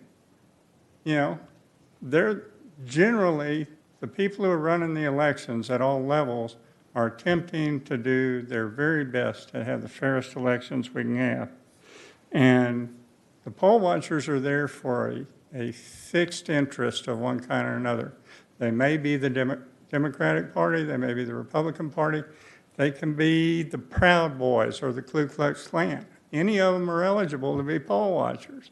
If they set up an organization and say, we want to be a poll watcher, they can be a poll watcher. There's no training involved, there's no legal requirements on them, there's no test on them. There are so many different things. I have to agree with our Republican colleagues on the signature requirements of our ballot boards. The most dominant member of the ballot board is the rule on whether or not a ballot is accepted. You've heard earlier testimony, many, many thousands of ballots are cast out.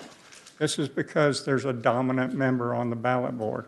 It's not because anybody recognizes anything particular about the signatures. Any question of that being a real ID test is just, it's bogus. It's not true. Yeah. Thank you, Mr. Huff. Have you completed your thought? There's a ton of it, but I understand 2 minutes. So yes, sir. Are there any questions? Members' questions for Mr. Huff? Things to be said. All right. I don't see any questions for you, Mr. Huff. Thank you for joining us. Safe travels back to Terlingua, okay?